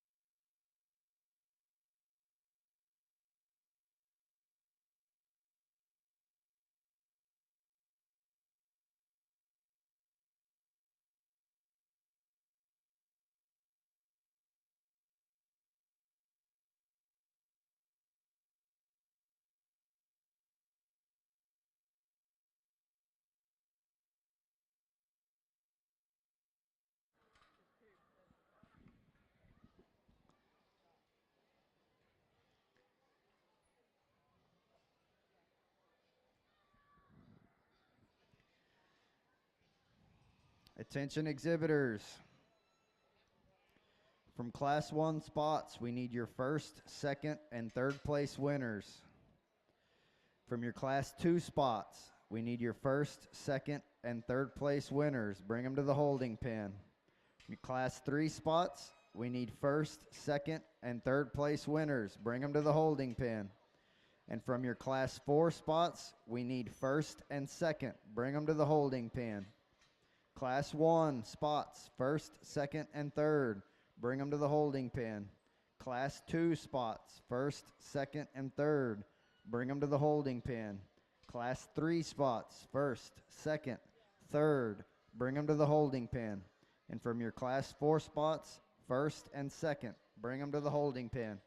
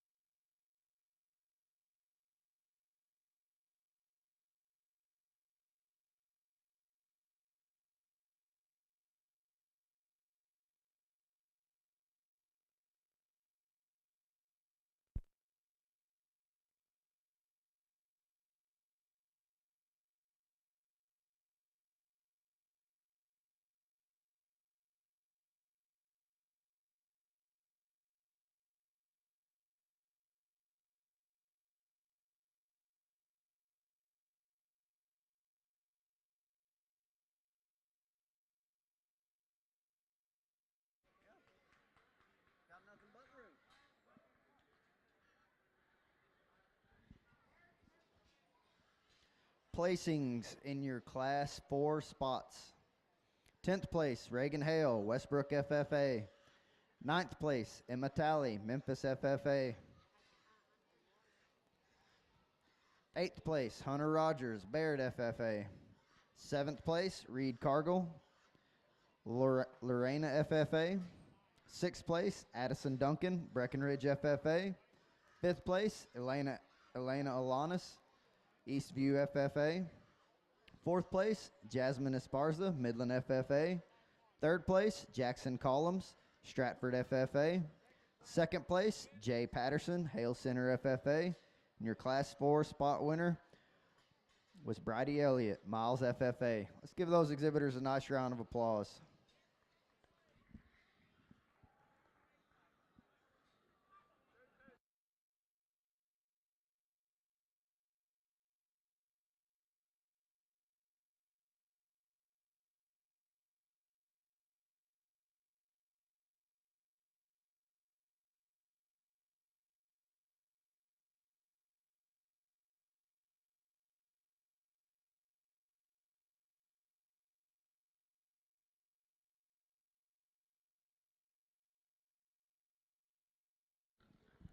Got a lot of spots out here, lots of different pieces to put together. Got a big stout old brutes out here.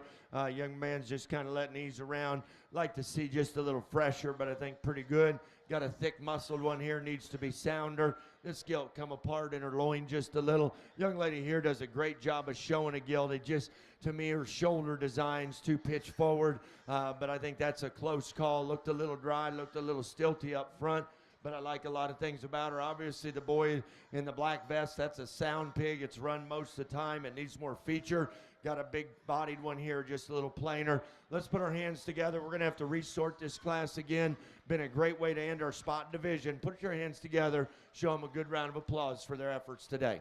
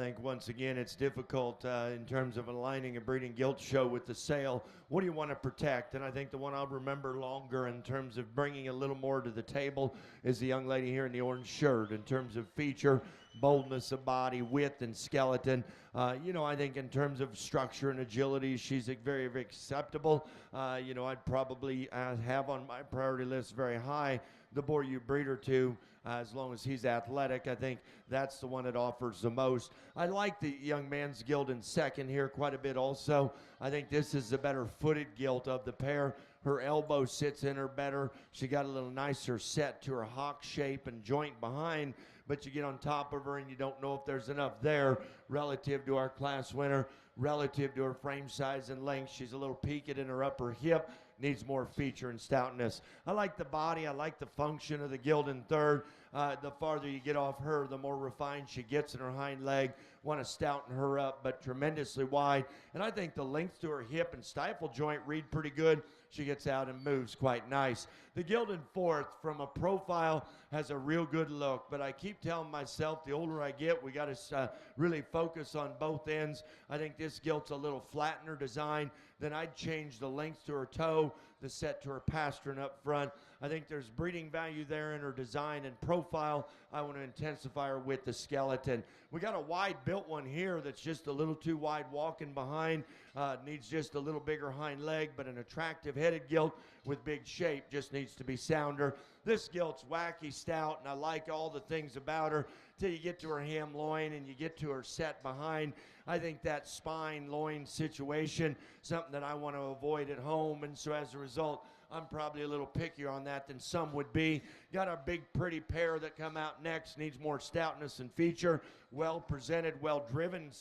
Gilts just need more to them. Got a nice built one here that's too flat design. The young man's got needs more foot and bone. Then our final gilt has the least flank and body, but I sure think a wide-chested gilt got a good look up front. Let's congratulate Class 5 spot exhibitors. We'll do your champion drive.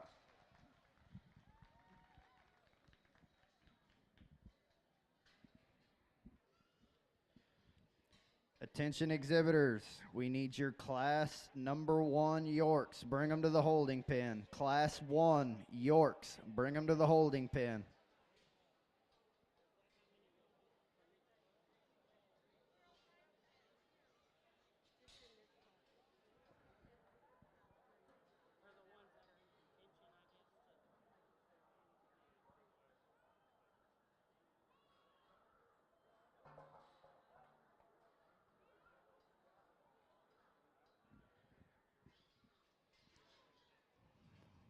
All right, ladies and gentlemen, we're ready to show for the champion spot. Your Class 1 winner, Riley Langford. Second place in that class was Kason Card.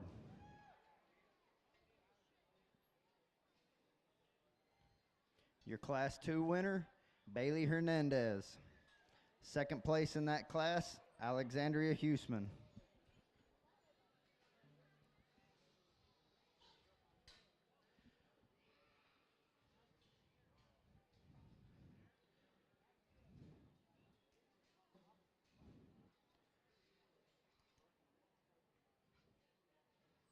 Your Class 3 winner, Brooklyn Skaggs. Second place in that class was Heidi Fulkerson.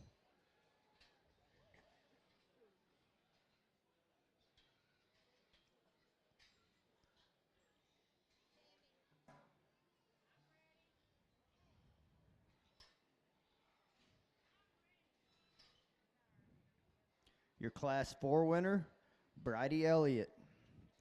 Second place in that class was Jay Patterson.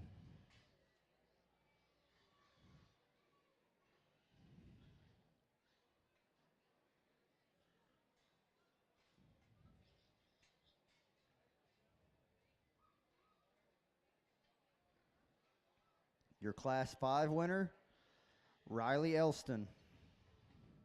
Second place in that class was Cutter Roberts.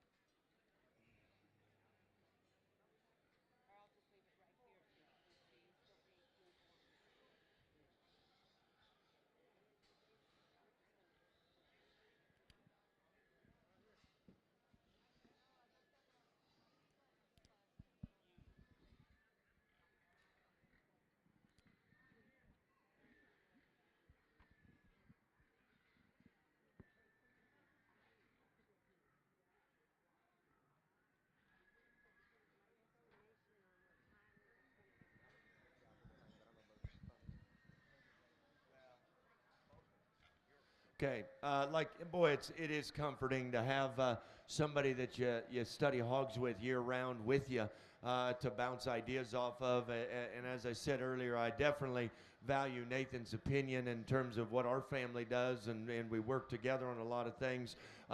There's a lot of ways to skin this cat, and I think there's 6-spot gilts. It'll be interesting how many the committee will have within the sale, but I think there's 6 to 8 of these things that have real value. Once again, do you want to go that bigger, older, good show gilt? Do you want to go a little more far-reaching piece for a champion? I'm still in a junior market, or in a junior breeding gilt show. I want to make sure that my breed champions, when they all come together, I don't have to make one excuse for one of them. In my opinion, as you study each one of these pound for pound and age for age, there's one absolute cat out here that is impeccably good built. I told Nathan after the class, I walked in there and I said, we should have brought our truck instead of my son's Impala that's darkened windows and I couldn't hardly get in. We should have brought the truck and trailer. I really like Class 1, a good deal. That's going to be your champion spot gilt. And there you have it, ladies and gentlemen, your champion spot shown and exhibited by Riley Langford. Second place in that Class 1 spots, Case and Card.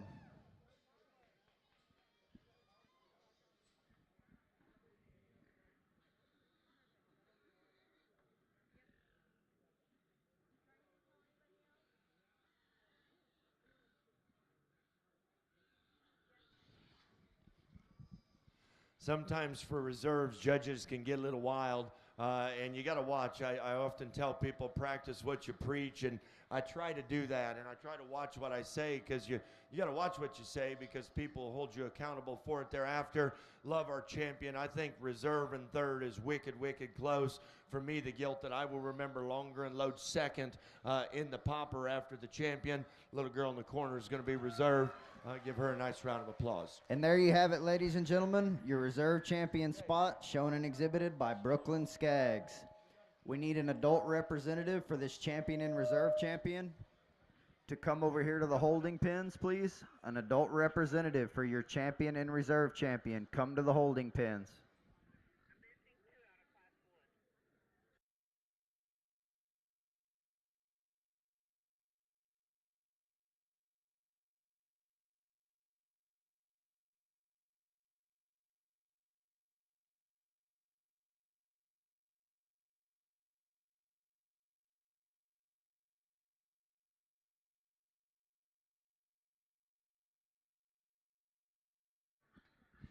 Second call, Class 1 Yorks, bring them to the holding pen. Second call, Class 1 Yorks, bring them to the holding pen.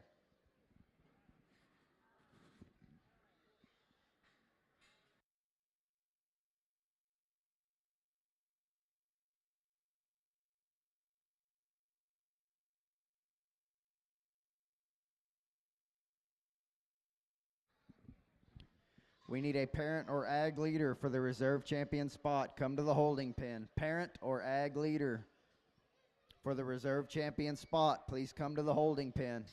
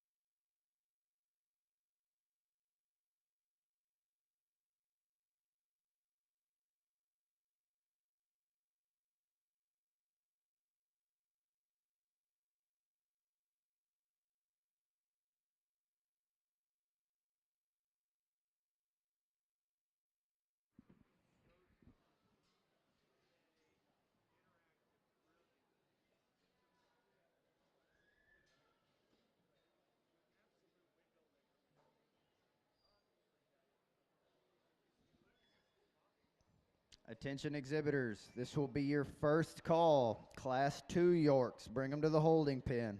First call, Class 2 Yorks, bring them to the holding pen.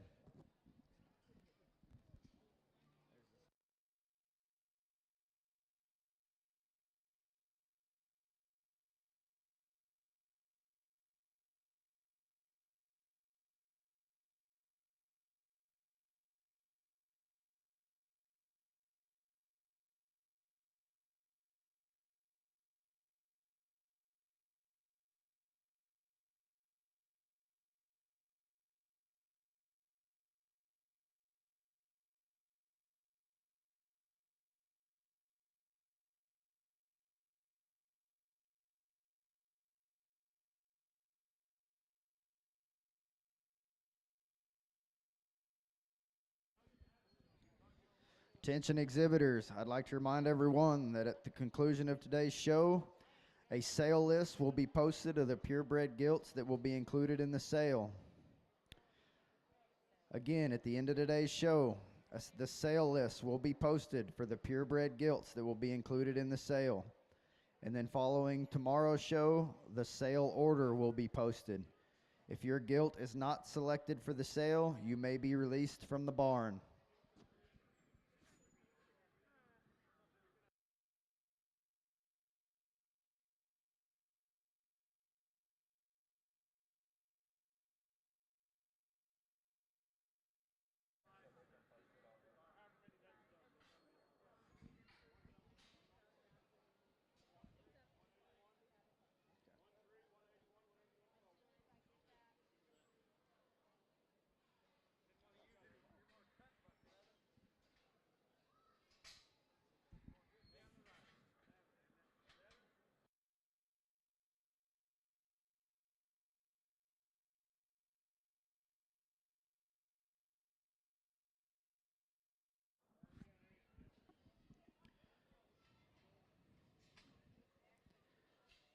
I would like to add to that previous announcement that all the breeds except for spots and Yorks that have shown today, the sale list has been posted already. So if you showed already before the spots and the York, the sale list has been posted for the other breeds. If your if your breed registry paperwork was taken up and you are not on the sale list, you can go retrieve your paperwork from the office. Again, if your paperwork was taken up and you were not selected for the sale, you can go pick your paperwork up at the office.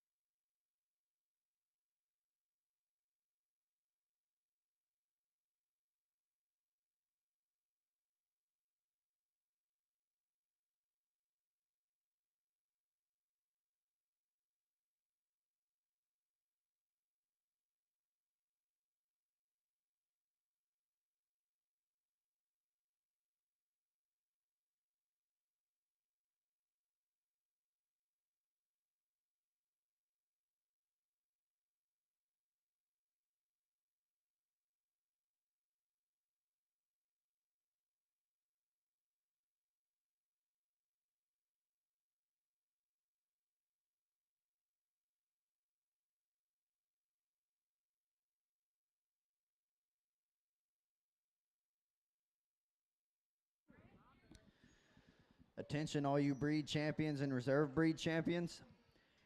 After we show for Champion York, we will be showing for your overall purebred champion of the show, so keep that in mind and be getting prepared.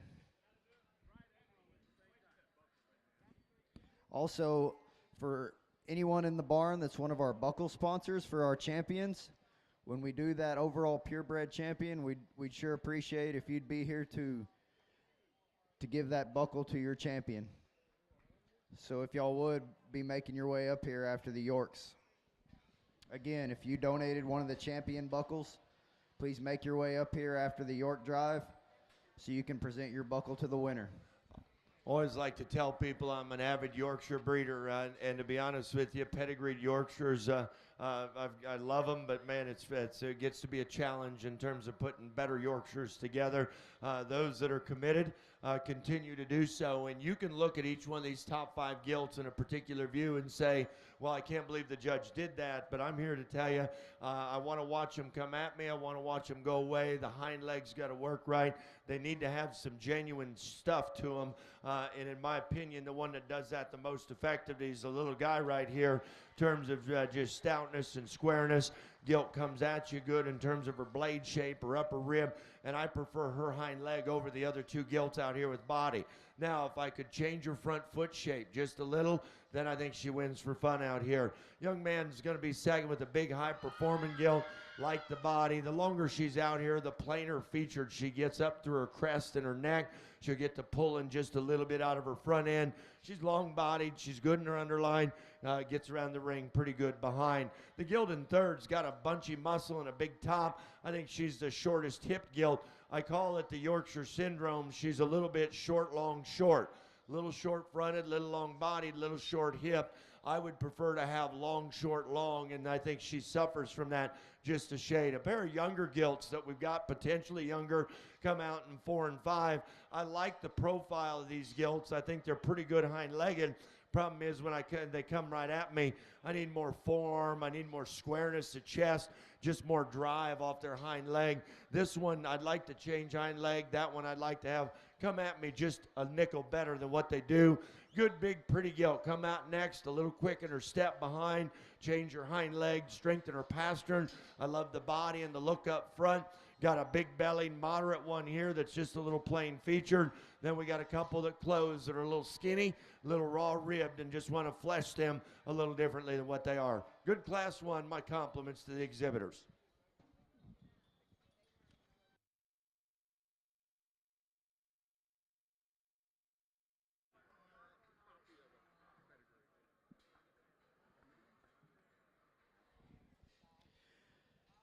This will be your first call, Class 3 Yorks. Bring them to the holding pen. First call, Class 3 Yorks. Bring them to the holding pen.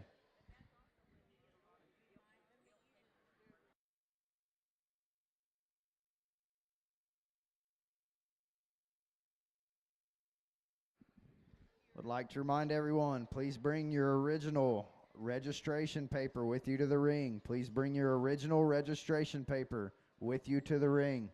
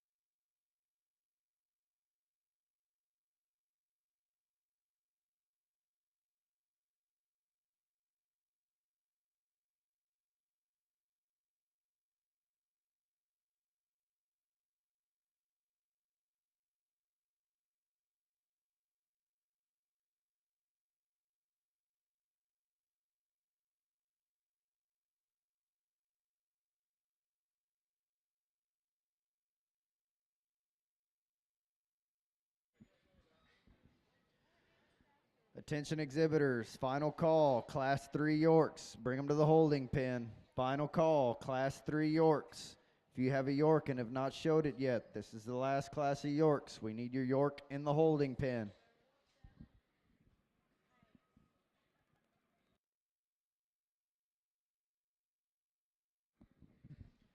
Would like to remind our buckle sponsors that we would really appreciate you presenting your buckle to your breed champion during the overall purebred champion of the show.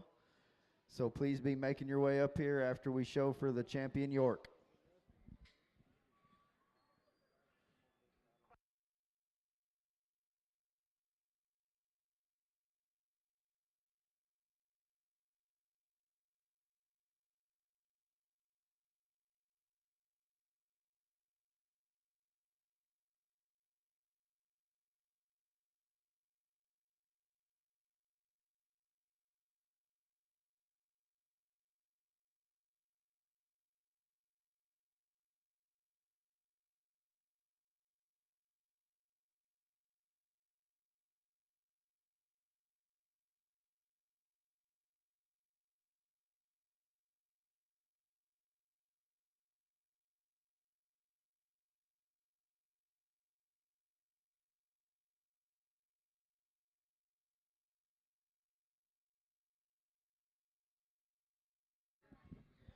Placings in your Class 1 Yorks. 8th place, Jaden Kelly, Albany FFA. 7th place, Madeline Stapp, Albany FFA. 6th place, Blaze Gessick, Hamilton FFA. 5th place, Ethan Madrano, Brady FFA. 4th place, Kinsley Fritch, Dallam Hartley County 4-H. 3rd place, Landry Fritch, Dallam Hartley County 4-Ace. 2nd place, Maddie Mann, Corio County 4-H. And your Class 1 Yorkshire winner, Ricky McLean, Heiko FFA. Let's give those exhibitors a nice round of applause.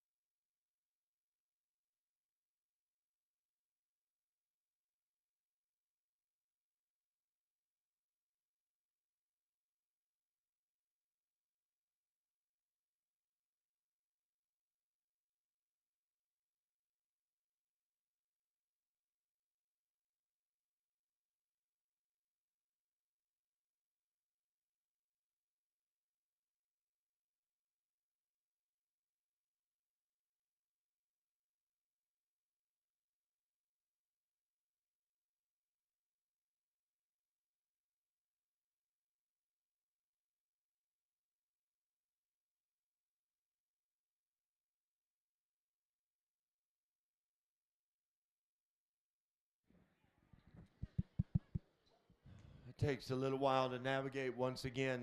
You know, every breed has structural challenges they deal with. In my opinion, it used to be the Yorkshire front feet. Now it's the Yorkshire length of hip and stifle joint and hock, how that's set in them. And so I'm probably a little pickier when I get into this breed to make sure they're built right. You watch them come and go in one of these Gilts. I think solidly is the best built. I think she's got the most genuine shape. She's got the most power, and I like where she's at in her frame size and length of body. She's not short-bodied. She's not small, but she's not tall and flat either. Young man in the red shirt's got him a nice class winner out here for me today. Who's most like him out here? Young lady in the pink shirt's going to be second. Like the body, like the flexibility of this Gilt. I think she's sounder behind than what her Gilt is in third. I'd like to strengthen and just intensify the foot size up front, how she hits the surface up front just a little. But I think that's a basic, good-bodied, flexible Gilt.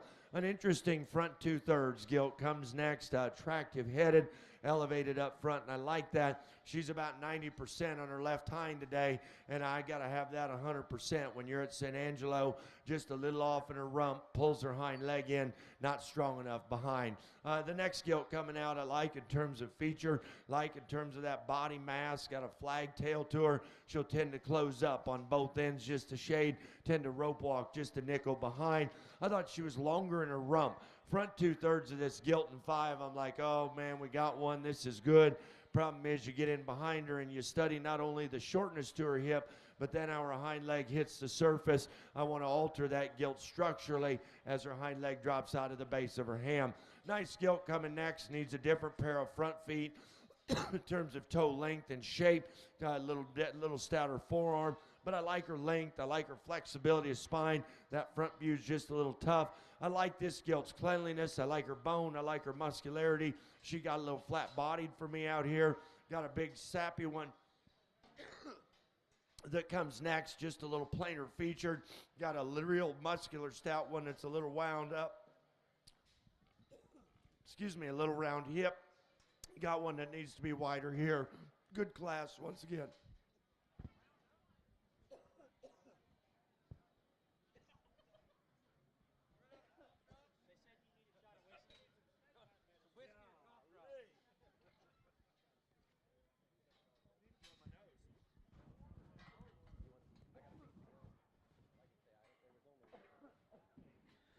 Attention exhibitors, out of Class 2 Yorks, we will be bringing back first, second, and third for the champion drive. Out of Class 2 Yorks, we will be bringing back first, second, and third for the champion drive.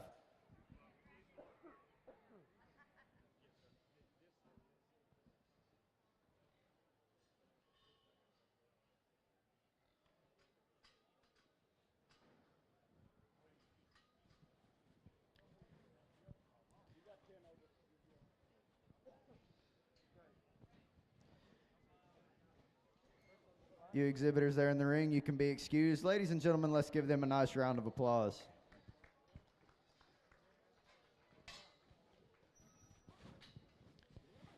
Again, exhibitors, if you had a champion or reserve champion purebred, be getting them ready. We will be calling for them after the champion York drive to show for the overall purebred champion of the show.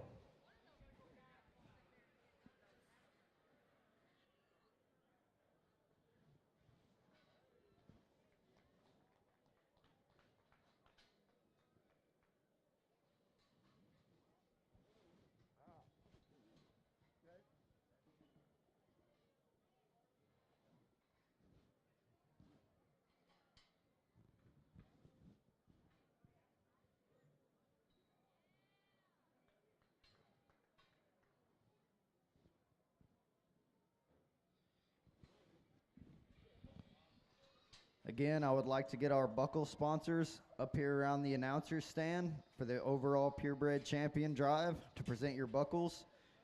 We need a representative from Real Hog Farms, Wysoon Brothers Show Pigs, Schwertner Show Pigs, Done Right Show Pigs, Sundown State Bank, Allercamp Farms, LC Genetics, and Fishbacher Show Pigs. A representative, please come to the announcer's stand so you can present your buckle during the overall purebred champion of the show drive.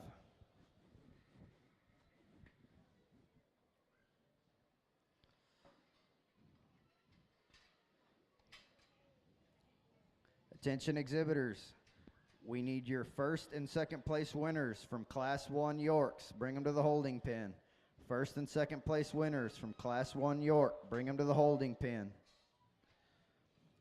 Also, we need your first, second, and third place winners from Class 2 Yorks. Bring them to the holding pen.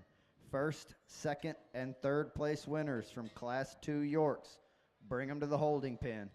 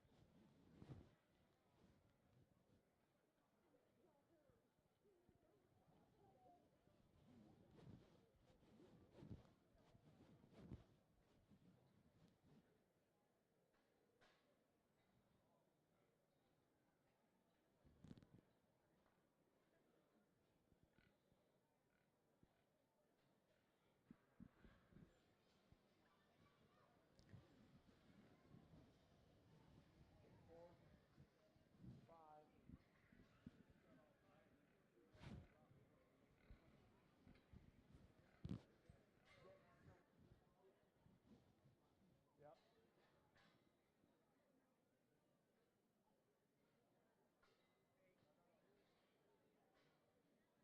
6 is the little guy.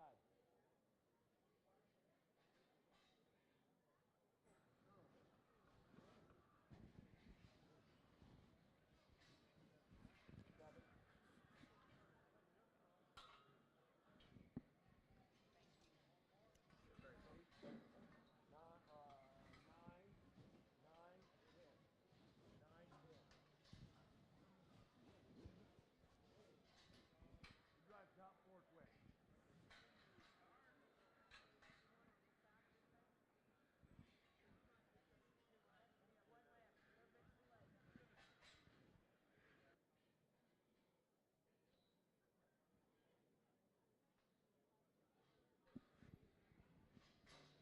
Right at me, bud.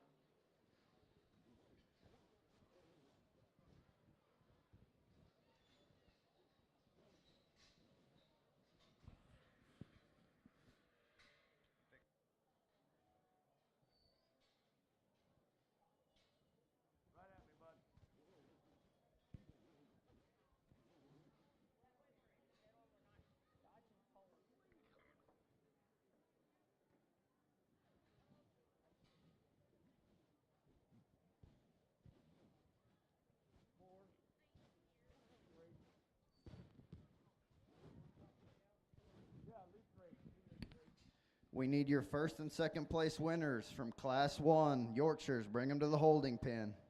Ricky McLean and Maddie Mann, bring your Yorks to the holding pen.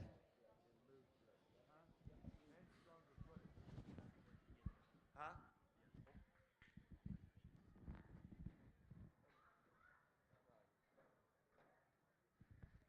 Didn't realize my microphone was on. I should probably make sure that's off before I start talking. It's okay. Great way to finish our Yorkshire show, and I really think it's been a tremendous purebred day, and we're really excited and anticipating the final drive here. When you can be the stoutest, the widest, the boldest, the soundest, and the strongest footed, I think those are a lot of advantages to start with. Young lady in the pink shirt here has got her a power sow within a Yorkshire breed. I love the body shape. Love the ability of this gilt to let her hock go behind her vulva, drive and reach forward.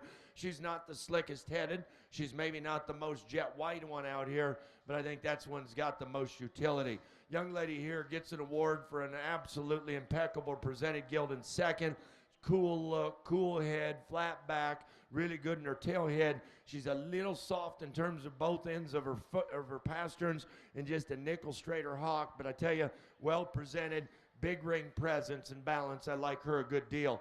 Young lady that's going to be third, I like the heads up look in this gilt. She's a little quicker and rounder in her rump. She prances just a little shorter, stepping behind than the top pair. As a result, she's going to be in third. I like the feature, the foot, the skull in this gilt that comes in 4. Gilt closes up too much when you get in behind her, but I like that head, neck, four-rib transition. I think that looks like a strong built Yorkshire female. I thought she was just a little bolder and stouter than our gilt that comes next. The gilt that comes next is big-bodied. Take her to the ground, and she runs out of horsepower. Watch her go away. She tends to rope walk off of her rear, too. I want to drop that hind leg more appropriate than what it is. Profile's great on this one. Needs to be opened up in terms of skeletal width and density. Got a good-bodied one here that's a little soft pastern, a little crunchy-headed. Got a big, stout, thick one that just got too round and short-stepping on both ends. Really got a nice profile in one here that ran out of foot size and bone. You step in behind this gilt, I'd alter the shape to her hind leg. The gilt in 10th is extra good rib, extra practical, just a little plainer featured Yorkshire gilt out here. Nice way to finish a good day.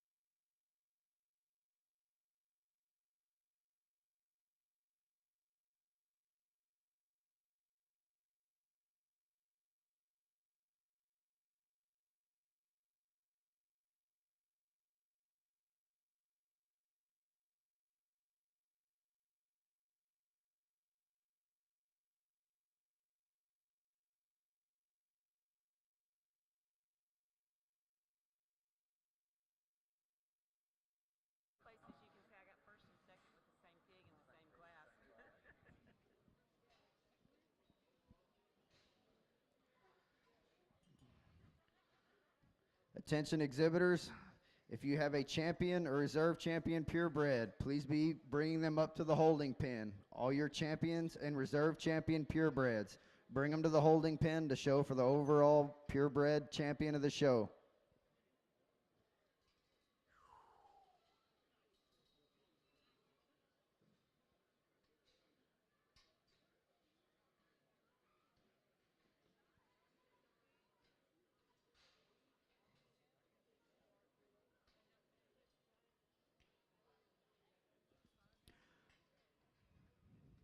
All right, ladies and gentlemen, we're ready to show for the champion York. First place in Class 1, Ricky McLean, Heiko FFA. Second place in that class was Maddie Mann from Coryell County 4-H. Your Class 2 Yorkshire winner, Peyton Eubanks, Chisholm FFA. Second place in that class was Lachlan Russell, Follett FFA.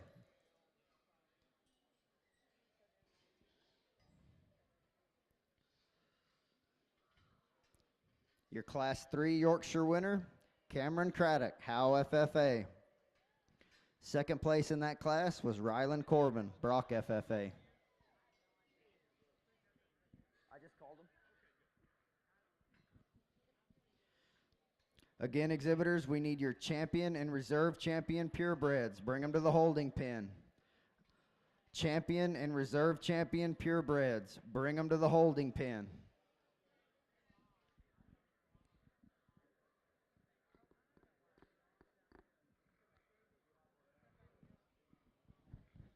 You know, you always hear, man, that Gilts my kind, that's Gilts my kind. Well, when there's really good ones, good Lord, I hope they're everybody's kind. I will tell you from a Yorkshire standpoint, over the years, I've watched the breed trends change, and Pretty's in, Bold's in, Pretty's in. It kind of goes back and forth. I will tell you, your champion Yorkshire Gilt suits me very well. Suited me well 10 years ago, suits me well today. Love the skull, the strength, and most importantly, the agility. Young lady in the pink sweater's got your champion. Give her a nice round of applause. There you have it, ladies and gentlemen. Your champion York, shown and exhibited by Cameron Craddock, Howe FFA. Second place in that class was Rylan Corbin, Brock FFA. Again, we will need a parent or an ag leader over by the holding pens immediately following this drive of the champion and reserve champion. I really like the three representatives we have out here. Maybe the middle and heavy classes are maybe a little typier looking. That Gilt at second to the champion comes out of that holding pen, heads up, covering ground like she needs to. That Gilt's presented to a T and yet has a tremendous amount of quality to go with it. Reserves the young lady here in the scarf.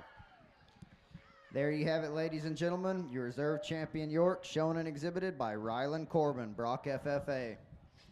We need an adult leader or parent for this champion and reserve champion over here to the holding pen immediately. An adult leader or parent of the champion and reserve champion, come to the holding pen immediately.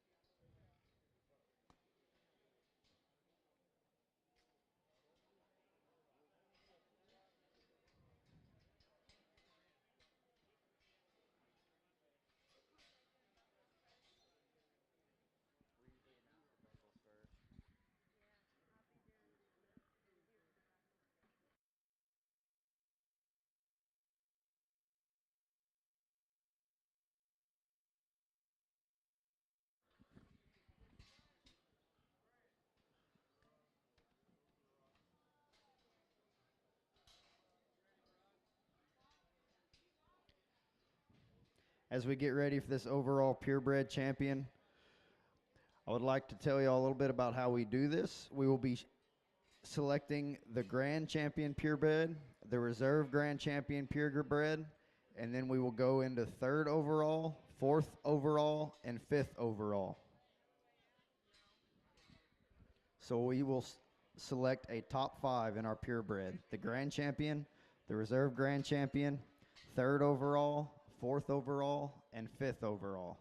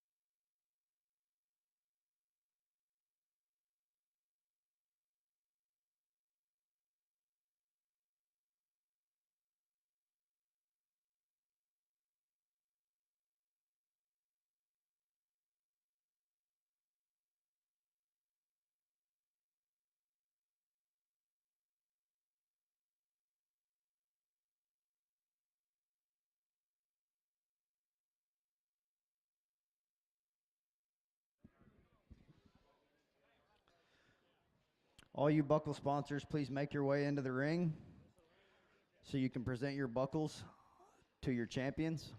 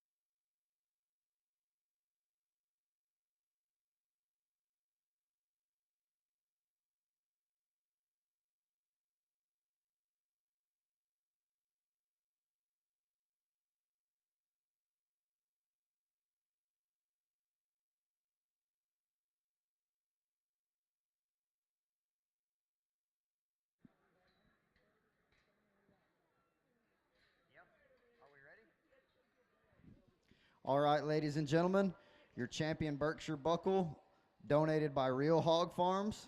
Your winner, Sawyer Ownby.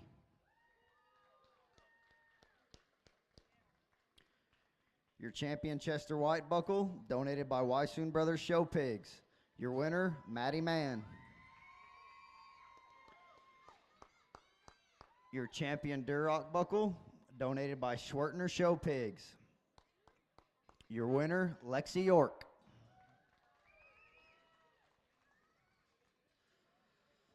Your champion Hamp Buckle, donated by Dunright Show Pigs. Your winner, Macy Spivey.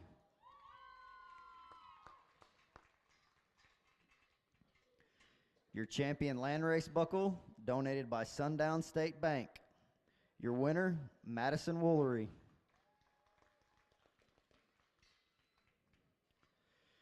Your champion Poland China Buckle, donated by Allercamp Farms. Your winner, Cameron Craddock. Your champion Spot Buckle, donated by LC Genetics and Company. Your winner, Riley Langford. And your champion Yorkshire Buckle, donated by Fishbacher Show Pigs. And your winner, Cameron Craddock.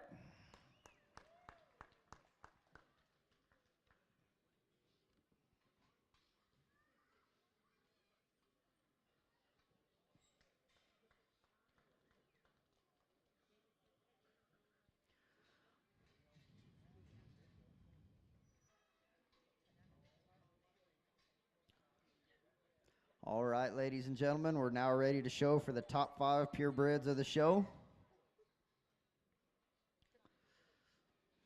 Your champion Burke, shown and exhibited by Sawyer Ownby. The reserve champion Burke was Canyon Smith.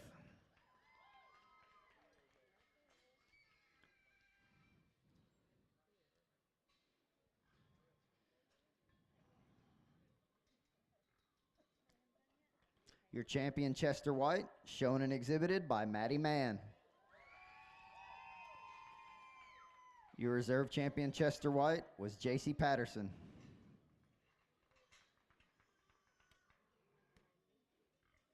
Your champion Duroc, shown and exhibited by Lexi York. Your reserve champion Duroc, also shown by Lexi York.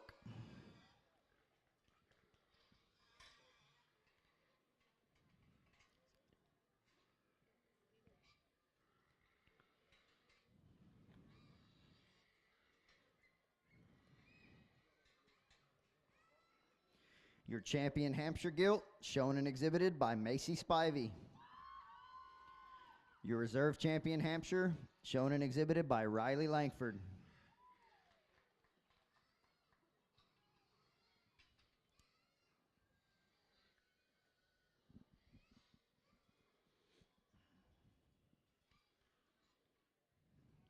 Your champion Landrace Gilt, shown and exhibited by Madison Woolery. Your reserve champion Landrace, shown and exhibited by Emily Burton.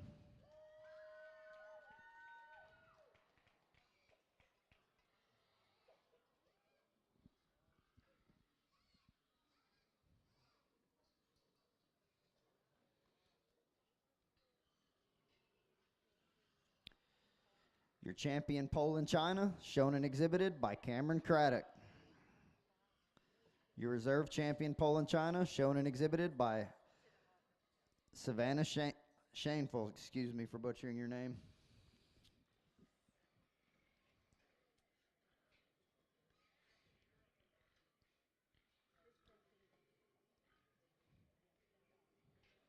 I had that written down somewhere.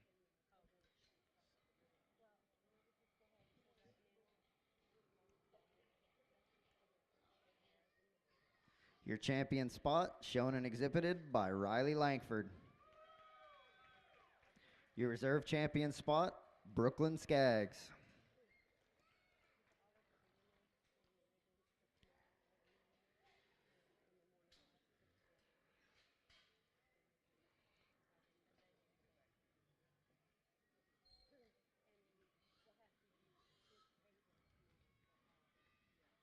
Your champion Yorkshire, shown and exhibited by Cameron Craddock. Your reserve champion Yorkshire, shown and exhibited by Ryland Corbin.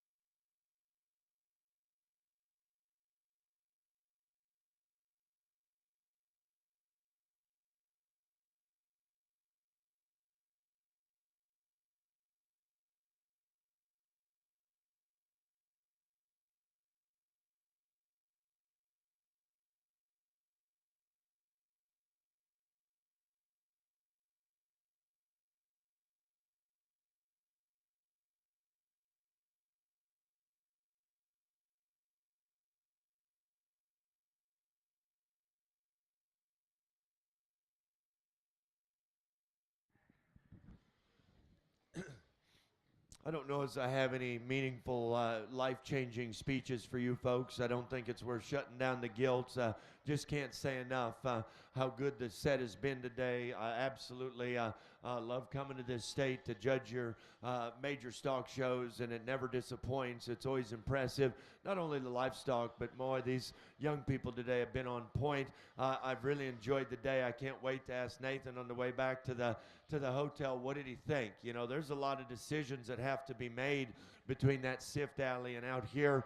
We've tried to do the best we could. We've tried to explain when it's close. We tried to explain when it's not close. And so with that stated, there's a premium sale, and I ride the line in this Junior Gilt show. I don't want to be too critical of your upper end hogs because they're going to be offered for sale. In my opinion, if you don't need some of these upper end breed hogs in your program, you're either not wanting to raise that breed of pig or you're just not sure what you want to do in terms of directionality. We've got some good young ones. We got some good big ones. Before we leave and before we congratulate the exhibitors with a great round of applause, we've had an excellent crew that have put this show on together, went through 550 or 600 hogs today as efficiently as we could. Love the folks in St. Angelo. Love the exhibitors in the state of Texas. Let's give the exhibitors one last round of applause that represent your purebred drive.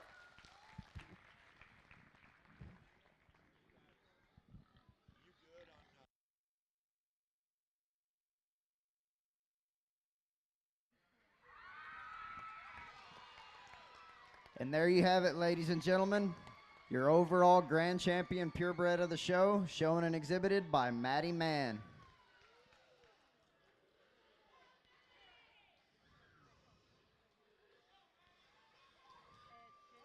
Your reserve champion Chester White was shown and exhibited by J.C. Patterson.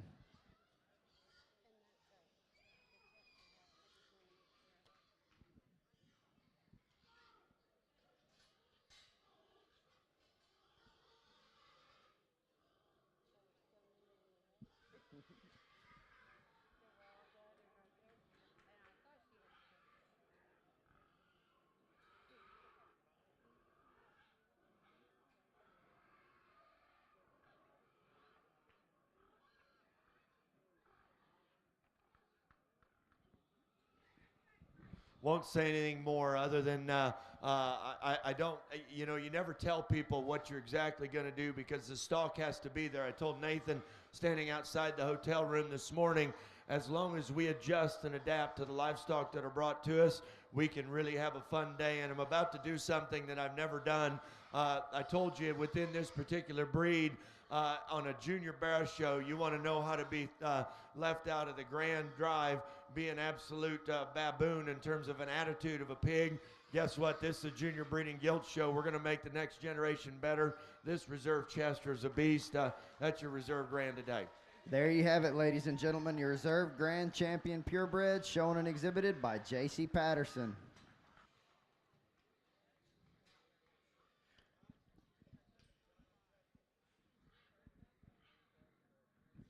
We will now be selecting 3rd overall, 4th overall, and 5th overall.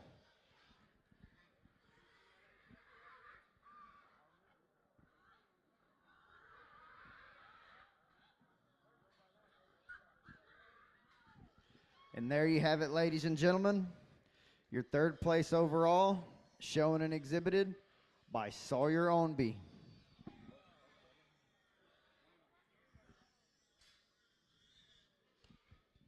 Your reserve champion Burke was shown and exhibited by Canyon Smith.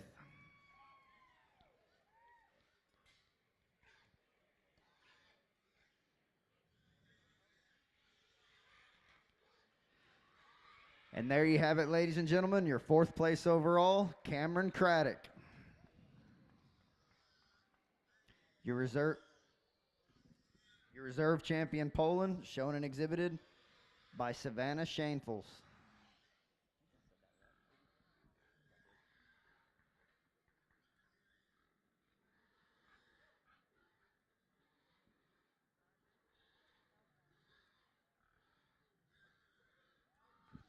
And there you have it, ladies and gentlemen, your 5th place overall, shown and exhibited by Lexi York. Let's give all these exhibitors a nice round of applause again.